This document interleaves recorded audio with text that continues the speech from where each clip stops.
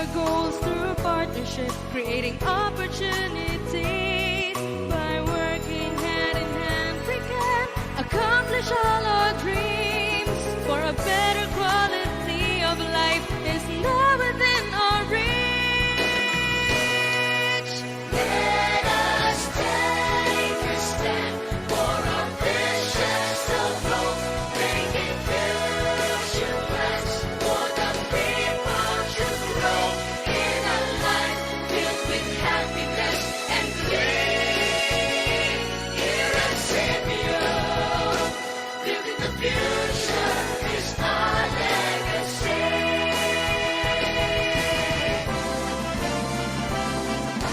Let us take a stand for our visions of hope, making future plans for the people to grow in a life filled with happiness and glee. Hear us, Savior, building the future is our legacy. Building the future is our legacy.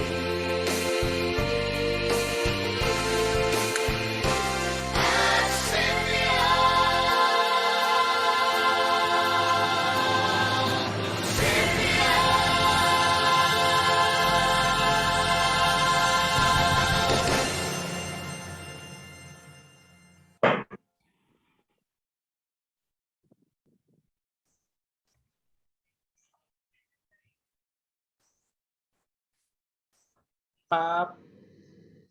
สวัสดีครับ สวัสดี ครับ สวัสดีครับสวัสดีค ส รับ วัสดีครับ สวัสดีค่ะ อาจารย์รพิวันครับผม สวัสดีค่ะ อาจารย์มหาวิทยา ส ลัย วัสดี ครับ สวัสดีอาจารย์ทุกท่านค่ะ มหาวิทยาลัยราชภัฏเชียงใหม่ Good morning everyone สวัสดีครับ สวัสดีอาจารย์จากมอทักษิณนะครับ แล้วก็สวัสดีอาจารย์จากมขอนแก่นด้วยนะครับ ผมก็วันนี้นะครับเรารบกวนคุณครูครึ่งวันนะครับสำหรับคุณครูที่จะไปใช้สิทธิ์เลือกตั้งอบตนะครับในช่วงวันนี้นะครับ เราคงเจอครูครึ่งวันนะครับ ผมก็บางส่วนก็แจ้งมาว่าเป็นกรรมการเลือกตั้งก็อาจจะไม่ได้เข้ามาร่วมด้วยนะครับ แต่ส่วนใหญ่คิดว่าน่าจะเข้ามาร่วมได้นะครับผมซึ่งตอนนี้นะครับผมก็เห็นว่าคุณครูแต่ละคนนะครับ ก็ถือว่าได้มีประสบการณ์ในการที่จะเริ่มใช้นะครับ หน่วยการเรียนรู้หรือกิจกรรมเราที่เคยให้ไปตั้งแต่ภาคเรียนที่ 1 หรือในช่วงเวบินาร์นะครับในช่วงเดือนตุลาคมในของช่วงการปิดเทอมแล้วก็ได้ให้หน่วยการเรียนรู้ของครูเอาไปใช้เตรียมในภาคเรียนที่ 2 นี้นะครับ รวมถึงครูคณิตศาสตร์นะครับที่กำลังเข้มข้นครับในการที่จะเข้าไปเรียนรู้ผ่านระบบเทนฟิกนะครับแล้วก็มีการแบบรีเฟล็กหรือดีบีฟนะครับรูปสะท้อนผลการใช้ของคณิตศาสตร์ผ่านทางซูมร่วมกับผู้เชี่ยวชาญแต่ละกลุ่มนะครับงั้นวันนี้นะครับภาพรวมนะครับก็เลยขออนุญาตนะครับเรียนเชิญคุณครูทุกคนนะครับไม่ว่าจะเป็นคุณครูสเตมฟาซิลิเตเตอร์เองหรือคุณครูที่เข้าร่วมโปรแกรม Professional Academy นะครับผมก็ขออนุญาตนำพาทุกคนมาเจอกับเซสชันนี้นะครับเพื่อที่จะบอกว่าทำยังไงเมื่อเราเข้ามาร่วมโปรแกรมแล้วนะครับท้ายสุดเราอยากเห็นอะไร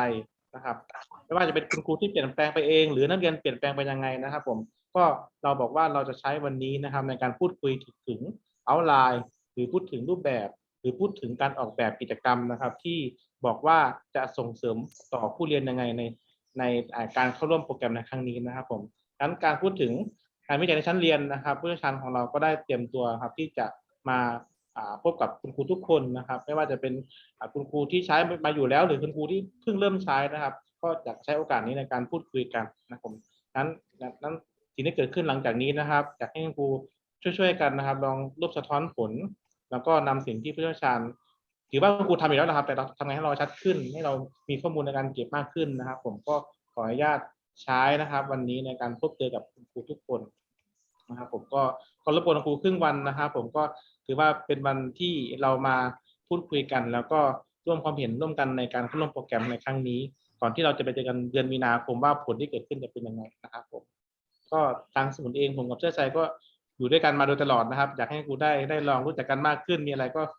พูดคุยหรือส่งข่าวมากันให้กันได้นะครับผมก็อาจารย์รับิบันอยู่ด้วยกันใช่ไหมครับอยู่ค่ะขอบคุณอาจารย์มงคลนะคะขอบคุณอาจารย์ทุกท่านอาจารย์ จอห์นอาจารย์มาร์กนะคะแล้วก็อาจารย์จากมหาวิทยาลัยทุกท่านนะคะที่เข้ามาร่วมวันนี้อบอุ่นมากเลยนะคะตอนนี้77คนแล้วนะคะค่ะขอบคุณมากค่ะค่ะ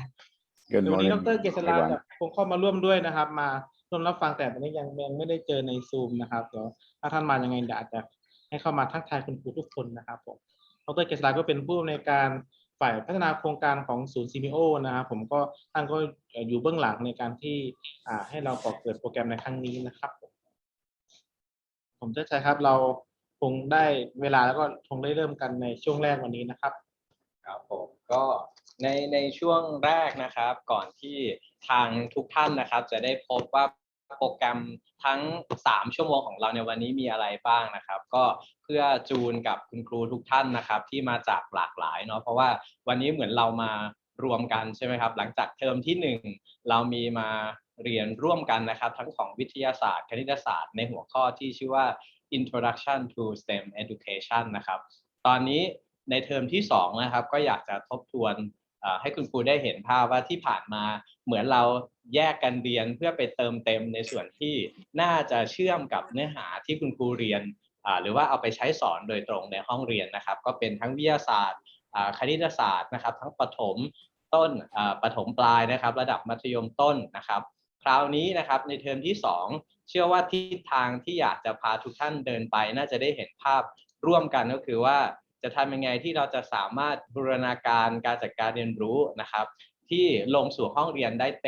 ต็มที่นะครับไม่ว่าจะเป็นบูรณาการในสาขาวิชาของตนเองนะครับหรือถ้าเป็นไปได้ก็อาจจะข้ามวิชาอย่างเช่นวิทยาศาสตร์คณิตศาสตร์หรือคณิตศาสตร์กับเทคโนโลยีการงานก็สุดแท้แต่ความถนัดของแต่ละท่านแต่ว่าเราอยากให้ทุกท่านได้ภาพที่ชัดเจนเกี่ยวกับเรื่องของการบูรณาการ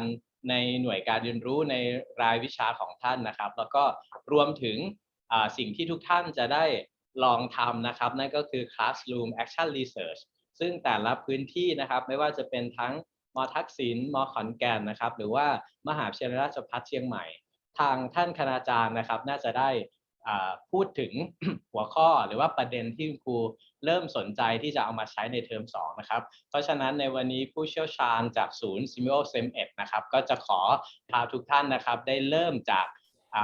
เขาเรียกว่าลงสู่ห้องเรียนแล้วกลับมาดูว่าจุดไหนบ้างที่เราจะใช้เพื่อเป็นจุดในการทำ Classroom Action Research ได้บ้างนะครับแต่ว่าก่อนอื่นนะครับก่อนที่จะไปรับฟังนะครับกับทางผู้เชี่ยวชาญว่าวันนี้กิจกรรมจะมีอะไรบ้างนะครับก็อยากจะขออนุญาตนะครับให้ทางคุณมงคลเนาะได้พูดถึง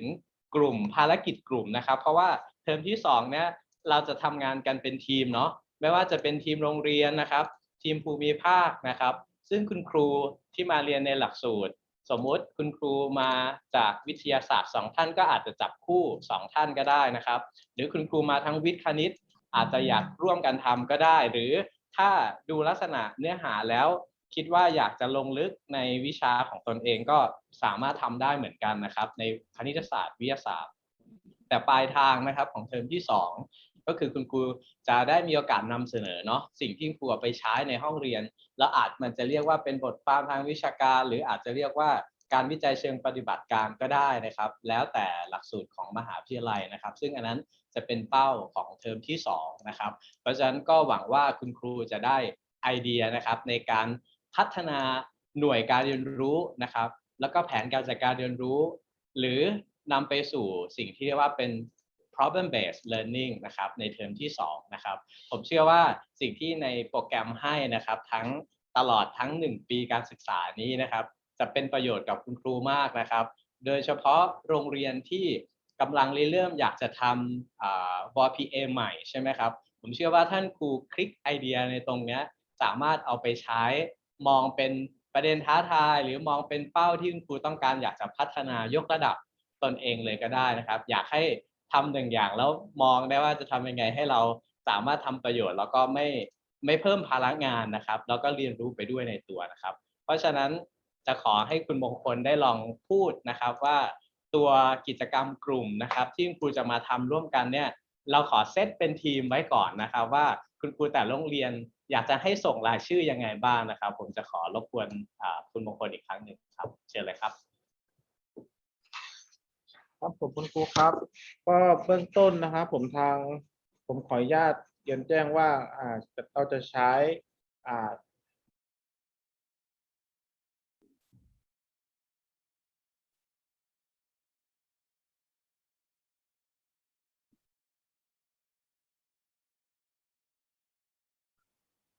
Mongkong, you're ไม่ได้ยิน muted. เสียงครับ เสียงไม่ออกครับ โอเคครับผมขออนุญาตนะครับผม ครับ ได้ยิน ไฟล์ ครับ ขอบคุณมากครับ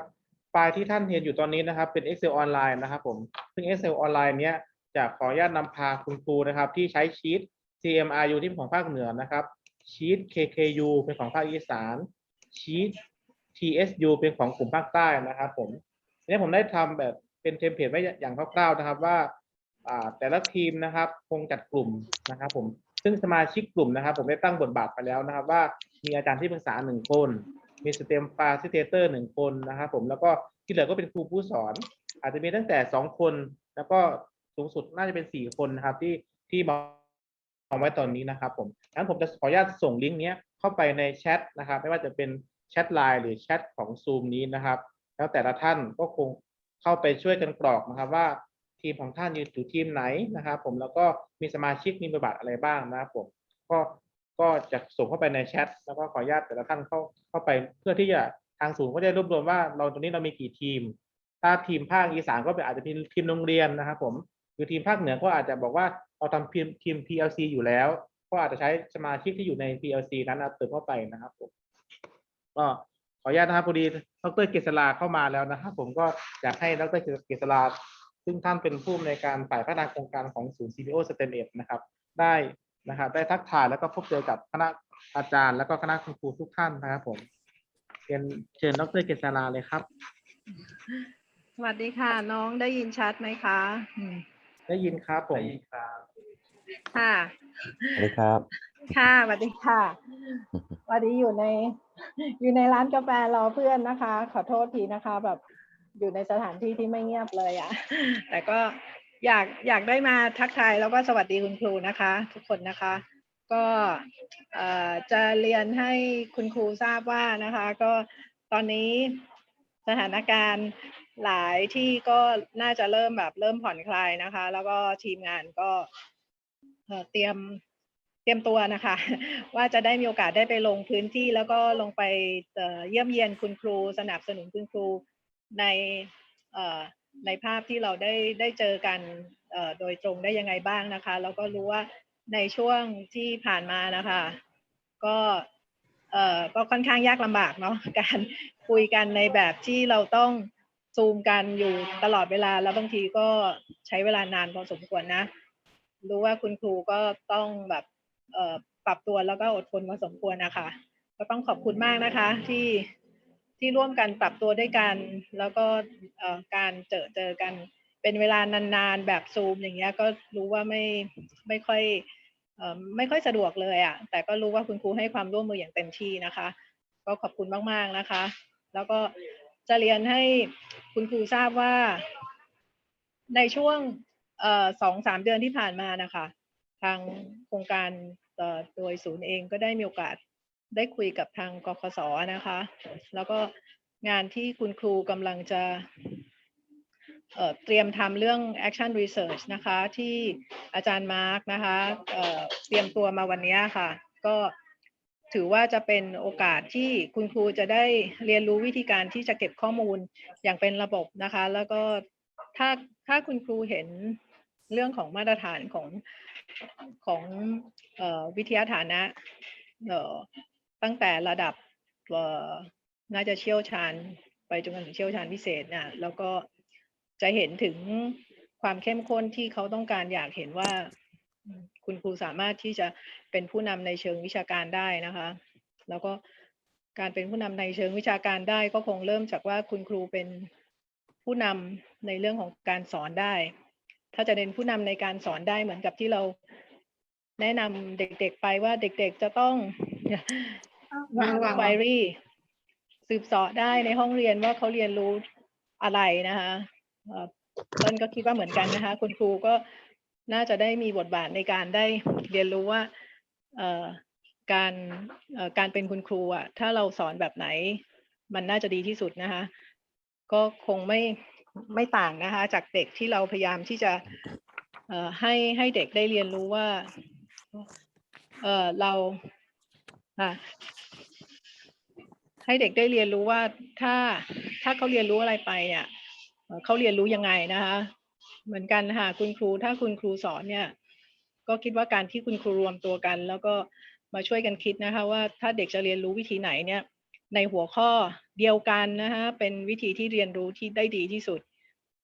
กระบวนการ inquiry แบบที่เราให้กับเด็กเนี่ยคงไม่ต่างกันกับวิธีการที่ครูจะทำ action research นะคะ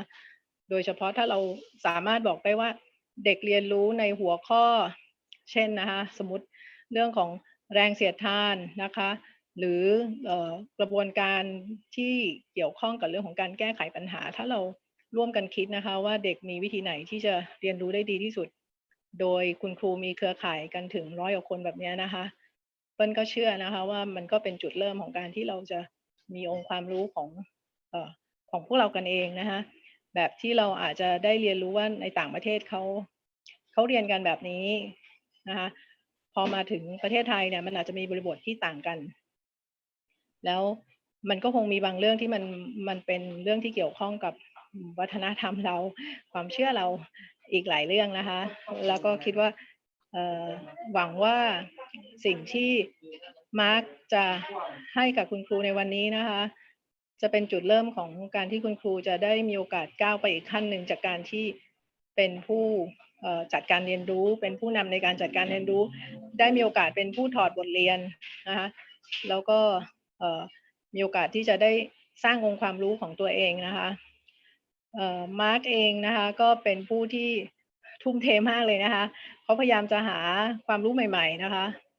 เพื่อที่จะให้คุณครูเป็นคุณครูมืออาชีพนะคะศูนย์เองก็อยากเห็นว่าตอนนี้ทีมเองก็ได้เข้ามาร่วมกันในการเป็นศูนย์ระดับภูมิภาคนะคะเพราะฉะนั้นเนี่ยหวังว่าคุณครูจะได้เข้ามาร่วมกับศูนย์ด้วยกันในอนาคตนะคะที่จะก้าวเข้าไปสู่ความเป็นครูมืออาชีพในระดับภูมิภาคด้วยกันนะคะแล้วก็เราคงได้เจอกันในอีกหลายๆเวทีแล้วก็หลายๆกิจกรรมที่ศูนย์เองก็จะเอาความเชี่ยวชาญมาแชร์กับคุณครูได้อย่างต่อเนื่องนะคะแล้วหวังว่าเราจะได้มีโอกาสพบกันในพื้นที่นะคะ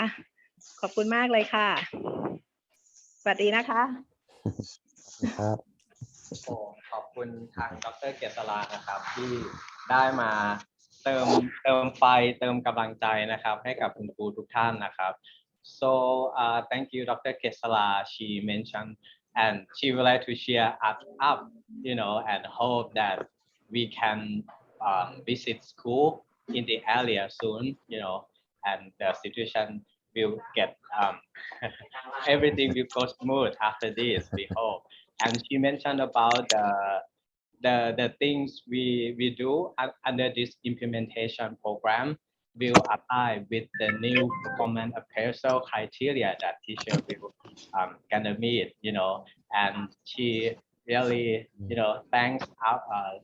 Dr. Mark, Dr. John, and Dr. Ed that create the intervention or the program that for our teacher. That's all. The key message from Dr. Kesala. Yes. So Ajahn Mark, I would like to hand over this to you, and maybe you mention what we are going to do for today, so that everyone will are on the same page before we moving to the sharing result session. Yeah. Okay. Thank you.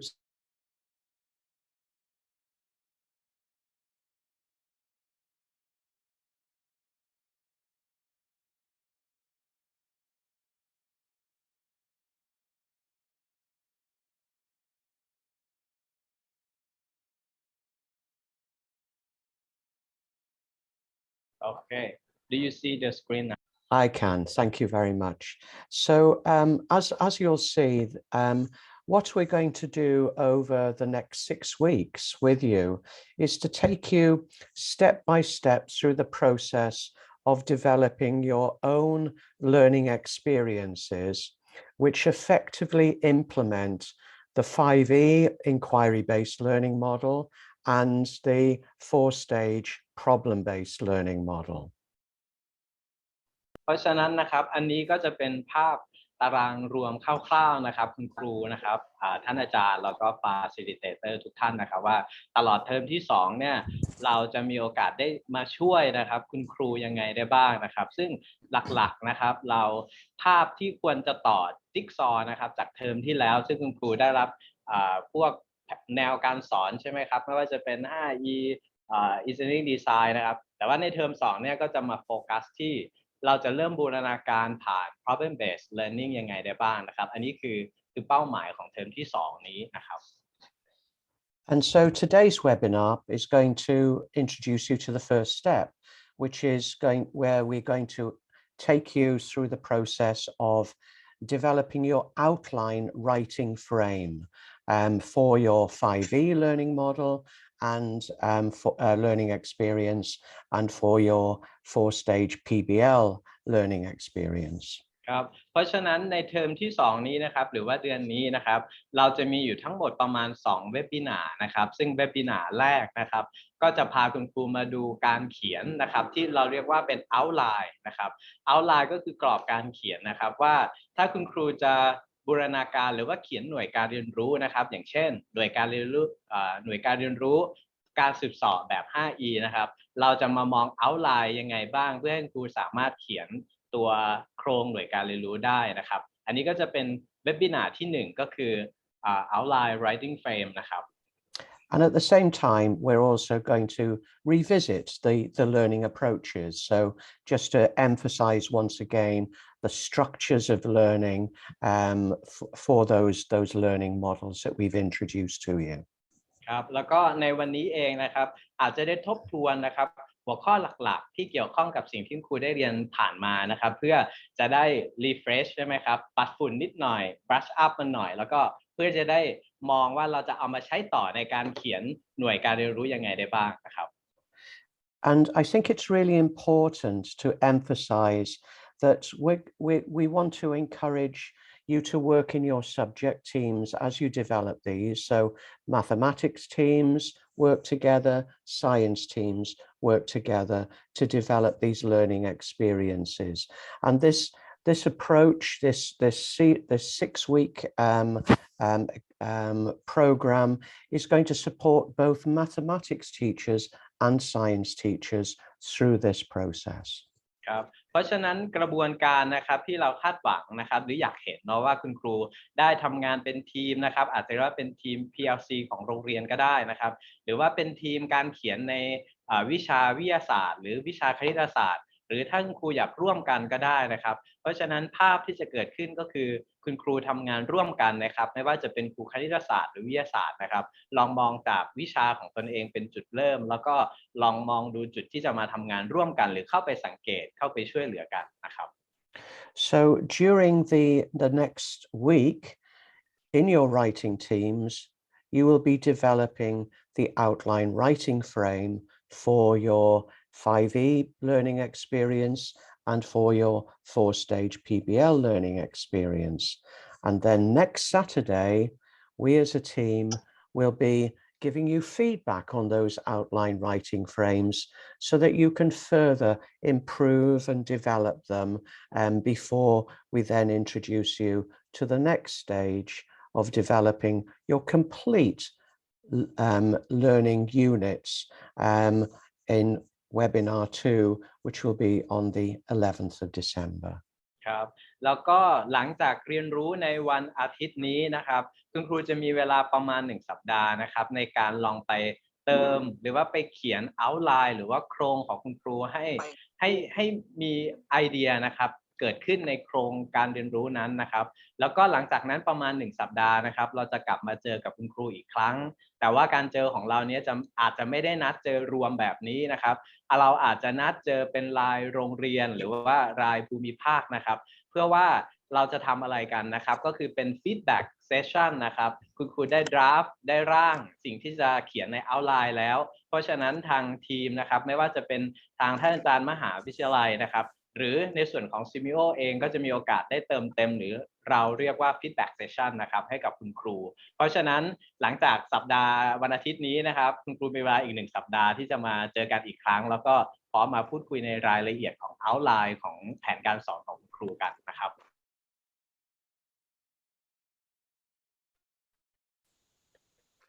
Also, we're going to introduce you to basic action research so you can evaluate the outcomes of the learning in your classrooms, and you can also work as reflective partners, so observing each other, reflecting together, once again to help you to evaluate the learning that's happening in your classrooms. The other thing that we'll introduce you to at that stage is also developing the complete learning experience learning unit, which will include the PowerPoints, the activity sheets, the teacher's guide, and developing your action research plan, all of which will then be implemented in January. ครับแล้วก็หลังจากนั้นนะครับเวบินาร์2นะครับซึ่งเราจะมาเจอกันอีกครั้งนะครับโดยคร่าวๆคือน่าจะวันเสาร์ที่11ธันวาคมนะครับในวันเสาร์นี้นะครับที่11ธันวาคมนี้เรามาทำอะไรบ้างก็คือมาพัฒนาจาก outline จากโครงใช่ไหมครับมาเป็นแผนที่สมบูรณ์นะครับในวันนั้นเนี่ยเราจะต้องคำนึงถึงเรื่องอะไรบ้างเช่นพวกใบกิจกรรมใบงานนะครับหรือตัวแผนการจัดการเรียนรู้ต่างๆที่คุณครูลองคิดเป็น outline แล้วก็มาเติมเต็มในเวบินาร์2นะครับแล้วก็หลังจากนั้นอีกหัวข้อหลักๆที่เราจะพูดถึงในเวบินาร์2นั่นก็คือ Classroom Action Research หรือเรียกว่าการวิจัยเชิงปฏิบัติการในชั้นเรียนนะครับเพราะฉะนั้นจากมุมของการสอนคุณครูจะ move มาสู่ Classroom Action Research ด้วยมุมมองของสิ่งที่อยากจะเข้าไปปรับเปลี่ยนการสอนยังไงได้บ้างอันนั้นก็จะเกิดขึ้นในเวบินาร์2ก็คือวันที่11ธันวาคมนั่นเองนะครับ Very importantly, you'll notice in the schedule that we will be giving you further feedback through two further feedback sessions on your complete learning experiences and on your action research plan. So it means that we continue to give you that support and feedback as you go through the processes of developing your learning units and your action research plans for implementation in January. ครับแล้วก็หลังจากวันที่11ธันวานะครับเราจะมีโอกาสเจอกันอีกครั้งเป็นรายโรงเรียนหรือรายภูมิภาคนะครับก็จะเป็น feedback session 2 กับ 3เนาะในช่วงนี้คุณครูจะได้เอาเกือบสมบูรณ์เนาะเอาหน่วยการเรียนรู้หรือแผนการจัดการเรียนรู้มาขอคำปรึกษาหรือมาพูดคุยกันในทีมนะครับเพราะฉะนั้นทั้งแผนการจัดการเรียนรู้หน่วยการเรียนรู้หรือว่า Classroom Action Research ของครูที่อยากปรึกษานะครับก็จะเกิดขึ้นในช่วงสีฟ้าๆนะครับ Feedback Session 2 กับ Session 3 นะครับซึ่งพูดได้ง่ายก็คือทั้งเดือนธันวาคมนะครับจะเป็นช่วงของการหารือพูดคุยนะครับให้ Feedback ปรับแก้แล้วก็ปรับปรุงนะครับในส่วนนี้จนกว่าคุณครูจะเริ่มนิ่งแล้วก็ตกผลึกในสิ่งที่ต้องการจะเอาไปใช้สอนแล้วก็เอาไปใช้ทำ Classroom Action Research จริงๆนะครับอันนี้ก็จะอยู่ในไทม์ไลน์ของเดือนธันวาคมนั่นเองนะครับ So you'll see that the first feedback session on your complete learning experience, which you will have worked on between webinar 2 and the first or second feedback session, which is on the 18th of December. Then you'll make further modifications and further improvements, and we'll have then further feedback sessions, feedback 3 as it were, during the week beginning the 27th of December. So the idea is to take you through those processes and support you through those processes of developing your learning units. And the reason why we do this is from experience. We know that what happens as you go through this process is that you continue to develop a much deeper understanding of the pedagogical approaches that we've introduced you to, and it helps us to correct any misconceptions that you may have with regard to these learning approaches. ครับเพราะฉะนั้นในช่วงของฟีดแบ็กนะครับก็คุณครูลองเล็งวันไว้คร่าวๆได้เลยนะครับอย่างเช่นวันที่18ธันวาคมนะครับหรือครั้งที่3นะครับก็อาจจะเป็นช่วง27 28 29นะครับอันนี้จะขึ้นอยู่กับตารางเวลาของแต่ละที่นะครับเพราะฉะนั้นถ้าคุณครูเริ่มฟิกตารางเวลาตัวเองได้นะครับแล้วก็อยากจะบุ๊กเข้ามานะครับไม่ว่าจะเป็นปรึกษาทางท่านคณาจารย์ของมหาวิทยาลัยแล้วก็อาจจะแจ้งกับทางซีมิโอมาก็ได้นะครับว่าอยากจะบุ๊กเวลาไว้ช่วงไหนยังไงอันนี้ก็ยังเปิดว่างไว้สำหรับคุณครูทุกท่านนะครับแล้วก็เหตุผลนะครับที่อาจารย์มาร์คย้ำอีกครั้งหนึ่งว่าทำไมเราถึงใช้เวลากับการให้ฟีดแบ็กเยอะจังนะครับก็เพราะว่าอยากจะให้คุณครูได้ลองลงลึกกับตัวกระบวนการสอนนะครับแล้วก็ได้ลองครุ่นคิดกับมันจริงๆนะครับแล้วทางอาจารย์เองก็เตรียมพร้อมที่จะช่วยเขาเรียกว่าอาจจะเจอerror หรือข้อผิดพลาดหรือความเข้าใจคลาดเคลื่อนอะไรระหว่างทางแล้วก็ยังมีโอกาสได้ช่วยกันเติมเต็มนะครับในช่วงเดือนธันวาคมนี้นะครับอันนี้ก็เป็นวัตถุประสงค์หลักของเซสชันเหล่านี้นั่นเองนะครับ Okay, so as you'll see, the first part of today's webinar is you sharing as regional teams the outcomes of implementing in your classrooms during the past semester. And I think this is an opportunity for us to understand what has been happening and us all to understand what's been happening in your classrooms over the past semester. Okay, so we're going to now have a sharing presentations from each of the regions. And at the end of each presentation, Churchai will make a short summary for John, Ed, and myself. Okay, so I'm going to pass over to Churchai now to lead that session. Thank you very much. โอเคครับขอบคุณครับอาจารย์มาครับก็ในช่วงทบทวนอีกครั้งหนึ่งนะครับในช่วงประมาณปีหน้าเนาะหรือว่าเดือนมกราคมอันนี้คือแผนที่ทางทีมมองไว้นะครับแต่ว่าท่านไหนโรงเรียนไหนเริ่มแล้วก็ไม่เป็นไรนะครับแล้วก็อาจจะสามารถเอาแผนที่คุณครูคิดไว้แล้วเนี่ยมาปรึกษากับทางทีมก็ได้ในส่วนไหนก็ได้นะครับเพราะฉะนั้นโดยตารางคร่าวๆนะครับในเดือนมกราคมเราคิดว่าคุณครูน่าจะพร้อมที่จะเอาหน่วยการเรียนรู้แบบเต็มๆเนี่ยฮะลงใช้แบบเต็มเม็ดเต็มหน่วยเนาะแล้วก็หวังว่าสถานการณ์น่าจะดีขึ้นนะครับโดยเดือนมกราคมกุมภาคุณครูก็ลง Classroom Action Research ได้เต็มที่นะครับหรือหวังว่าทางทีมเองก็มีโอกาสจะได้ลงไปเยี่ยมคุณครูในพื้นที่ด้วยเช่นเดียวกันนะครับหวังว่าอย่างนั้นแต่ถ้าเหตุการณ์ไม่ดีก็อาจจะใช้ออนไลน์แบบนี้แล้วก็อาจจะอัดซูมอัดวิดีโอใช่ไหมครับแล้วก็อาจจะขอคำปรึกษาในรูปแบบนี้ก็ได้นะครับอันนี้ก็จะเป็นภาพรวมนะครับสิ่งที่จะเกิดขึ้นตลอดทั้งเดือนธันวาคมนะครับแล้วก็ยาวจนถึงกุมภามีนานะครับซึ่งมีนาเนี่ยคุณครูก็มีโอกาสจะได้ลองนำเสนอสิ่งที่เกิดขึ้นในห้องเรียนของคุณครูนะครับแล้วก็ในคราวนี้นะครับจะขอ move มาสู่กิจกรรมที่เรียกว่า sharing session นะครับซึ่งกิจกรรมเนี้ยเราอยากจะให้ทุกที่นะครับหรือแม้แต่ทางทีมของอาจารย์ผู้เชี่ยวชาญหรือว่าทางทีมของอาจารย์มหาวิทยาลัยนะครับได้เห็นภาพ movement ที่เกิดขึ้นในแต่ละพื้นที่นะครับเพราะฉะนั้นจะขอให้แต่ละพื้นที่ได้ลองนำเสนอนะครับเป็นภาพรวมเนาะอาจจะเป็นภาพของระดับภูมิภาคก็ได้นะครับหรือเป็นภาพของโรงเรียนที่เกิดขึ้นแต่ประเด็นคือว่าอยากจะให้ได้นำเสนอโดยสรุปนะครับว่า practice ที่ทางส่วนกลางนะครับได้เคยแนะนำให้คุณครูเอาไปใช้ไม่ว่าจะเป็นการสำรวจตรวจสอบทางวิทยาศาสตร์หรือถ้าเป็นคณิตศาสตร์ของอาจารย์ยับปัญหานะฮะก็อาจจะเป็นพวกของ file practice ใช่ไหมฮะ exploration หรือ discussion นะครับหรือแม้แต่ journal writing ต่างๆหรืออะไรต่างๆเหล่านี้นะครับก็คุณครูสามารถลองคิดนะครับแล้วก็ลองเอามาแลกเปลี่ยนได้ว่าผลที่เกิดขึ้นจากการที่ท่านเอาไปใช้เนี่ยมันมีผลลัพธ์อะไรเกิดขึ้นบ้างนะครับความท้าทายหรือบทบาทที่ท่านทำในขณะที่เป็นบัดดี้ร่วมสังเกตชั้นเรียนของกันและกันหรือเป็นบัดดี้ในการร่วมเขียนนะครับหน่วยหรือแผนการจัดการเรียนรู้รวมถึงความท้าทายที่ท่านพบกับสถานการณ์หรือแม้แต่ความท้าทายที่พบในเรื่องของการสอนนะครับคุณครูสามารถอัปเดตนะครับแล้วก็พูดคุยแลกเปลี่ยนกันได้ ในเวทีนี้นะครับน่าจะใช้เวลาสักประมาณไม่เกินครึ่งชั่วโมงนะครับก่อนที่ทางอาจารย์มาร์คอาจารย์จอแล้วก็อาจารย์เอสจะพาทุกท่านไปดูว่าการเตรียมความพร้อมในการเขียนหน่วยการเรียนรู้น่าจะมีหัวข้ออะไรบ้างนะครับเพราะฉะนั้นทางคุณมงคลครับคิดว่า น่าจะเป็นภูมิภาคไหนเริ่มก่อนดีครับอันนี้ผมอินโทรเนาะจั่วให้คุณครูได้เห็นภาพว่าตอนคุณครูเล่านำสรุปนะครับ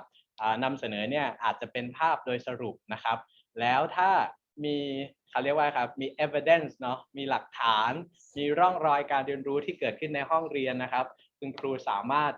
แชร์นะครับประกอบการนำเสนอได้เลยนะครับผมจะเป็นทีมไหนก่อนดีครับมงคลครับ เบื้องต้น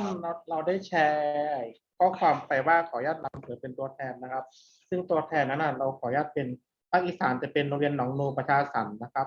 ภาคเหนือจะเป็นโรงเรียนเทศบาลวัดเชียงยืนแล้วก็ภาคใต้ก็เป็นกลุ่มโรงเรียนจังหวัดนครศรีธรรมราชผมนำทีมโดยทุ่งสงท่าสารประสิทธิศึกษานะครับแล้วก็วัดขุมโลกนะครับก็3โรงเรียนนะครับหรือ3ภูมิภาคคือเราได้ทำการพูดคุยกับทีมสเต็มฟาไปแล้วนะครับช่วงหนึ่งแล้วก็สะท้อนกันไปแล้วนะครับรอบนี้อยากฟังกับคุณครู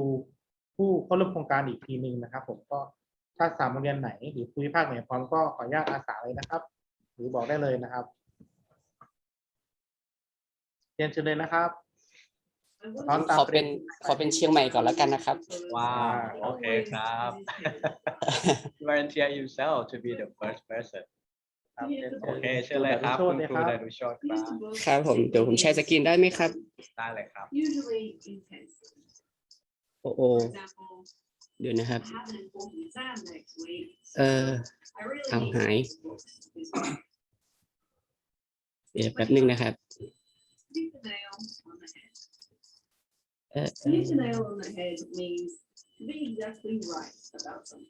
ครับทีม2จะขอเป็นโรงเรียนหนองโนต่อเลยแล้วกันนะครับผมเป็นภาคอีสานนะครับแล้วก็ทีมที่3ขอเป็นภาคใต้นะครับผม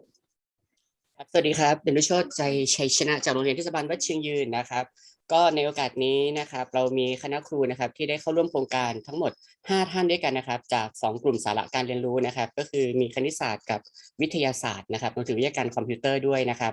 นี่ก็เป็นคณะครูทั้ง5ท่านของเรานะครับครับในการสะท้อนผลการดำเนินการในภาคเรียนที่1นะครับต้องขอบคุณทางมหาวิทยาลัยราชภัฏเชียงใหม่ด้วยนะครับที่คอยให้คำแนะนำแล้วก็ดูแลเราอย่างใกล้ชิดนะครับคณาจารย์ทุกท่านเลยนะครับบทสรุปย่อนะครับว่าในการนำการสำรวจตรวจสอบทางวิทยาศาสตร์การสืบเสาะหาความรู้และการออกแบบเชิงวิศวกรรมหรือโจทย์ปัญหาทางคณิตศาสตร์ไปใช้เป็นอย่างไรนะครับนี่ก็เป็นภาพคร่าวๆนะครับว่าหลังจากที่กลุ่มของเราเนี่ยได้เรียนรู้กับเซมิโอแล้วนะครับเรามีการพัฒนายังไงบ้างนะครับก็เริ่มตั้งแต่การได้ทบทวนความรู้ก่อนนะครับหลังจากที่เราเรียนเสร็จแล้วเนี่ยจะทราบว่าเรามีการบ้านจากท่านคณาจารย์นะครับแล้วก็ทบทวนความรู้ในการร่วมกันทำกิจกรรมที่ได้รับมอบหมายนะครับเพื่อให้เราได้เข้าใจถึงขั้นตอนแล้วก็กระบวนการให้มากขึ้นรวมถึงนะครับนำผลที่เกิดจากการทำกิจกรรมต่างๆเนี่ยเพื่อให้เกิดความเข้าใจที่ถ่องแท้หลังจากนั้นเราก็ปรับรูปแบบนะครับจากที่อาจารย์ได้สอนมาเนี่ยเพื่อให้สอดคล้องกับบริบทของสถานศึกษาก่อนที่เราจะได้นำไปใช้จัดกิจกรรมการรู้จริงให้กับนักเรียนนะครับ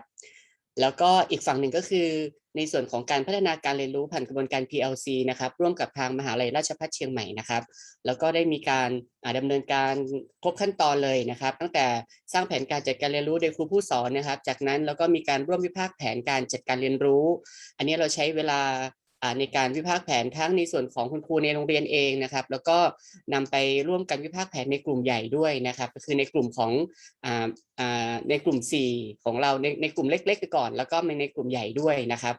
แล้วก็มีการเปิดชั้นเรียนซึ่งเชียงใหม่ตอนนี้ยังเปิดชั้นเรียนแบบออนไซต์ไม่ได้นะครับก็เป็นการเรียนออนไลน์ซึ่งแนวทางของเราก็มีทั้งการที่คุณครูจากมีทั้งทีมทีมคณาจารย์ได้เข้าไปดูในขณะที่ครูสอนหรือไม่เป็นการส่งคลิปวิดีโอนะครับเข้าไปในกลุ่มเพื่อที่จะร่วมกันสะท้อนผลการจัดการเรียนรู้นะครับอันนี้คือหลังจากที่เราได้เรียนรู้กับเซมิโอแล้วมีกระบวนการยังไงก็เป็นแบบนี้นะครับ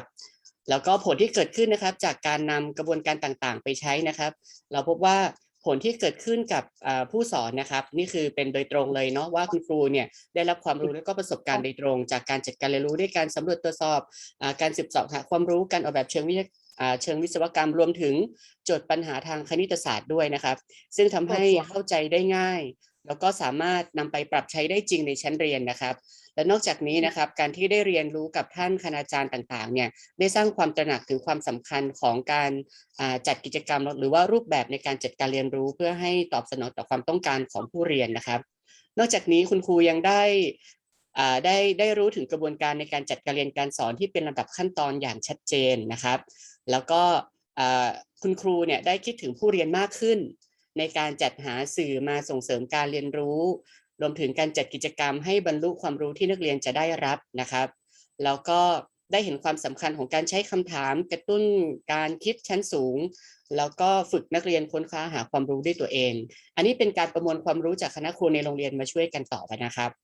นอกจากนี้นะครับผลที่เกิดขึ้นกับผู้เรียนนะครับ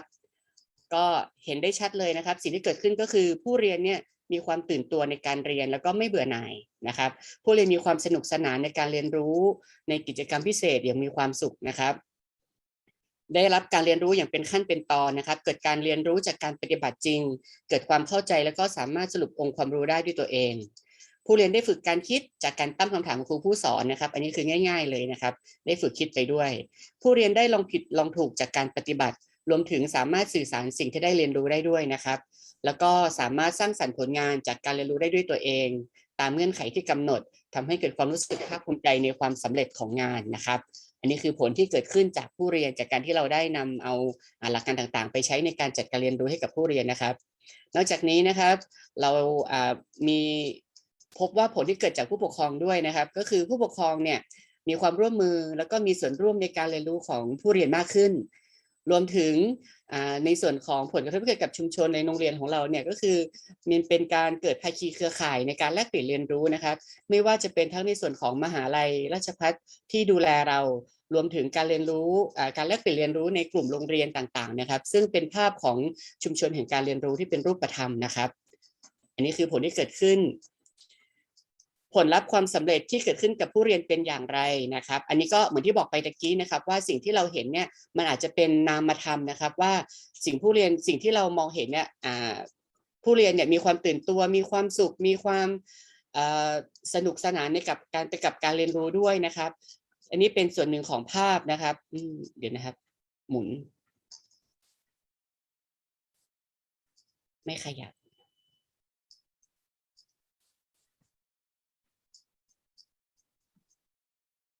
ครับโอเคนี่นะครับอันนี้ก็เป็นภาพรายงานต่างๆนะครับภาพกิจกรรมเนาะนี่เป็นวิชาคณิตศาสตร์นะครับเป็นส่วนของคณิตศาสตร์ที่ได้นำเอากระบวนการต่างๆไปทดลองใช้นะครับแล้วก็นี่เป็นภาพที่จัดกิจกรรมที่เห็นได้ชัดคือนักเรียนมีความสุขครับทุกครั้งทุกชั่วโมงที่เขาสอนแม้กระทั่งการสอนออนไลน์แล้วก็จะเห็นหน้าเปื้อนยิ้มของนักเรียนนะครับรวมถึงมีภาพกิจกรรมต่างๆที่คุณครูได้ทดลองให้กับนักเรียนทำด้วยนะครับผลที่เกิดขึ้นจากการทำหน้าที่เป็นบัดดี้หรือเพื่อนร่วมสะท้อนกับเพื่อนครูนะครับอันนี้คือกระบวนการ PLC ของทางราชภัฏค่อนข้างจะชัดเจนนะครับอันนี้คือเราได้เยอะมากเลยนะครับคือเราได้แนวคิดจากการจัดกิจกรรมการเรียนรู้ที่แตกต่างมาเติมเต็มในส่วนที่บกพร่องหรือไม่สมบูรณ์ของกันและกันนะครับที่สำคัญก็คือเราได้รับการเสริมแรงเสริมกำลังใจจากทีมในการดำเนินงานในแต่ละครั้งแล้วก็เพิ่มความมั่นใจให้กับตนเองมากขึ้นแล้วก็มีเจตคติที่ดีนะครับในการทำงานมองเห็นภาพการช่วยเหลือซึ่งกันและกันนะครับแล้วก็เกิดการเคารพในความคิดเห็นยอมรับซึ่งกันและกันเกิดทัศนคติที่ดีเปิดใจในการรับฟังมุมมองการแนะนำความเห็นจากเพื่อนครูในการสะท้อนคิดทำให้กิจกรรมนั้นมีความสมบูรณ์มากขึ้นในหลากหลายมิตินะครับแล้วก็ทุกครั้งที่เราประชุมกลุ่มกันนะครับเราก็เห็นภาพที่มีความสุขจากการสะท้อนคิดจากทีมบัดดี้หรือว่าจากทีมคณาจารย์นะครับแล้วก็เกิดบรรยากาศชุมชนแห่งการเรียนรู้ด้วยความเป็นกัลยาณมิตรนะครับจากทุกๆฝ่ายเลยนะครับไม่ว่าจะเป็นของกลุ่มเพื่อนครูในโรงเรียนเดียวกันหรือว่าแม้กระทั่งของอาจารย์จากมหาวิทยาลัยราชภัฏเชียงใหม่นะครับซึ่งสามารถให้ข้อเสนอแนะแล้วก็สะท้อนคิดโดยข้อเสนอแนะต่างๆเนี่ยสามารถที่จะนำมาปรับใช้ได้ตามบริบทจริงของในโรงเรียนเลยนะครับเหลืออีกประมาณ3 นาทีครับผมได้เลยครับบทสรุปย่อถึงความท้าทายที่มีนะครับก้าวข้ามผ่านได้อย่างไร ความท้าทายที่เกิดขึ้นนะครับอันนี้คือในกลุ่มสาระของคณิตศาสตร์นะครับก็บอกว่าในคณิตศาสตร์เนี่ยค่อนข้างยากที่จะจัดการเรียนการสอนโดยใช้การสอนแบบสืบเสาะนะครับจากเดิมที่ใช้การบรรยายอธิบายสาธิตเนี่ยมาเป็นการสอนแบบสืบเสาะเนี่ยก็คือต้องก้าวข้ามผ่านความท้าทายนี้ไปซึ่งเขาได้รับกำลังใจแล้วก็ข้อเสนอแนะที่ดีจากทีมบัดดี้ในโรงเรียนรวมถึงคณาจารย์จากมหาวิทยาลัยราชเชียงใหม่จึงก้าวข้ามผ่านอันนี้ได้ในส่วนของความท้าทายอีกอันหนึ่งก็คือการใช้หัวใจในการทำงานบนความตั้งใจและความมุ่งมั่นอันนี้เราจะหมายถึงว่าบางทีการทำงานเนี่ยจะมีความท้อแท้เกิดขึ้นนะครับเนาะก็มีการให้กำลังใจตัวเองว่าทุกครั้งเนี่ยต้องค้นคว้าปรึกษาและฟังข้อเสนอแนะแล้วก็อันนี้ฝึกคิดไว้นะครับว่าเรามีกัลยาณมิตรทางวิชาการมากมายเราไม่ได้คิดคนเดียวให้เราเปิดใจรับฟังทดลองทำตามคำแนะนำแล้วก็ปรับใช้ให้สอดคล้องกับของเราอันนี้ก็คือเป็นการให้กำลังใจตัวเองนะครับเหมือนกันครับอันนี้ก็คือความท้าทายในการจัดกิจกรรมเนาะสิ่งที่เราได้รับก็คือก้าวข้ามผ่านไปได้จากกำลังใจแล้วก็ข้อเสนอแนะจากทีมบัดดี้นะครับความท้าทายที่ก้าวข้ามผ่านไม่ได้นะครับก็คือคุณครูเขียนมาว่าเป็นความประมาทในการจัดการเรียนรู้แบบสืบเสาะในกลุ่มสาระคณิตศาสตร์ความเชื่อมั่นในตนเองนะครับว่าทุกครั้งที่จะจัดการเรียนการสอนเนี่ยย้ำคิดย้ำทำเสมอเลยว่าอันนี้มันดีหรือเปล่านะเราจะเอาวิธีการนี้ไปใช้ได้หรือเปล่าอันนี้คือยังก้าวข้ามผ่านไม่ได้นะครับแล้วก็มีความท้าทายในการคิดวิเคราะห์ออกแบบนวัตกรรมโอเคอันนี้อีกอันหนึ่งก็คือการจัดการเรียนรู้ที่ตอบสนองความแตกต่างระหว่างบุคคลในการจัดการเรียนรู้แบบออนไลน์รวมถึงการจัดกิจกรรมที่พัฒนาสเต็มในรูปแบบการเรียนแบบออนไลน์อันนี้ที่ยังก้าวข้ามผ่านไปไม่ได้เนื่องจากสถานการณ์ของเราก็คือยังเป็นการสอนออนไลน์อยู่นะครับคำถามหรือข้อสงสัยอื่นๆครับอันนี้คุณครูฝากถามไว้อยู่ข้อหนึ่งว่ามีความกังวลใจถ้าไม่สามารถเปิดออนไซต์ได้ตามปกติอันนี้อีกอันหนึ่งก็คือการบูรณาการสเต็มให้เข้ากับกลุ่มสาระการอื่นๆประเด็นถามว่าสามารถทำได้หรือไม่มีความจำเป็นหรือไม่และถ้ามีจะมีแนวทางในการบูรณาการอย่างไรครับแค่นี้ครับในส่วนของเชียงใหม่ครับขอบคุณครับโอเคครับขอบคุณคุณครูจันทวิโชติมากๆนะครับที่ทำให้เห็นภาพนะครับคร่าวๆของทางเชียงใหม่นะครับซึ่งนำโดยมหาวิทยาลัยราชภัฏเชียงใหม่นะครับ so อาจารย์จอห์น and อาจารย์มาร์คอาจารย์เอดI would just only summarize the highlight one I got from his presentation. So he after he worked with a team as a team with faculty members after they got trained by us by Simul STEM Ed. After that they will work with a team to review the training and documents and try to create or come up with a lesson plan so that they can bring back to or implement in their classroom. So so but the highlight one he present is from his observation he noticed that students quite get alert with the teach with their learning and he noticed that students try things out before sharing or discuss that the highlight one I got from his presentation and I actually like he said that the obstacle that he and his team could not overcome is that when teacher usually get nervous when in front of the class and it seems like they require or need help to support for teacher to stand in front of the class with confidence and the second thing คืออะไรแล้ว รู้สึกขอสไลด์คุณครูก็ได้นะคะให้คุณครูขึ้นเราจะได้ความรู้สึกว่าอันมีตื่นเต้นใช่ไหมแล้วก็มีก็จะไปใช้กับบริบทที่3 so for mathematics team yeah he mentioned about mathematics team as well when mathematics teacher try to teach like inquiry based not just the abstract version or the traditional one it seemed too hard for mathematics teacher to teach in that way so that the obstacle part he shared with us มีข้อไหนอีกนะ I understand Okay. how that can be because it's new. You can new. guess from the screen that the but student always keep smile you See, know, that's even just it. You yeah, know, and the, also teaching online is still difficult for them, Yeah, and they sure. still hope for the Sure. on-site, yeah, as Yeah. well. yeah. Well, you know, it's they are seeing that the students enjoy it, and I Yeah. think that's even though the teachers are nervous, that's understandable. It's normal, but they will get less nervous as they implement it more. It's like anything you learn. So they will become more comfortable, more confident. But they need to not give up. They need to keep doing it. And that is the key to making this work. Students, they already see the students like it. So just if they keep doing it, it's great. One strategy that I found to work very well is if the teacher does not stand in the front of the room, but maybe go around the room and still keep talking, rather than being what we call the sage on the stage. You know, go around and even keep talking to the whole class, but move around a little bit. But keep trying; it will get better. ก็ทางอาจารย์ก็เสนอนะครับว่าอยากจะให้ครูได้ลองใช้เรื่อยๆนะครับเพราะว่าการใช้เรื่อยๆก็จะทำให้ครูอาจจะประมาทน้อยลงนะครับนอกจากยืนอยู่หน้าห้องนะครับก็อาจจะเริ่มขยับไปเดินตามรอบห้องใช่ไหมครับตามโต๊ะนักเรียนต่างๆเพื่อที่จะได้สังเกตการเรียนรู้ของนักเรียนนะครับ Oh, I remember one more thing that the question. So he asked that what's your suggestion or what suggestion should you give for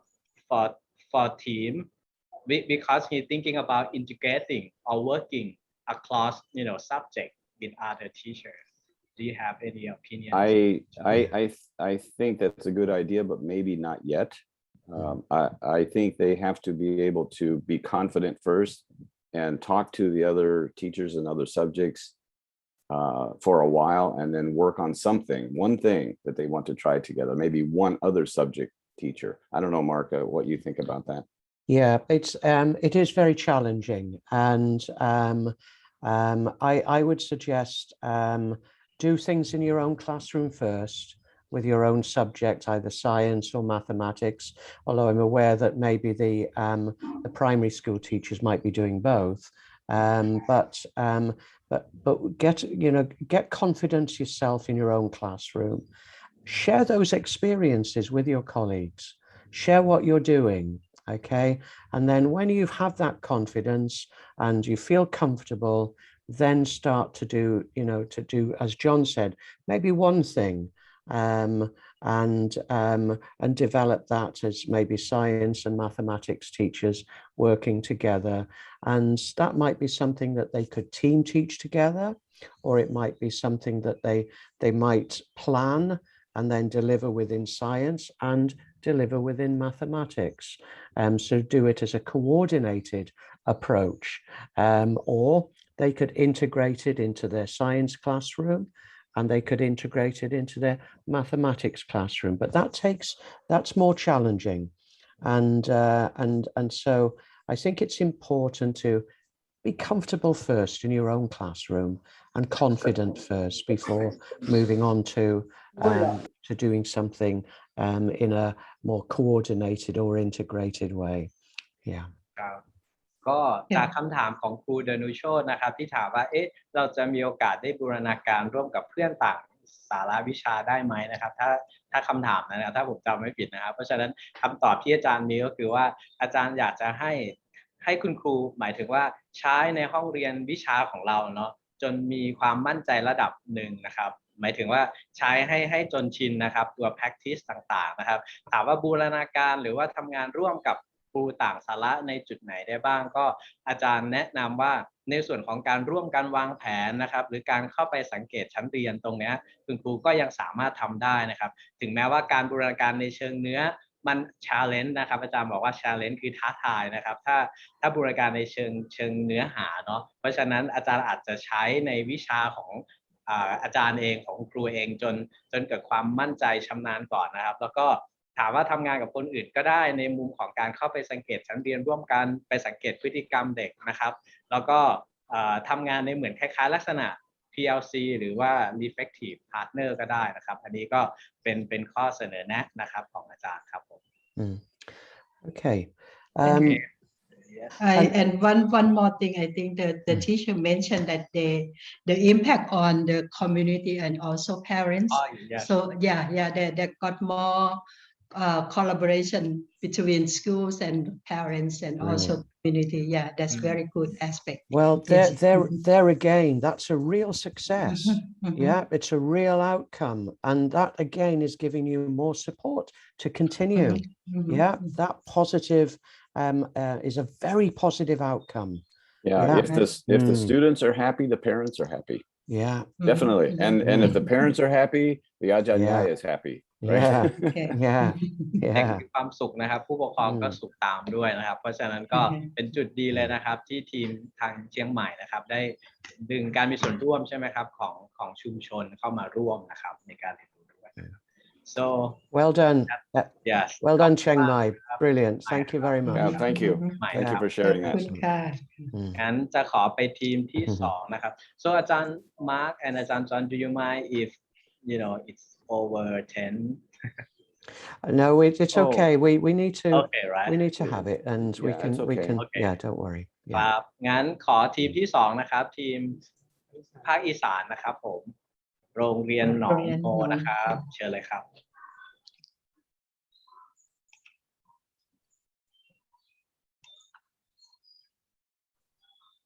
ค่ะสวัสดีค่ะ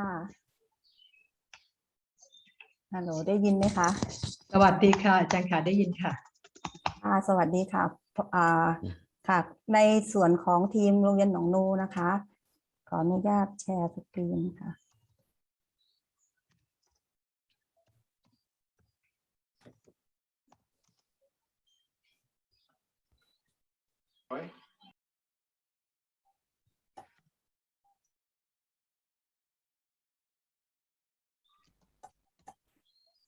ค่ะในส่วนของหนองนูประชาสรรค์นะคะ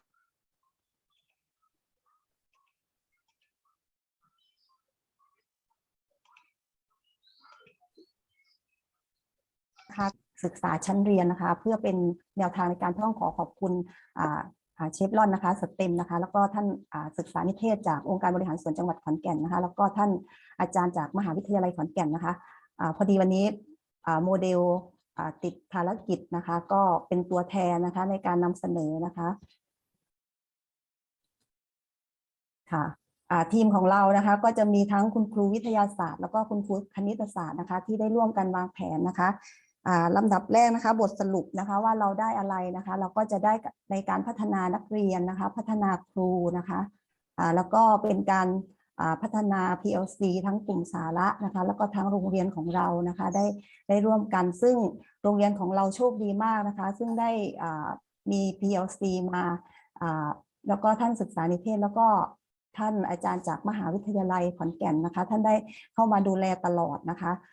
ในส่วนของโรงเรียนนะคะก็จะมีการร่วมกันวางแผนอันนี้ PowerPoint ขึ้นไหมคะอาจารย์คะเห็นครับผมขึ้นครับค่ะก็จะมีคุณครูธรรมวิทย์นะคะเป็นโมเดลนะคะทิชเชอร์นะคะมีคุณครูคณิตศาสตร์แล้วก็คุณครูวิทยาศาสตร์รวมทั้งท่านศึกษานิเทศนะคะเข้าร่วมแลกเปลี่ยนเรียนรู้ในการจัดทำแผนนะคะซึ่งแผนปีนี้เราก็ปรับนะคะตามอาจารย์ก็กรุณามากนะคะในการร่วมทำแผนนะคะอันนี้เป็นภาพของเทอมก่อนๆนะคะที่เราได้ร่วมวางแผนแล้วก็พัฒนาผู้เรียนนะคะตามแนวทางของ STEM Education นะคะ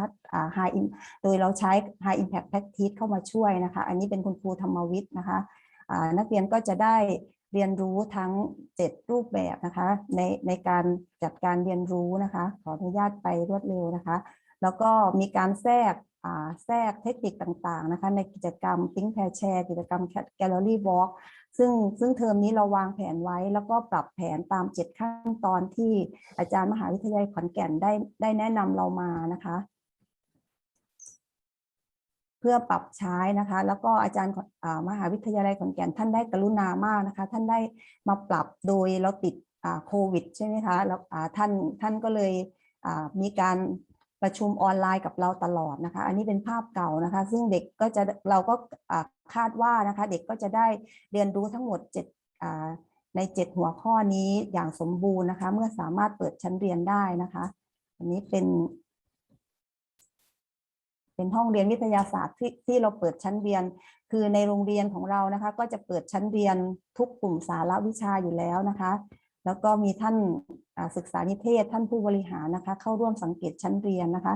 สิ่งที่เราได้นะคะในหัวข้อที่2นะคะว่าเราได้อะไรนะคะ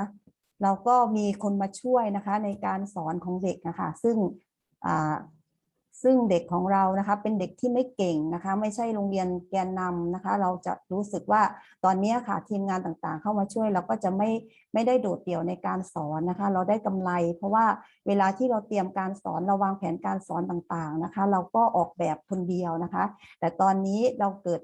มีเพื่อนช่วยคิดนะคะมีมุมมองหลายๆอย่างนะคะเกิดสัมพันธภาพนะคะเกิดกัลยาณมิตรได้แลกเปลี่ยนเรียนรู้นะคะในสิ่งที่เรามองไม่เห็นนะคะท่านศึกษานิเทศหรือผู้เชี่ยวชาญนะคะก็จะมาสังเกตนะคะแล้วก็จะได้แนะนำเราหรือแม้แต่ตัวดิฉันเองนะคะก็จะได้นำเทคนิคต่างๆนะคะที่ท่านผู้เชี่ยวชาญนะคะได้แนะนำมาไปปรับใช้ในชั้นเรียนของตัวเองนะคะรวมทั้งคุณครูคณิตศาสตร์คุณครูวิทยาศาสตร์ท่านอื่นๆด้วยนะคะแล้วก็นอกจากนั้นนะคะเราก็ไม่ต้องไปคอยไม่ต้องไปอะไรเดี๋ยวพอไปถึง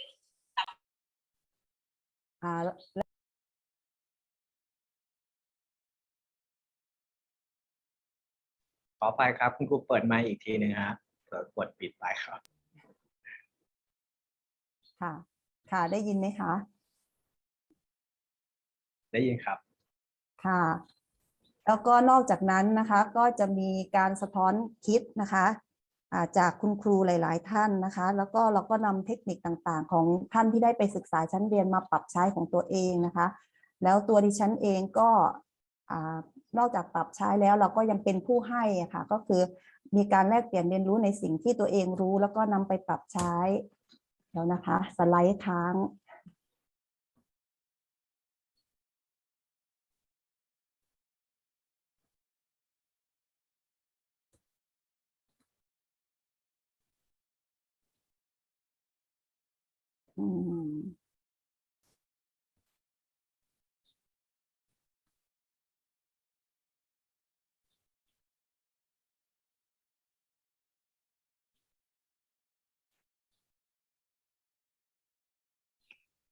สไลด์ค้างค่ะ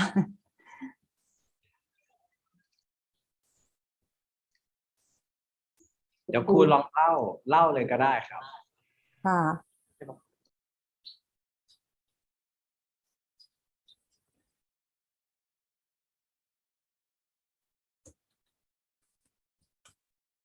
เห็นนะคะ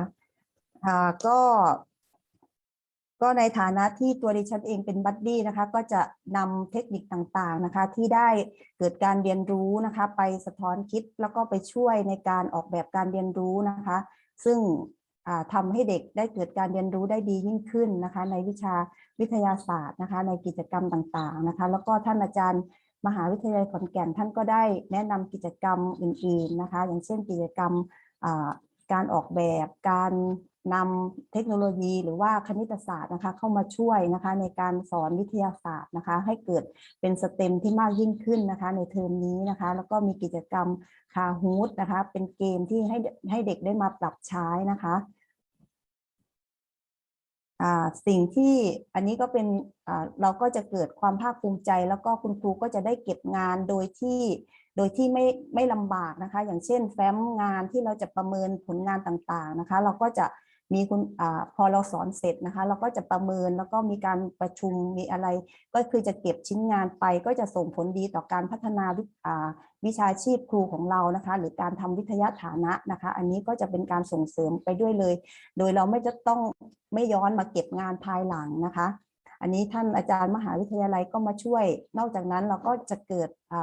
นำไปสู่การทำวิจัยในชั้นเรียนซึ่งโรงเรียนก็ได้ส่งเสริมนะคะร่วมกับ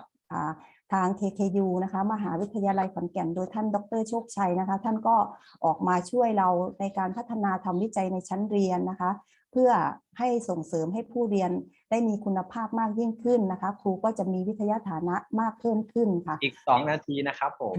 ค่ะในการส่งเสริมนะคะท่านก็จะให้เราทำวิจัยในชั้นเรียนโดยไม่จำเป็นจะต้องว่า เป็นโมเดลและทำวิจัยในชั้นเรียนนะคะเราเป็นบัดดี้หรือเป็นผู้สังเกตชั้นเรียนเราก็สามารถทำวิจัยในชั้นเรียนเพื่อพัฒนาผู้เรียนได้นะคะแล้วเราก็นำวิจัยเนี้ยค่ะไปสามารถ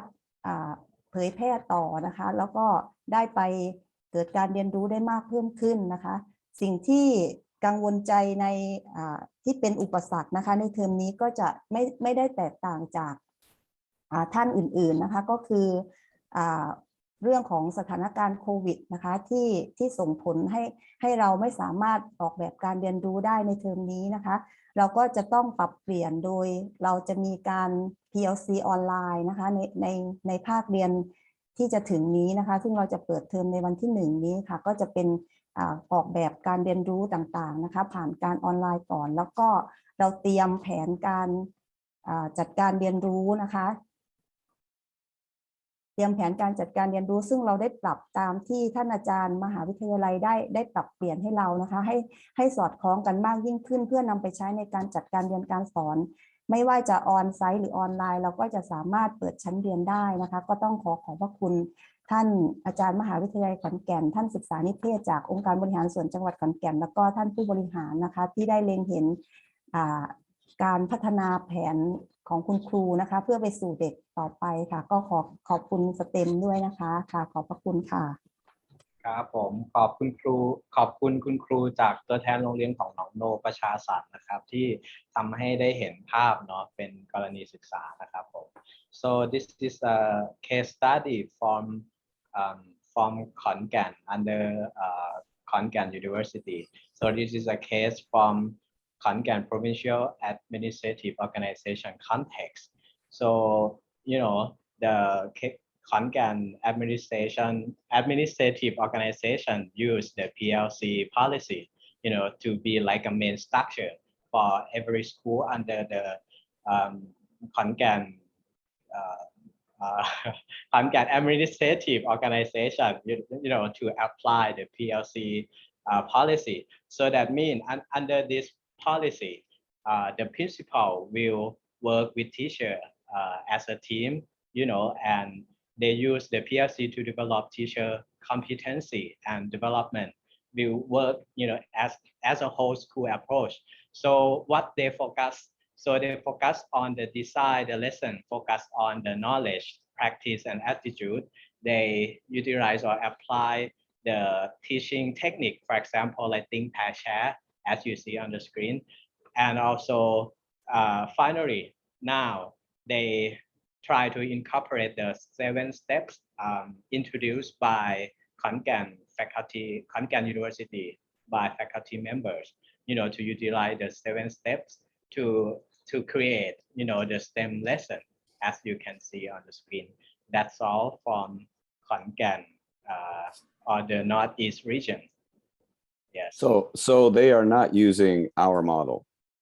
You mean the PBL? Or the 5E.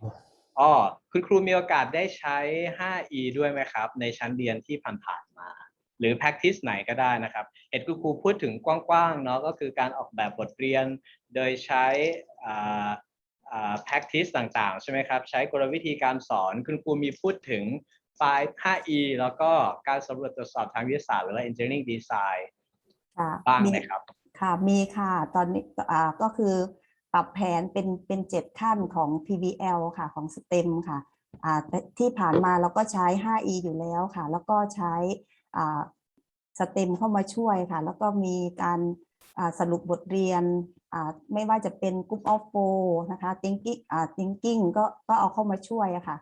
คือเราบูรณาการหลายรูปแบบเพื่อให้เด็กเกิดโปรเจกต์ค่ะเกิดตอนนี้เราทำเรื่องถุงหอมชวนฝันค่ะของเด็กม.1 ค่ะซึ่งเป็นโปรเจกต์ของเราซึ่งจะดำเนินการต่อในภาคเรียนหน้าค่ะที่ผ่านมาเราก็จะเป็นพวกน้ำสมุนไพรพวกอะไรอย่างเงี้ยค่ะซึ่งเป็นโปรเจกต์ของเด็กในแต่ละอันเราก็ใช้ 5E ค่ะ 5E นี้คุณครูใช้ในหัวข้ออะไรครับของเทอมที่ผ่านมาเทอมที่ผ่านมาเดี๋ยวนะคะน่าจะเป็นเรื่องน้ำฟักข้าวค่ะถ้าจำไม่ผิดแล้วนะคะคือเทอมที่ผ่านมาคุณครูใช้เป็น PBL ไปเลยหรือว่าใช้สืบเสาะค่ะมันเป็นบทเรียนที่ยังไงนะครับหมายถึงคุณครูใช้ PBL ตั้งแต่เทอมที่ 1เลยใช่ไหมครับ ปีที่แล้วค่ะปีที่เทอมที่ 1คุณครูก็ใช้ 5E ค่ะ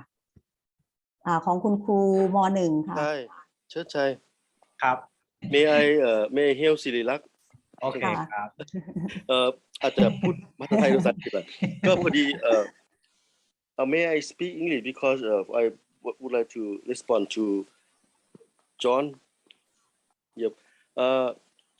He asked about what about 5E, how 5E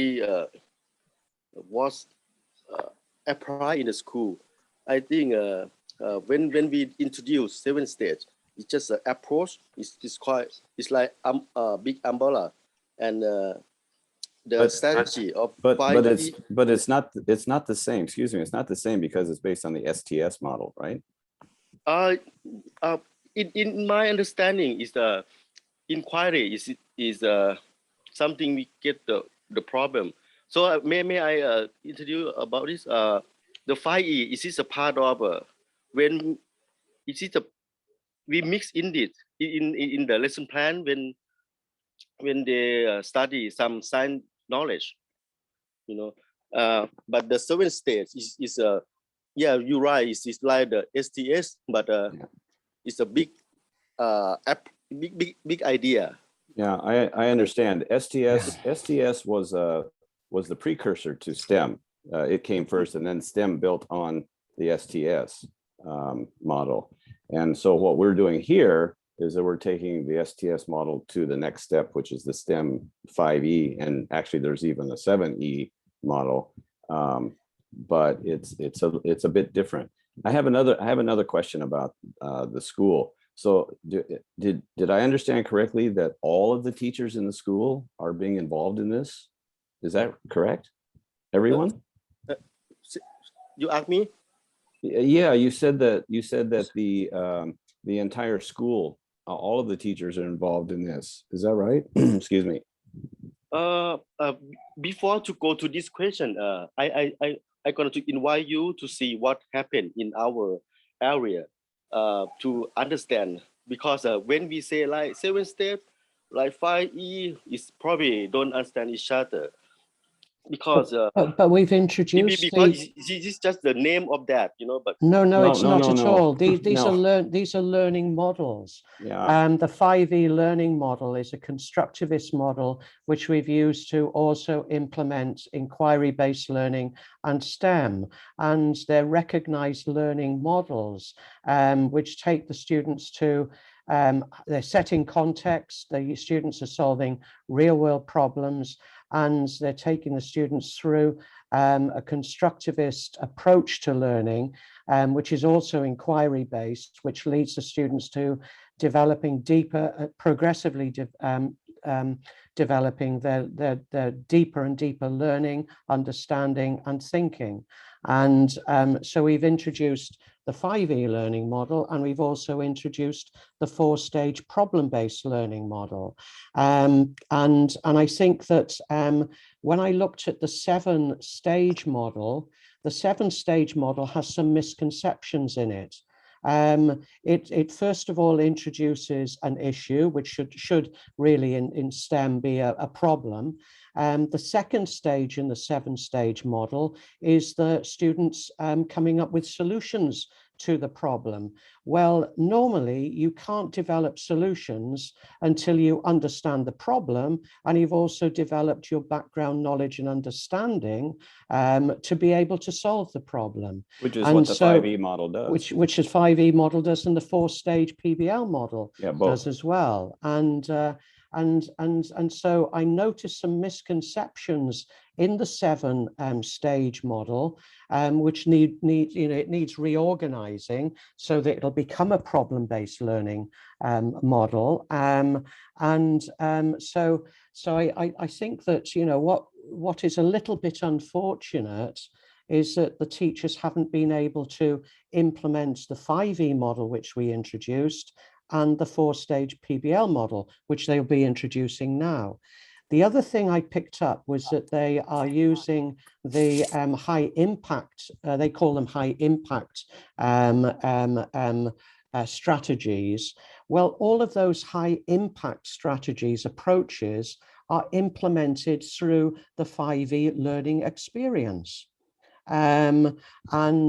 again, we emphasized that when we were doing inquiry-based learning with the teachers on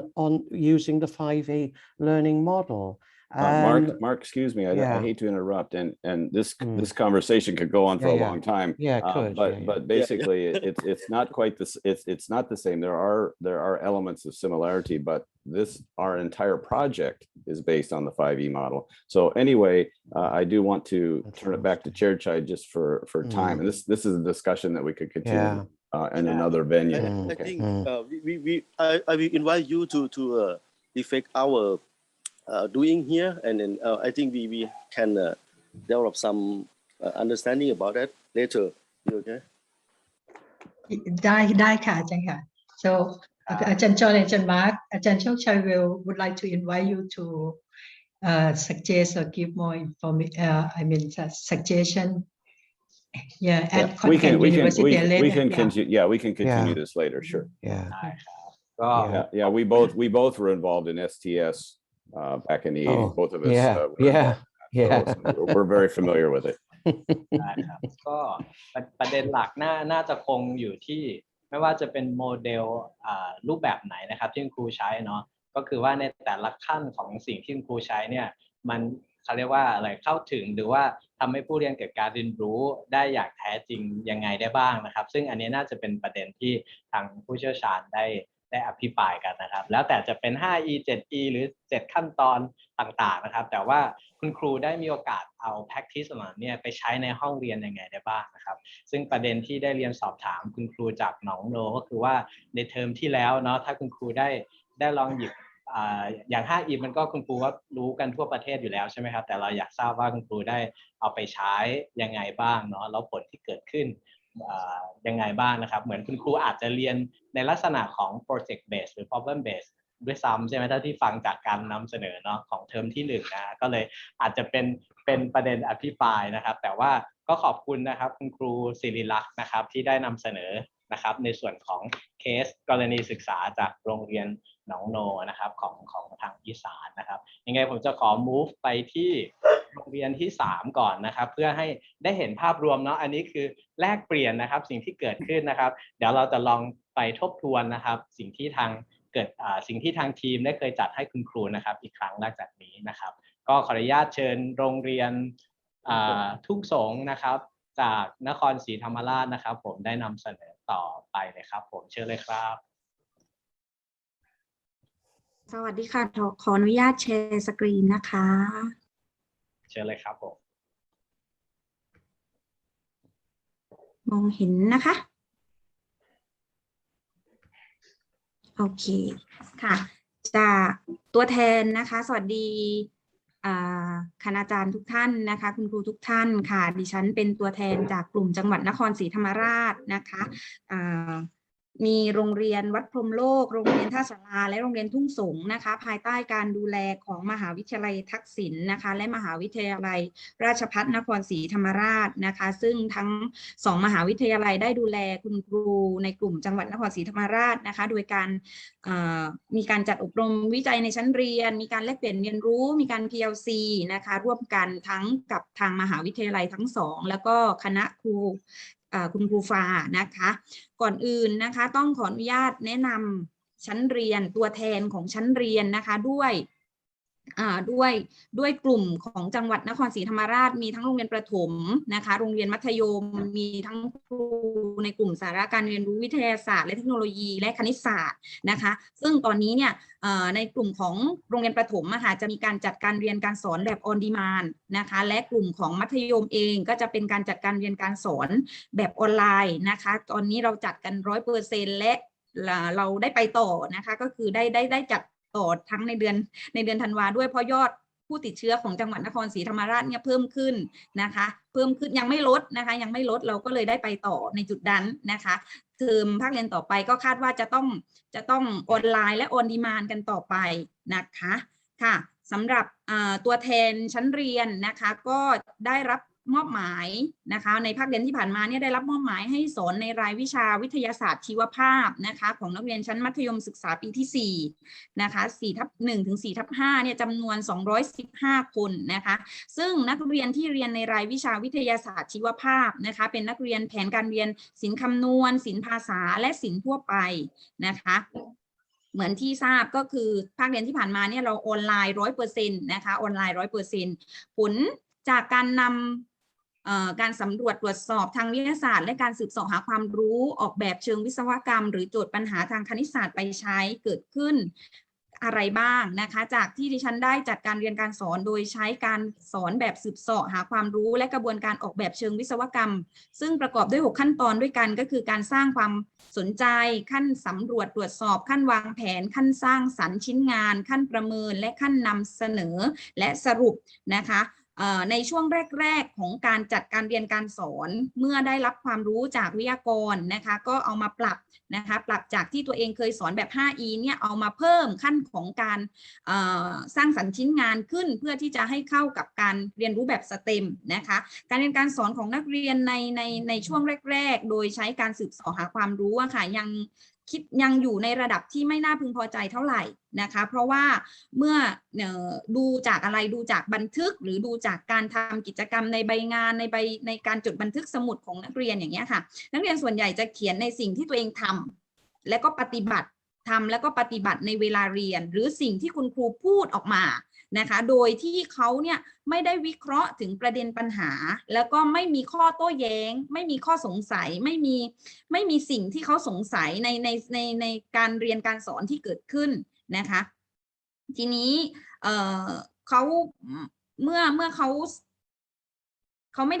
ได้คิดที่จะสืบต่อเขาไม่ได้คิดที่จะค้นคว้าหาความรู้ต่อเพื่อที่จะไปต่อยอดตรงนั้นนะคะทั้งนี้เนี่ยสาเหตุอาจจะมาจากปัญหาที่เกิดขึ้นเนี่ยอาจจะมาจากการที่ครูผู้สอนเองนะคะไม่ได้เน้นถึงกิจกรรมที่จะไปกระตุ้นตรงนั้นด้วยนะคะด้วยการที่ว่าช่วงแรกๆเนี่ยเราเรียนแบบออนไลน์ซึ่งเราก็ใหม่เด็กก็ใหม่สำหรับกระบวนการเรียนการสอนนั้นช่วงนี้นะคะคุณครูเองอาจจะยังไม่สามารถที่จะเอาวิธีการสอนที่เราสอนได้ในห้องเรียนเนี่ยมาถ่ายทอดได้เต็มที่กับการเรียนการสอนออนไลน์ที่ว่านะคะกิจกรรมหลายๆกิจกรรมเราไม่ได้กระตุ้นให้เด็กต่อยอดนะคะแล้วก็นักเรียนกลุ่มดังกล่าวเนี่ยเป็นนักเรียนกลุ่มแผนศิลป์ทีนี้ทัศนคติทางวิทยาศาสตร์ของเขาอะค่ะก็จะมีแบบมีไม่เท่ากับนักเรียนกลุ่มแผนวิทย์เท่าไหร่นักนะคะแล้วก็อันนี้คือผลงานและก็คือคำตอบที่ได้จากการทำชิ้นงานของเด็กนะคะก็คือตอบมาแบบที่คุณครูพูดอะไรเขาก็ตอบมาแบบที่ตรงมาเลยไม่ได้ใช้ความคิดต่อยอดหรือว่าไม่ได้ใช้กระบวนการทักษะในการคิดวิเคราะห์มากมายสักเท่าไหร่นักนะคะส่วนผลลัพธ์หรือความสำเร็จที่เกิดขึ้นกับผู้เรียนนะคะโดยส่วนตัวคิดว่าความสำเร็จที่เกิดขึ้นจากการสืบเสาะการเรียนรู้แบบสืบเสาะเนี่ยยังไม่ประสบความสำเร็จเท่าที่ควรนะคะสำหรับในภาคการศึกษาที่ผ่านมาเมื่อครูเริ่มใช้เนี่ยอย่างเด็กก็อาจจะปรับตัวอยู่ประมาณนั้นนะคะแต่ผลที่เกิดขึ้นจากการเรียนรู้แบบสืบเสาะของนักเรียนเนี่ยดีขึ้นจากการประเมินในหลายๆครั้งพอช่วงหลังๆเราเห็นถึงพัฒนาการเห็นว่าเขาพยายามที่จะใช้ความคิดใช้การสืบเสาะเนี่ยไปต่อยอดได้มากขึ้นด้วยครูเนี่ยพยายามที่จะกระตุ้นให้มากขึ้นนะคะชี้แนะแนวทางโดยการยกตัวอย่างจากสิ่งง่ายๆรอบตัวนะคะเพื่อให้เขาได้เอาสิ่งที่เขามีความรู้อยู่ไปต่อยอดกับความรู้ที่เขาจะต้องเอาไปใช้ในชีวิตประจำวันนะคะก็พบว่าเป็นไปในทิศทางที่ดีขึ้นแต่ยังไม่ถึงกับประสบความสำเร็จนะคะอันนี้คือตัวอย่างของชิ้นงานที่เด็กๆทำนะคะตัวอย่างของชิ้นงานที่เด็กๆทำก็พบว่าจากการตอบคำถามเนี่ยมีการใส่ความคิดเห็นส่วนตัวลงไปบ้างเริ่มจะมีการขยายความรู้เพิ่มมากขึ้นจากที่เคยได้เห็นนะคะจากที่ครูบอกแล้วก็เริ่มที่จะเอาสิ่งแวดล้อมใกล้ตัวตอนนี้มาภาคใต้นะคะภาคใต้เรื่องของบอลสีก็จะดังหน่อยก็จะเยอะหน่อยเราก็เลยเอาความรู้จากรอบๆตัวค่ะเด็กภาคใต้ส่วนใหญ่บ้านของเขาก็จะอยู่ในสวนยางพาราอะไรแบบนี้ค่ะของพวกนี้ก็จะเยอะคุณครูก็เอาค ความรู้จากตรงนี้ค่ะเพราะว่าพอดีว่าช่วงนั้นสอนในเรื่องของระบบนิเวศนะคะช่วงสอนในเรื่องของระบบนิเวศก็เลยเอาความรู้ในส่วนของตรงนี้ค่ะมาให้เขาแล้วก็ให้เขาเอามาประยุกต์ใช้นะคะแล้วก็พอบทต่อไปก็จะเริ่มมีการออกแบบเริ่มมีการเอาความรู้ทางวิศวกรรมมาใช้เอาแบบง่ายๆก่อนโดยการปั้นดินน้ำมันนะคะใช้ดินน้ำมันมาปั้นมาทำเป็นรูปเป็นโครงสร้างอาจจะยังไม่ฟิสิกส์ยังไม่วิศวะเต็มที่นักแต่ก็เริ่มที่จะมีการออกแบบเพื่อที่จะให้ได้ตัวเองได้เรียนรู้มากขึ้นนะคะต่อไปผลลัพธ์ที่เกิดจากการทำหน้าที่บัดดี้หรือเพื่อนร่วมสะท้อนกับเพื่อนครูของกลุ่มเองนะคะอันนี้ถือว่าเป็นตัวช่วยที่ดีมากๆนะคะที่สามารถทำให้ครูเนี่ยได้แลกเปลี่ยนเรียนรู้กันครูสามารถให้คำแนะนำกันเองได้ระหว่างครูผู้สอนด้วยกันนะคะเรานี่แล้วนะคะไปยืดกับกางเกงนะลูกลงมา พอเราเริ่มมีการแลกเปลี่ยนกันเนี่ยค่ะเราก็จะเปิดใจแล้วเราก็จะรู้สึกโล่งใจขึ้นเราก็จะรู้สึกแบบว่าจริงๆแล้วปัญหาเนี่ยมันไม่ได้เกิดขึ้นเฉพาะกับเรานะบางทีคุณครูหลายท่านก็เกิดปัญหาแบบนี้ขึ้นเหมือนกันซึ่งความกังวลมันก็จะลดน้อยลงทีนี้พอเมื่อความกังวลมันลดน้อยลงมันก็จะทำให้เราเนี่ยคิดหาทางออกได้มากขึ้นง่ายขึ้นแล้วก็เราสามารถที่จะเอาความรู้ของคุณครูคนอื่นท่านอื่นนะคะมาปรับใช้กับในวิชาของเราได้นะคะอันนี้คือกระบวนการ PLC ของโรงเรียนนะคะเพราะว่าเวลาที่ครูพูดคุยกันนะคะมันก็เหมือนกับการระบายอะไรสักอย่างหนึ่งเด็กคนนั้นเป็นอย่างนี้ห้องนี้เป็นอย่างนี้มันก็จะทำให้คุณครูเนี่ยสบายใจขึ้นนะคะบทสรุปโดยย่อถึงความท้าทายนะคะที่จะก้าวผ่านถ้าเป็นความท้าทายในภาคเรียนที่ผ่านมาจากบทเรียนของภาคเรียนที่ผ่านมาที่จะก้าวสู่มาบทเรียนนี้ค่ะก็คือทำอย่างไรให้นักเรียนแผนศิลป์เนี่ยเขาเปิดใจที่จะเรียนและก็ชอบในรายวิชาวิทยาศาสตร์ทำอย่างไรให้เขามารักทำอย่างไรให้เขาเอาธรรมชาติของวิทยาศาสตร์มาเกี่ยวข้องกับชีวิตประจำวันของเขาให้ได้นะคะซึ่งส่วนตัวเองเนี่ยก็คิดว่าจะทำทุกวิถีทางเพื่อปรับทัศนคติของเขานะคะโดยอาจจะเป็นการตะล่อมแรกเริ่มอาจจะต้องเปลี่ยนบุคลิกของครูจากโวยวายจากหน้าดูอะไรแบบนี้ค่ะมาเป็นตลกนิดนึงอะไรแบบนี้ค่ะเพื่อที่จะดึงดูดความสนใจเขาก่อนอันนั้นคือขั้นแรกเลยที่จะต้องดึงดูดนะคะแล้วก็พยายามเอาความรู้จากรอบๆตัวนะคะความรู้ที่เขาเป็นกระแสอยู่มาปรับใช้มาปรับให้เขาได้เห็นว่าจริงๆแล้ววิทยาศาสตร์มันใกล้ตัวเขามากจริงๆนะคะเพื่อที่จะให้เขาได้รักได้เรียนรู้ตรงนี้ให้ได้นะคะแล้วก็บทสรุปโดยย่อนะคะถึงความท้าทายที่จะก้าวผ่านมันไปไม่ได้ถ้าจะก้าวผ่านมันไปไม่ได้อุปสรรคที่ใหญ่โตเลยของเราตอนนี้ก็คือการเรียนการสอนแบบออนไลน์เนี่ยค่ะเพราะเราไม่รู้เลยค่ะว่าขณะที่เรากำลังสอนอยู่เนี่ยค่ะเด็กที่ออนไลน์อยู่กับเราอะค่ะเขาอยู่หน้าจอด้วยหรือเปล่าเขาฟังเราด้วยหรือเปล่าอันนี้เป็นอุปสรรคอย่างใหญ่หลวงนะคะซึ่งเหมือนที่ว่าเด็กก็คือเด็กนะคะคนไหนที่เขาชอบเขาก็เรียนแต่พอคนไหนเขาไม่ชอบเขาก็ปิดกั้นไปแล้วนะคะเขาปิดกั้นไปแล้วมันต่างกับการเรียนในชั้นเรียนตรงที่ว่าเราได้สบตากันนะเราได้เห็นหน้ากันนะอย่างน้อยๆก็เราได้เรียกชื่อเขาได้เวลาที่เขาหลุดจากวงโคจรไปอะไรแบบนี้นะคะส่วนคำถามหรือข้อสงสัยอื่นๆอันนี้เป็นตัวแทนนะคะว่าจากหลายๆกลุ่มสาระนะคะว่าแนวทางในการบูรณาการสเต็มกับวิชาชีววิทยาซึ่งมันค่อนข้างจะเป็นเนื้อหาเป็นความรู้เป็นทฤษฎีมากกว่าการออกแบบเชิงวิศวกรรมแล้วก็กลุ่มสาระอื่นๆเนี่ยค่ะมันจะมีแนวทางในการบูรณาการอย่างไรค่ะกลุ่มจังหวัดนครศรีธรรมราชขอจบการนำเสนอค่ะขอบคุณค่ะครับผมขอบคุณคุณครูวิภาดานะครับมากเลยนะครับที่ทำให้เห็นภาพบรรยากาศแบบกันเองนะฮะที่เกิดขึ้นในภาคใต้นะครับ so teacher Vipada from Nakhon Si Thammarat she shared with us that there were 3 schools working together as a team in Nakhon Si Thammarat province under supervised by Thaksin University. So she shared with us that at first teacher will use the engineering design process in their classroom, which is 5 steps or 6 steps. Yeah. So she really want to incorporate with the 5E at first, but the result it went well as she expect. She said that at first when teacher introduced the problem or the challenge, student quite not interested to the topic given, and that's the result. So student but she said that she see their interest, they're really and enthusiastic to learn or get engage with the teacher teaching, but the topic or the issue itself is quite not interest for student. And at last, in the last presentation, she said that in overall, she quite appreciate, and the classroom direction is go in a positive way, and she reflect herself that she really want to change herself, and this is a reflection from other teacher as well, that to turn from fast and furious teacher to become calm and positive teacher, when teaching, in the classroom. Yeah. From the semester one. Excuse me. What was the topic that the students did not like, that they were not interested in? คุณครูขยายความอีกนิดนึงได้ไหมพอดีที่บอกว่าตอนแรกที่ครูใช้ตัวกระบวนการออกแบบเชิงวิศวกรรมแล้วก็ผนวกกับ 5E เนาะรู้สึกเหมือนตอนแรกนักเรียนไม่ค่อยสนใจคุณครูผมอาจจะลืมไปก็ได้นะครับหัวข้ออะไรนะครับที่ครูให้เด็กทำตอนนั้นเมื่อเทอมที่แล้วเป็นเรื่องของระบบนิเวศค่ะ ecosystem the topic is ecosystem but แต่ใช้ตัว engineering design process ใช่ไหมครับ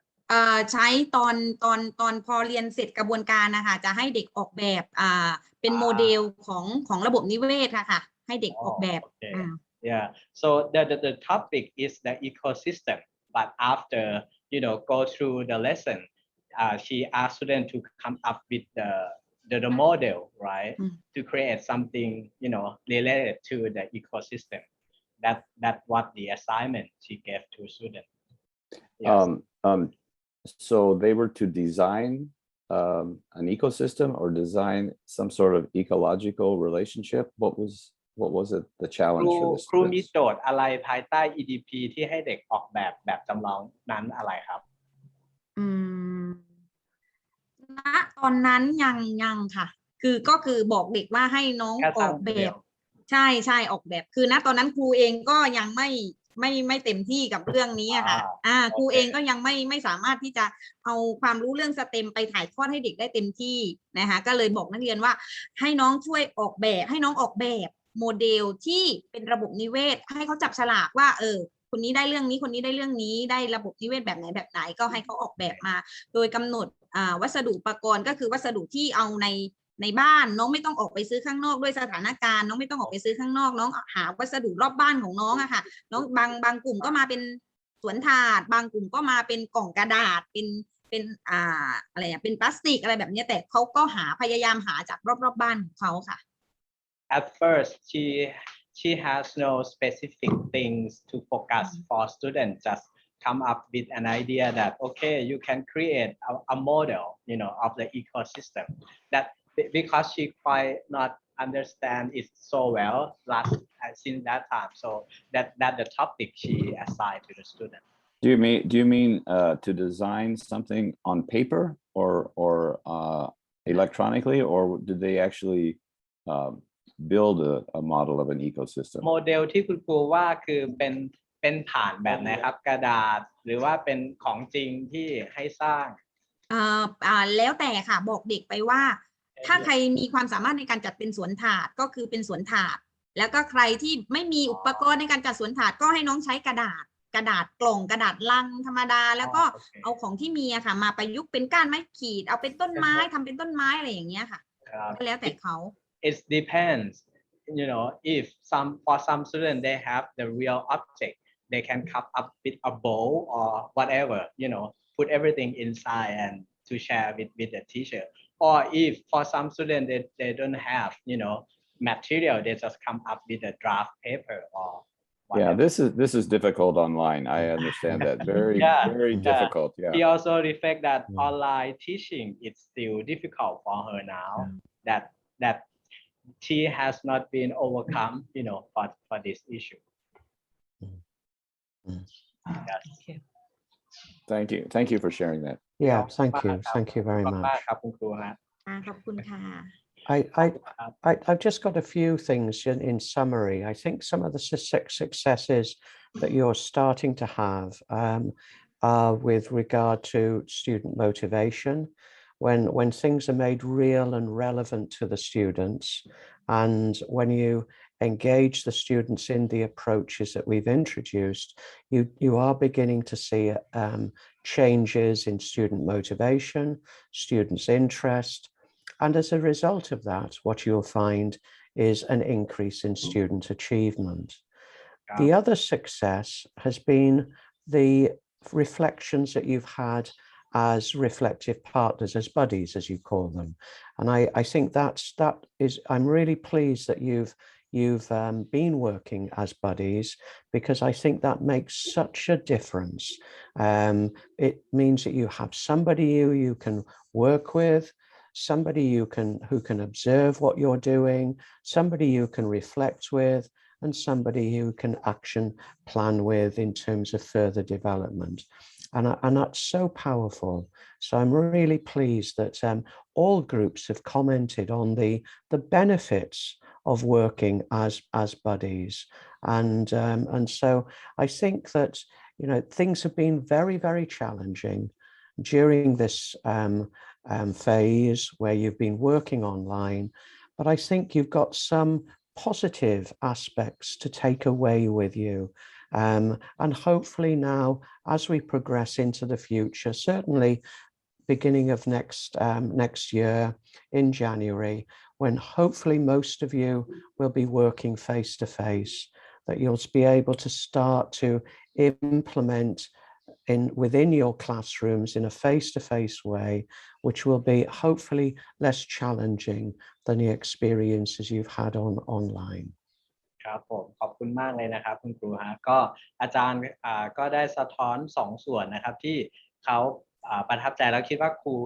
ไปถึงจุดเริ่มต้นของความสำเร็จระดับหนึ่งเนาะจุดแรกที่ว่าก็คือการที่คุณครูพยายามหาความสนใจของผู้เรียนนะฮะพยายามเชื่อมให้เขาไปสู่สิ่งที่เขาสนใจจริงๆอาจารย์มองว่าอันนั้นแหละครับคือความสำเร็จแรกนะครับที่คุณครูได้เนาะจากการพยายามทำสิ่งที่เรียนเนี่ยให้เขาสนใจเข้ามาได้นะครับอันนี้คือความสำเร็จอันแรกที่อาจารย์มองเห็นนะครับแล้วก็ความสำเร็จที่2ก็คือบรรยากาศที่คุณครูนั่งสะท้อนพูดคุยกันของเพื่อนครูใช่ไหมฮะที่คุณครูเล่าถึงบรรยากาศ PLC เนี่ยมันเป็นบรรยากาศที่ชวนให้คุณครูพัฒนาต่อยอดสิ่งที่จะเกิดขึ้นในห้องเรียนซึ่งอาจารย์มองว่าอันนั้นคือ achievement ก็คือความสำเร็จอันที่2นะครับที่สังเกตเห็นได้นะครับถึงแม้ว่าอย่างอื่นคุณครูอาจจะสะท้อนว่าดูยังไม่ค่อยประสบความสำเร็จนักแต่อาจารย์มองว่า2ส่วนนั้นแหละครับที่สำคัญมากๆนะฮะที่ทีมใต้เนาะนะครับได้ค้นหาความสำเร็จที่เกิดขึ้นร่วมกันนะครับถึงแม้ตัวออนไลน์ teaching ปัจจุบันมันเป็นความท้าทายอย่างมากแต่ก็คิดว่าคุณครูก็น่าจะค้นพบอะไรบางอย่างระหว่างทางเนาะเพื่อที่จะสามารถทำให้ดีที่สุดในสถานการณ์นี้นะครับ And I hope as we progress over the next 6 weeks working with you that we'll be able to develop your understanding more deeply with regard to these learning models that we've introduced to you, these 2 STEM learning models, the 5E and the 4-stage PBL model. ครับแล้วก็หวังว่า6สัปดาห์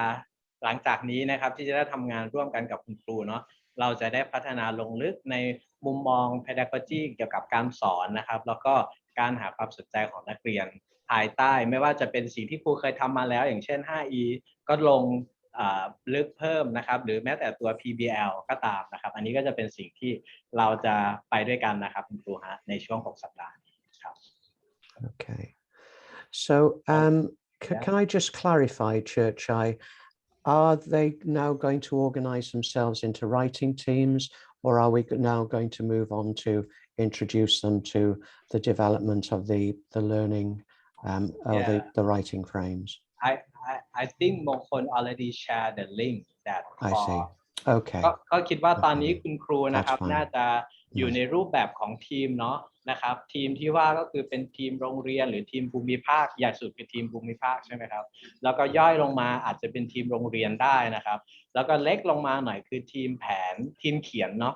ทีมเขียนแผนการจัดการเรียนรู้หรือหน่วยการเรียนรู้นะครับเพราะฉะนั้นสิ่งที่จะเกิดขึ้นหลังจากเนี้ยอาจารย์มาร์คเลยถามผมว่าตอนนี้คุณครูอยู่ในทีมกันแล้วใช่ไหมครับก็หวังว่าคุณครูอยู่ในทีมนะครับเพราะฉะนั้นคุณครูคณิตศาสตร์นะครับก็เกาะมือกันนะครับคุณครูวิทยาศาสตร์เกาะมือกันหรือทีมโรงเรียนเกาะมือกันนะครับจับมือกันนะครับแล้วก็เราจะทำต่อไปนี้เป็นลักษณะของกระบวนการกลุ่มนะครับหรือทีมนะครับ Yes อาจารย์มาร์ค Okay. Right, so are we going to move on now to,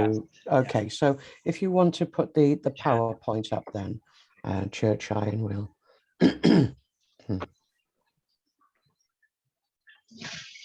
Okay, thank you. You can just leave it there on that slide. That's great. Just leave it on that slide for the time being. Go back a slide a moment. Okay,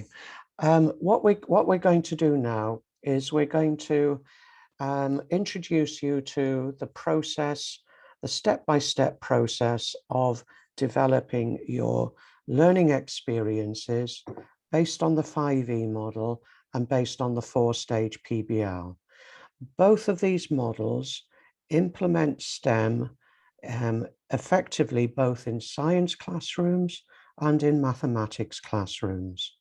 And the key is that both models, the students are involved in solving real problems and in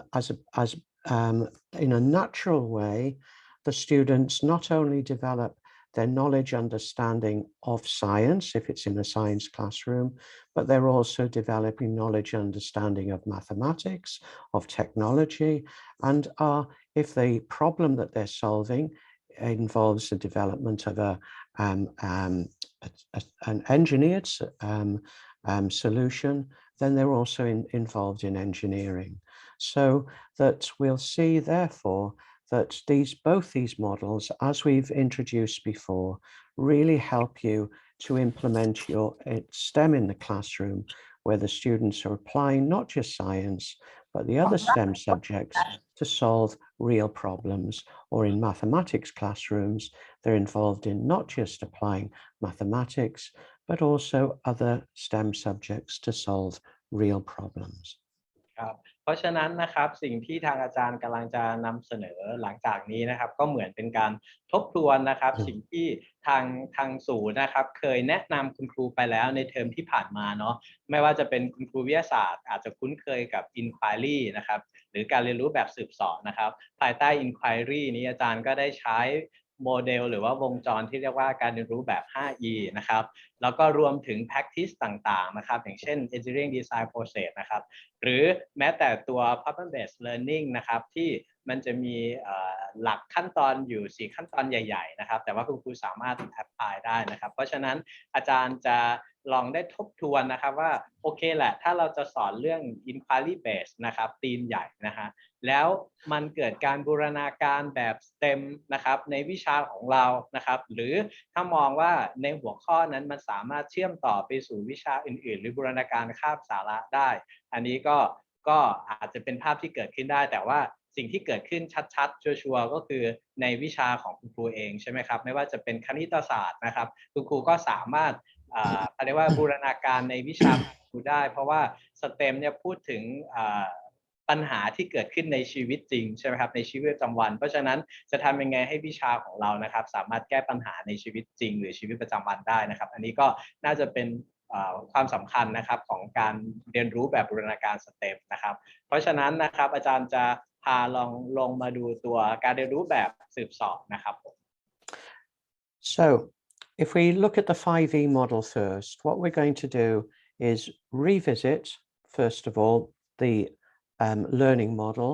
and then introduce you to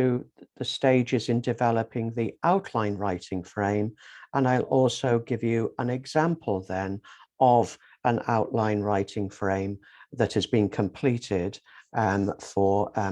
the 5E model. ครับเพราะฉะนั้นนะครับถ้าเรากำลังจะมาเขียนหน่วยการเรียนรู้ใช่ไหมครับ เนี่ยเราอาจจะต้องมาทบทวนของเก่าของเดิมนะครับก็คือ 5E นะครับในขณะที่เราทบทวนนะครับคุณครูก็จะได้เห็น outline หรือว่าโครงของการเขียนคร่าวๆไปโดยอัตโนมัตินะครับเพราะฉะนั้นเราลองมาทบทวนกันก่อนนะครับสำหรับคุณครูคณิตศาสตร์ก็อาจจะลองนึกถึงว่าจริงๆมันก็เป็น inquiry หรือว่าตัว task ใช่ไหมครับถ้าอย่างของคณิตศาสตร์เนาะสถานการณ์ที่ให้เนี่ยจะต้องทำให้เด็กได้ explore ใช่ไหมครับแล้วก็มาสู่การอภิปรายโอเคนะครับเดี๋ยวเราลองไปดูที่5E กันนะครับ Okay, so move on to the next slide, Churchai. So the first thing which is really important to recognize is that these 5E learning experiences are set in context. And when we're thinking about a context for the learning experience, we think about where the science or the mathematics we're introducing is applied in the real world to solve real problems.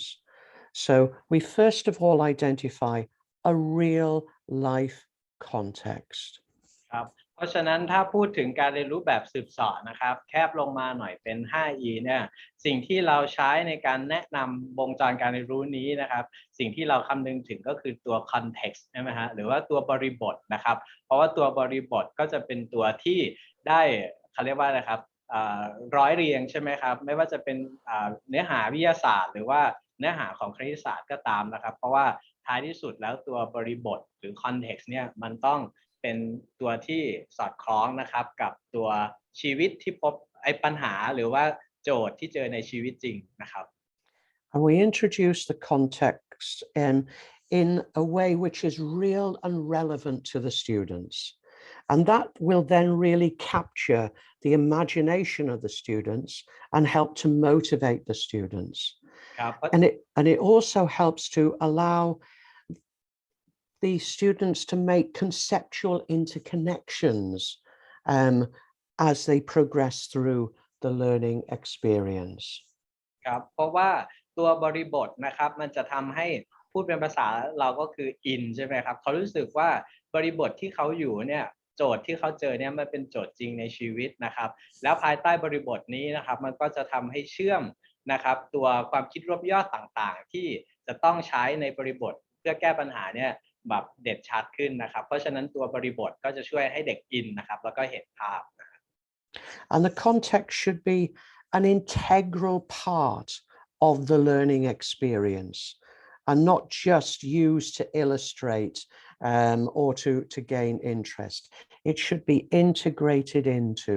the learning experience. ครับเพราะฉะนั้นตัวบริบทนะครับมันเป็นส่วนหนึ่งของประสบการณ์ในการเรียนรู้ของเด็กมันควรจะส่งต่อนะครับหรือว่าเขาเรียกว่าฝังหรือบูรณาการไปตลอดในขณะที่เด็กเกิดการเรียนรู้นะครับไม่ใช่เป็นเพียงแค่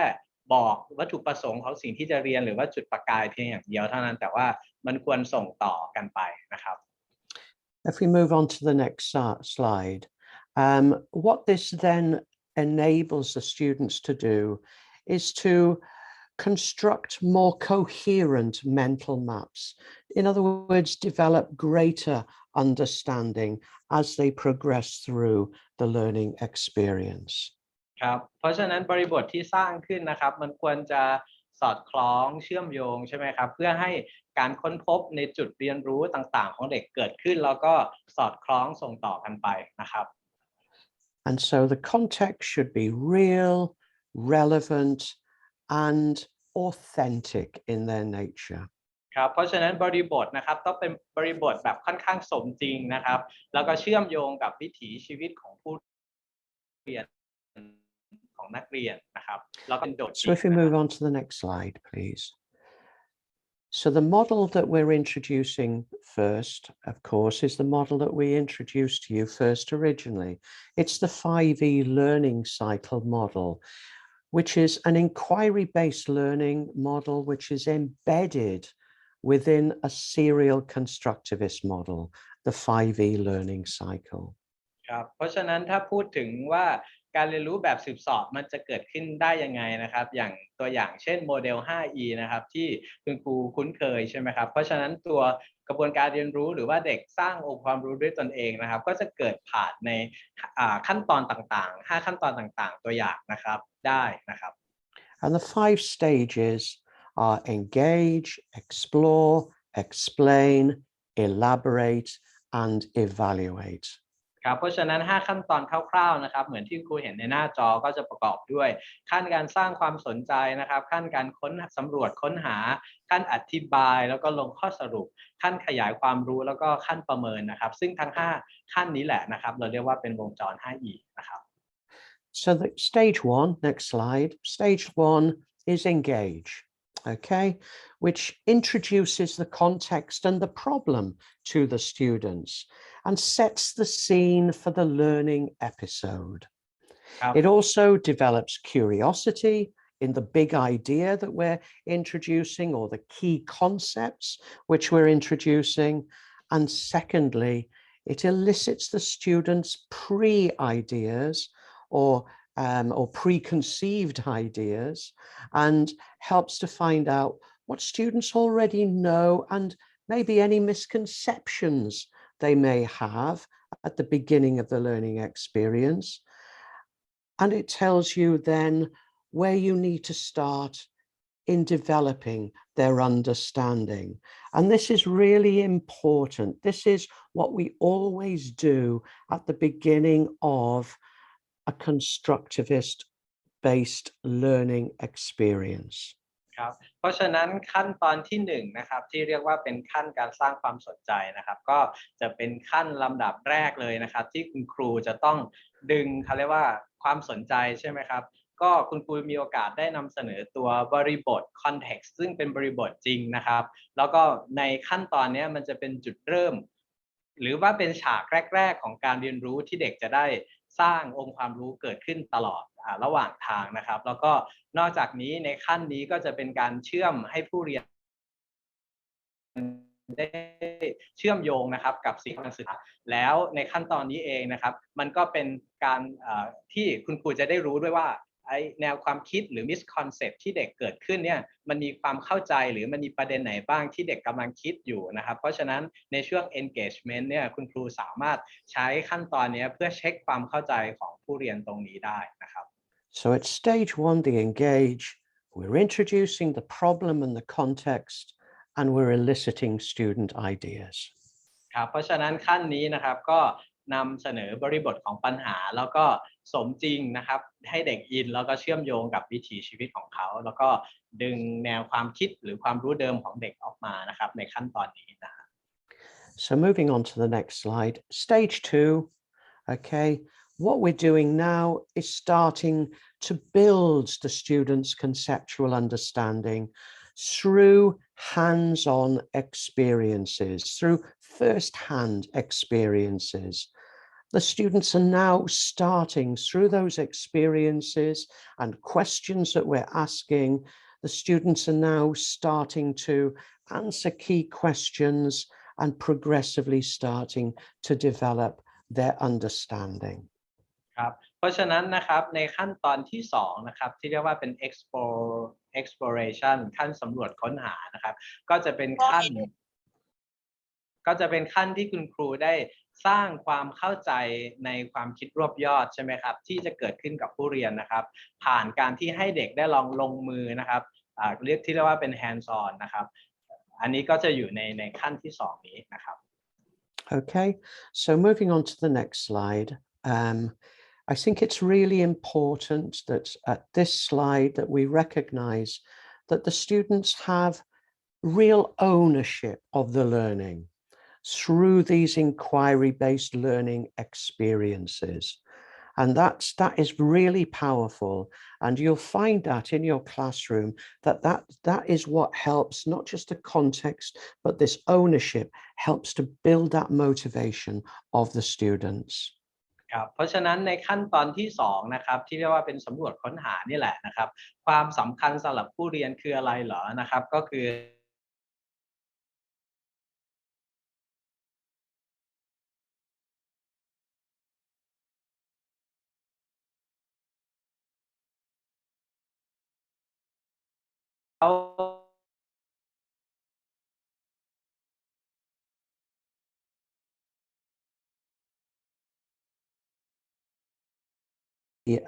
at the engage stage. ครับเพราะฉะนั้นในขั้นนี้นะครับเด็กก็จะพูดคุยกันแล้วก็หาแนวคิดนะครับที่มันอาจจะเชื่อมมาจากตรงขั้นแรกใช่ไหมครับที่เด็กมีความสนใจนะครับแล้วขั้นถัดมาก็คือสำรวจค้นหาคือดูว่ามีไอเดียอะไรบ้างนะครับที่เกี่ยวข้องนะครับ And then at stage 3, they build on these ideas. They develop their explanations of what they've been learning during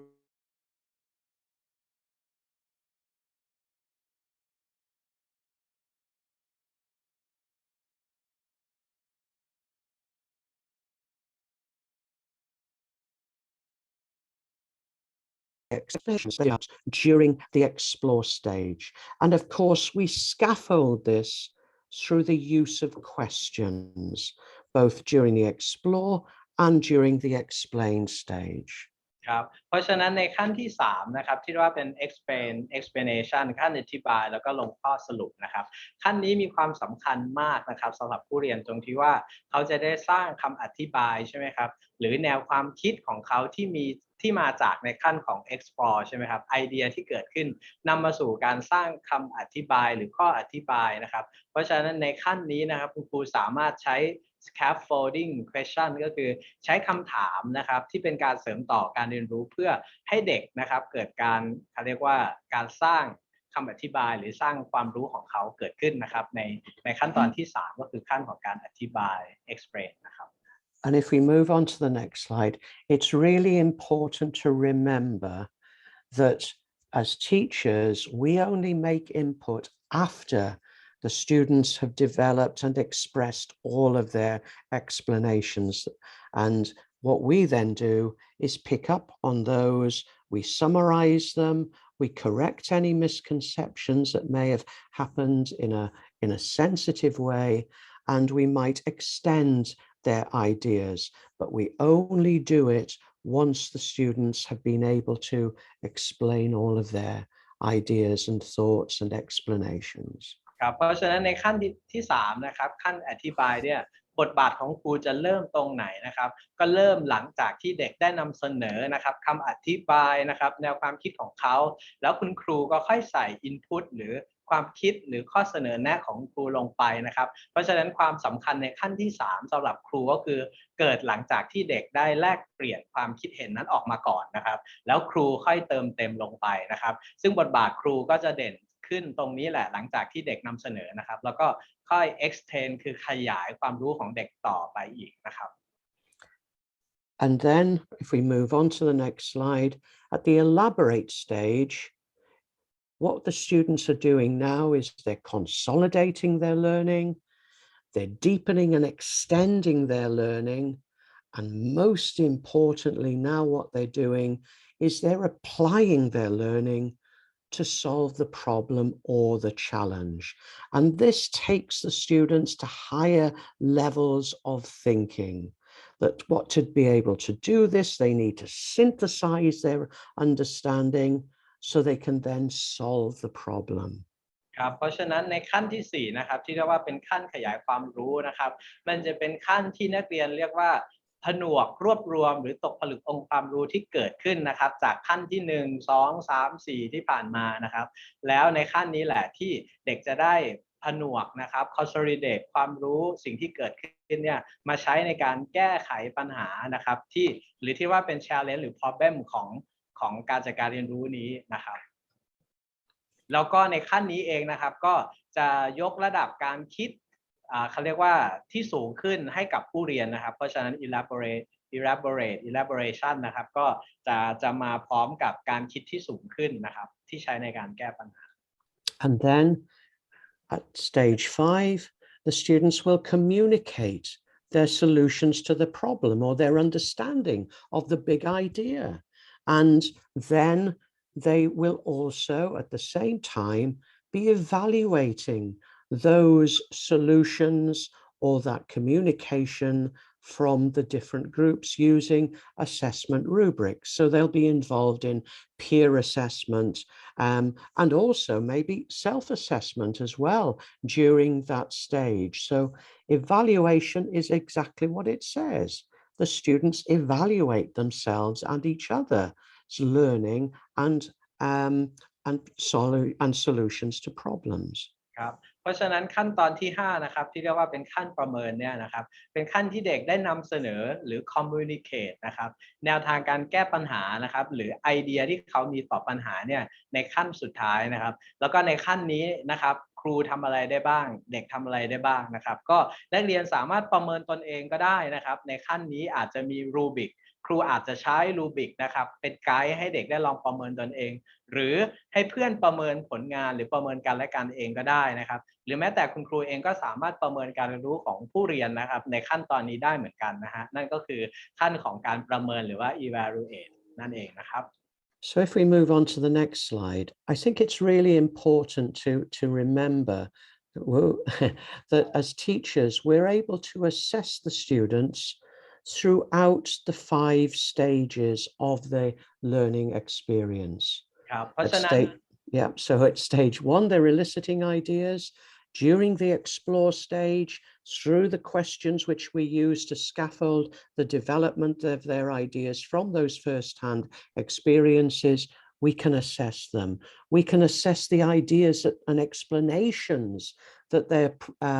they're expressing during the explore and how they're applying those at the elaborate stage, again through the questions we use for scaffolding. So it means that we can effectively implement assessment for learning through this learning process. ครับเพราะฉะนั้นนะครับ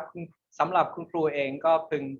ตระหนักไว้นะครับว่าในแต่ละขั้นตอนไม่ว่าจะเป็นขั้นตอนที่1นะครับ engagement จนถึงขั้นตอนที่4 elaborate นะครับหรือแม้แต่ขั้นตอนประเมินเนี่ยคุณครูเองก็ใช้การประเมินนะครับในทุกๆขั้นตอนเลยนะครับมันเรียกว่าเป็น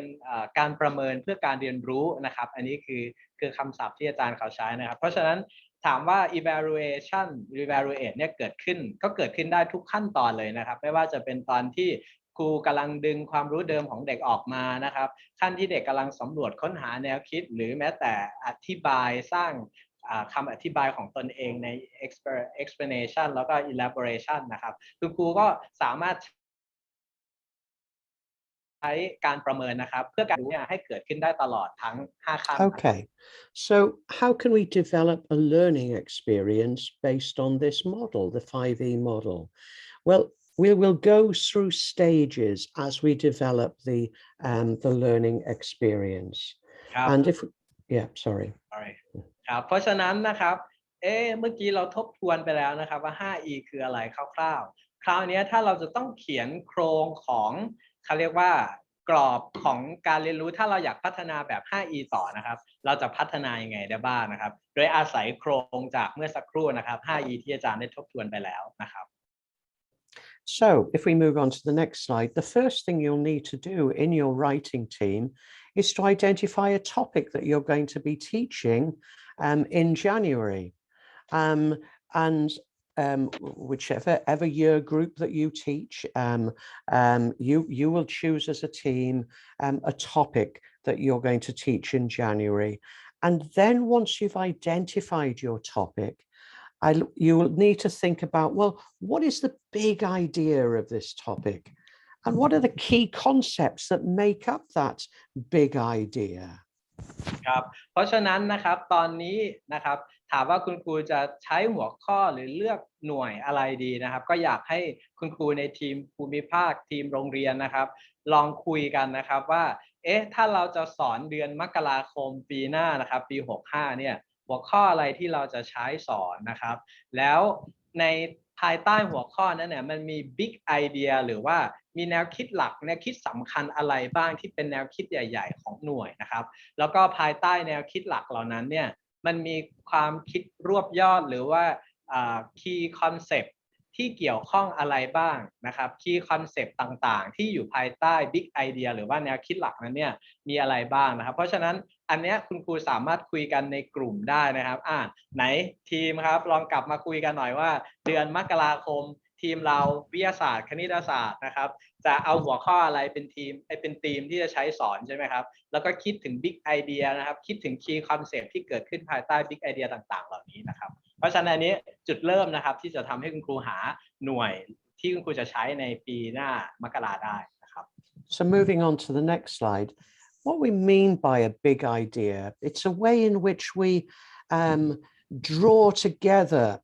all of the knowledge and understanding of a topic. It helps us by identifying a big idea. It helps us to connect all of those things together in a way that helps us to understand this topic. So the big idea is the topic that you're going to be teaching, and it helps by understanding this idea. It helps us to draw together all of that understanding so that it becomes meaningful to us. ครับเพราะฉะนั้นนะครับในทีมที่อาจารย์ผู้เชี่ยวชาญเขามีความหมายว่าอะไรใน Big Idea นะครับการที่จะเป็น Big Idea ได้ก็คือมันจะทำให้เรานะครับเห็นภาพการเชื่อมกันของคอนเซปต์ต่างๆใช่ไหมครับหรือทำให้รู้ว่ามันจะเกิดอะไรขึ้นนะครับซึ่งอันนี้แหละในความหมายนะครับที่ทางอาจารย์เขาหมายถึงก็คือ Big Idea นะครับเพราะฉะนั้นถ้าพูดถึง Big Idea นะครับก็จะทำให้เห็นภาพทันทีว่าอันนี้มันจะเกิดอันนี้ขึ้นนะมันมีอยู่ขยับ2ขยับ3ขยับแล้วแต่นะครับเพราะฉะนั้นอันนี้คือ Big Idea นะครับคุณครูลองชำเลืองดูขวามือก็ได้นะครับว่า Big Idea ที่ว่าในเรื่องของวัฏจักรของน้ำเนี่ยคืออะไรนะครับหรือว่า water cycle Yeah, so for example, with this water cycle example that we see there is that as we draw things together, we understand what, the links between evaporation and then condensation and precipitation, and then what happens to the water as it's on the land, as it maybe works its way through into surface water like seas and lakes, etc., before it then evaporates again. So what we're seeing there is the development of this big idea, which is the water cycle. ครับเพราะฉะนั้นนะครับ Big Idea ตัวอย่างนะครับในขวามือที่คุณครูกำลังเห็นอยู่นะฮะก็คือเรื่องของวัฏจักรของน้ำนะครับซึ่งอันนี้แหละก็คือ Big Idea ก็คือวัฏจักรของน้ำนะครับภายใต้ Big Idea เนี้ยมันมีคอนเซปต์ความคิดรวบยอดหลักอะไรบ้างนะครับถ้าครูสังเกตก็จะมีตั้งแต่ evaporation ใช่ไหมครับการระเหยกลายเป็นไอนะครับส่งต่อไปถึงการควบแน่นนะครับแล้วกลายลงมาเป็นprecipitation หยาดน้ำฟ้าใช่ไหมฮะมีฝนมีเมฆอะไรแบบนั้นนะฮะแล้วก็ลงมาถึงใต้ดินเป็นน้ำบนพื้นผิวน้ำใต้ดินนะครับซึ่งอันนี้แหละครับก็คือคอนเซปต์หลักๆที่อยู่ภายใต้ Big Idea ใหญ่ก็คือ the water cycle หรือว่าวัฏจักรของน้ำนะครับ And so if we move on to the next slide, therefore the key concepts that we're developing here are: what is evaporation, how does it happen, what is condensation, how does it happen, and what's precipitation and how does it happen. So those are the key concepts which make up that big idea of the water cycle. ครับเพราะฉะนั้นถ้ากลับมามองว่า key concept หรือว่าความคิดรวบยอดสำคัญนะครับที่ประกอบอยู่ภายใต้ Big Idea นั้นเนี่ยมันน่าจะมีอะไรบ้างนะครับคุณครูก็ที่ไฮไลท์สีเหลืองไว้ว่ามี what กับมี how เนาะคือ what คืออะไรคือ scope นะครับและไอสิ่งที่เป็น what เนี่ยมันเกิดขึ้นได้อย่างไรนะครับเพราะฉะนั้นภายใต้ตัวอย่างของวัฏจักรการเกิด water cycle นะครับก็จะมีอยู่3 key concept หลักๆก็คือเรื่องของการระเหยใช่ไหมครับก็จะเป็นการระเหยคืออะไรแล้วมันเกิดขึ้นได้อย่างไรนะครับการควบแน่นคืออะไรนะครับเกิดขึ้นได้อย่างไรแล้วก็ตัวการกลั่นหรือการตก precipitation หยาดน้ำฟ้าเนี่ยครับมันคืออะไรแล้วมันเกิดขึ้นได้อย่างไรซึ่งอันนี้แหละครับก็คือ key concept หลักที่หนุนให้เกิด Big Idea ที่คุณครูจะต้องคิดเวลาจะเขียน outline นะครับต้องรู้ว่าBig Idea ของมันมีอะไรบ้างแล้วก็มันมี key concept อะไรบ้างนะครับ Okay, so once we've identified the big idea, the key concepts for our topic, the next thing then we need to be doing is to be identifying a context and a problem for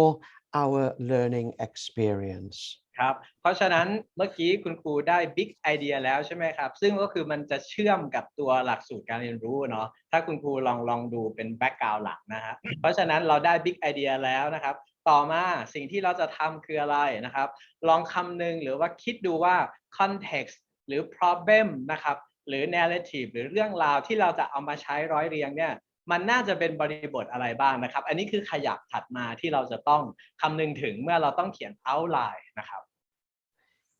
And the way that we do this is that we think about, first of all, where is the content of our topic? Where is it applied in everyday life? Who might be using this content in everyday life? And what problems might they what problems might they be solving by applying this content in everyday life? ครับเพราะฉะนั้นเวลาที่คุณครูดูกรอบของเนื้อหาใช่ไหมครับสิ่งที่จะต้องช่วยให้คิดว่าบริบทหรือเรื่องราวหรือปัญหาที่จะเกิดขึ้นเนี่ยมันมีอะไรบ้างนะครับครูอาจจะใช้หรือมองจากเหล่านี้ก็ได้นะครับว่าอย่างเช่นในชีวิตประจำวันนะครับองค์ความรู้หรือว่าเนื้อหาที่จะใช้เนี่ยเราจะไปเจอมันได้อยู่ตรงไหนบ้างในชีวิตจริงนะครับที่จะต้องใช้หรือแอพพลายความรู้เหล่านี้นะครับหน่วยงานนะครับหรือบุคคลทั่วไปใดบ้างที่น่าจะเกี่ยวข้องหรือสัมพันธ์กันกับเนื้อหาหรือองค์ความรู้เหล่านี้นะครับแล้วในปัญหาที่เขากำลังจะแก้ไขเนี่ยเขาปัญหาอะไรบ้างที่จะต้องประยุกต์ใช้องค์ความรู้เหล่านี้นะครับซึ่งเหล่านี้แหละนะครับมันผูกหรือร้อยเรียงทำให้เกิดบริบทเกิดปัญหาแล้วก็เกิดตัวเรื่องราวที่ครูต้องการที่จะถ่ายทอดนะครับ So this helps us then to start to build the narrative, the story for our learning experience. It helps us to identify what the students are doing, who they're doing it for, what problem they're solving, why they're having to solve that problem, how they're going to solve that problem.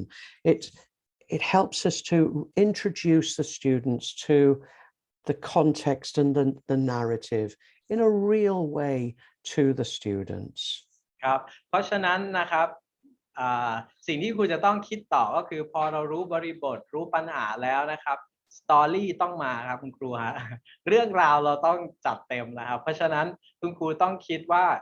สตอรี่หรือว่าเรื่องราวที่เราจะผูกโยงให้บริบทให้ปัญหาเกิดขึ้นเนี่ยมันจะต้องผูกสัมพันธ์กันยังไงบ้างนะครับเพราะฉะนั้นในทีมคุณครูนะครับจะต้องช่วยกันคิดว่าเราจะใช้บริบทใดนะครับใช้ปัญหาอะไรดีหรือ task นะครับถ้าเป็นคณิตศาสตร์นะฮะหรือนักเรียนจะมีบทบาทอะไรบ้างภายใต้ภารกิจหรือความท้าทายนี้นะครับพวกเขาจะต้องทำอะไรบ้างเหรอเพื่อแก้ปัญหานั้นได้นะครับแล้วก็สิ่งที่นักเรียนทำเนี่ยเขา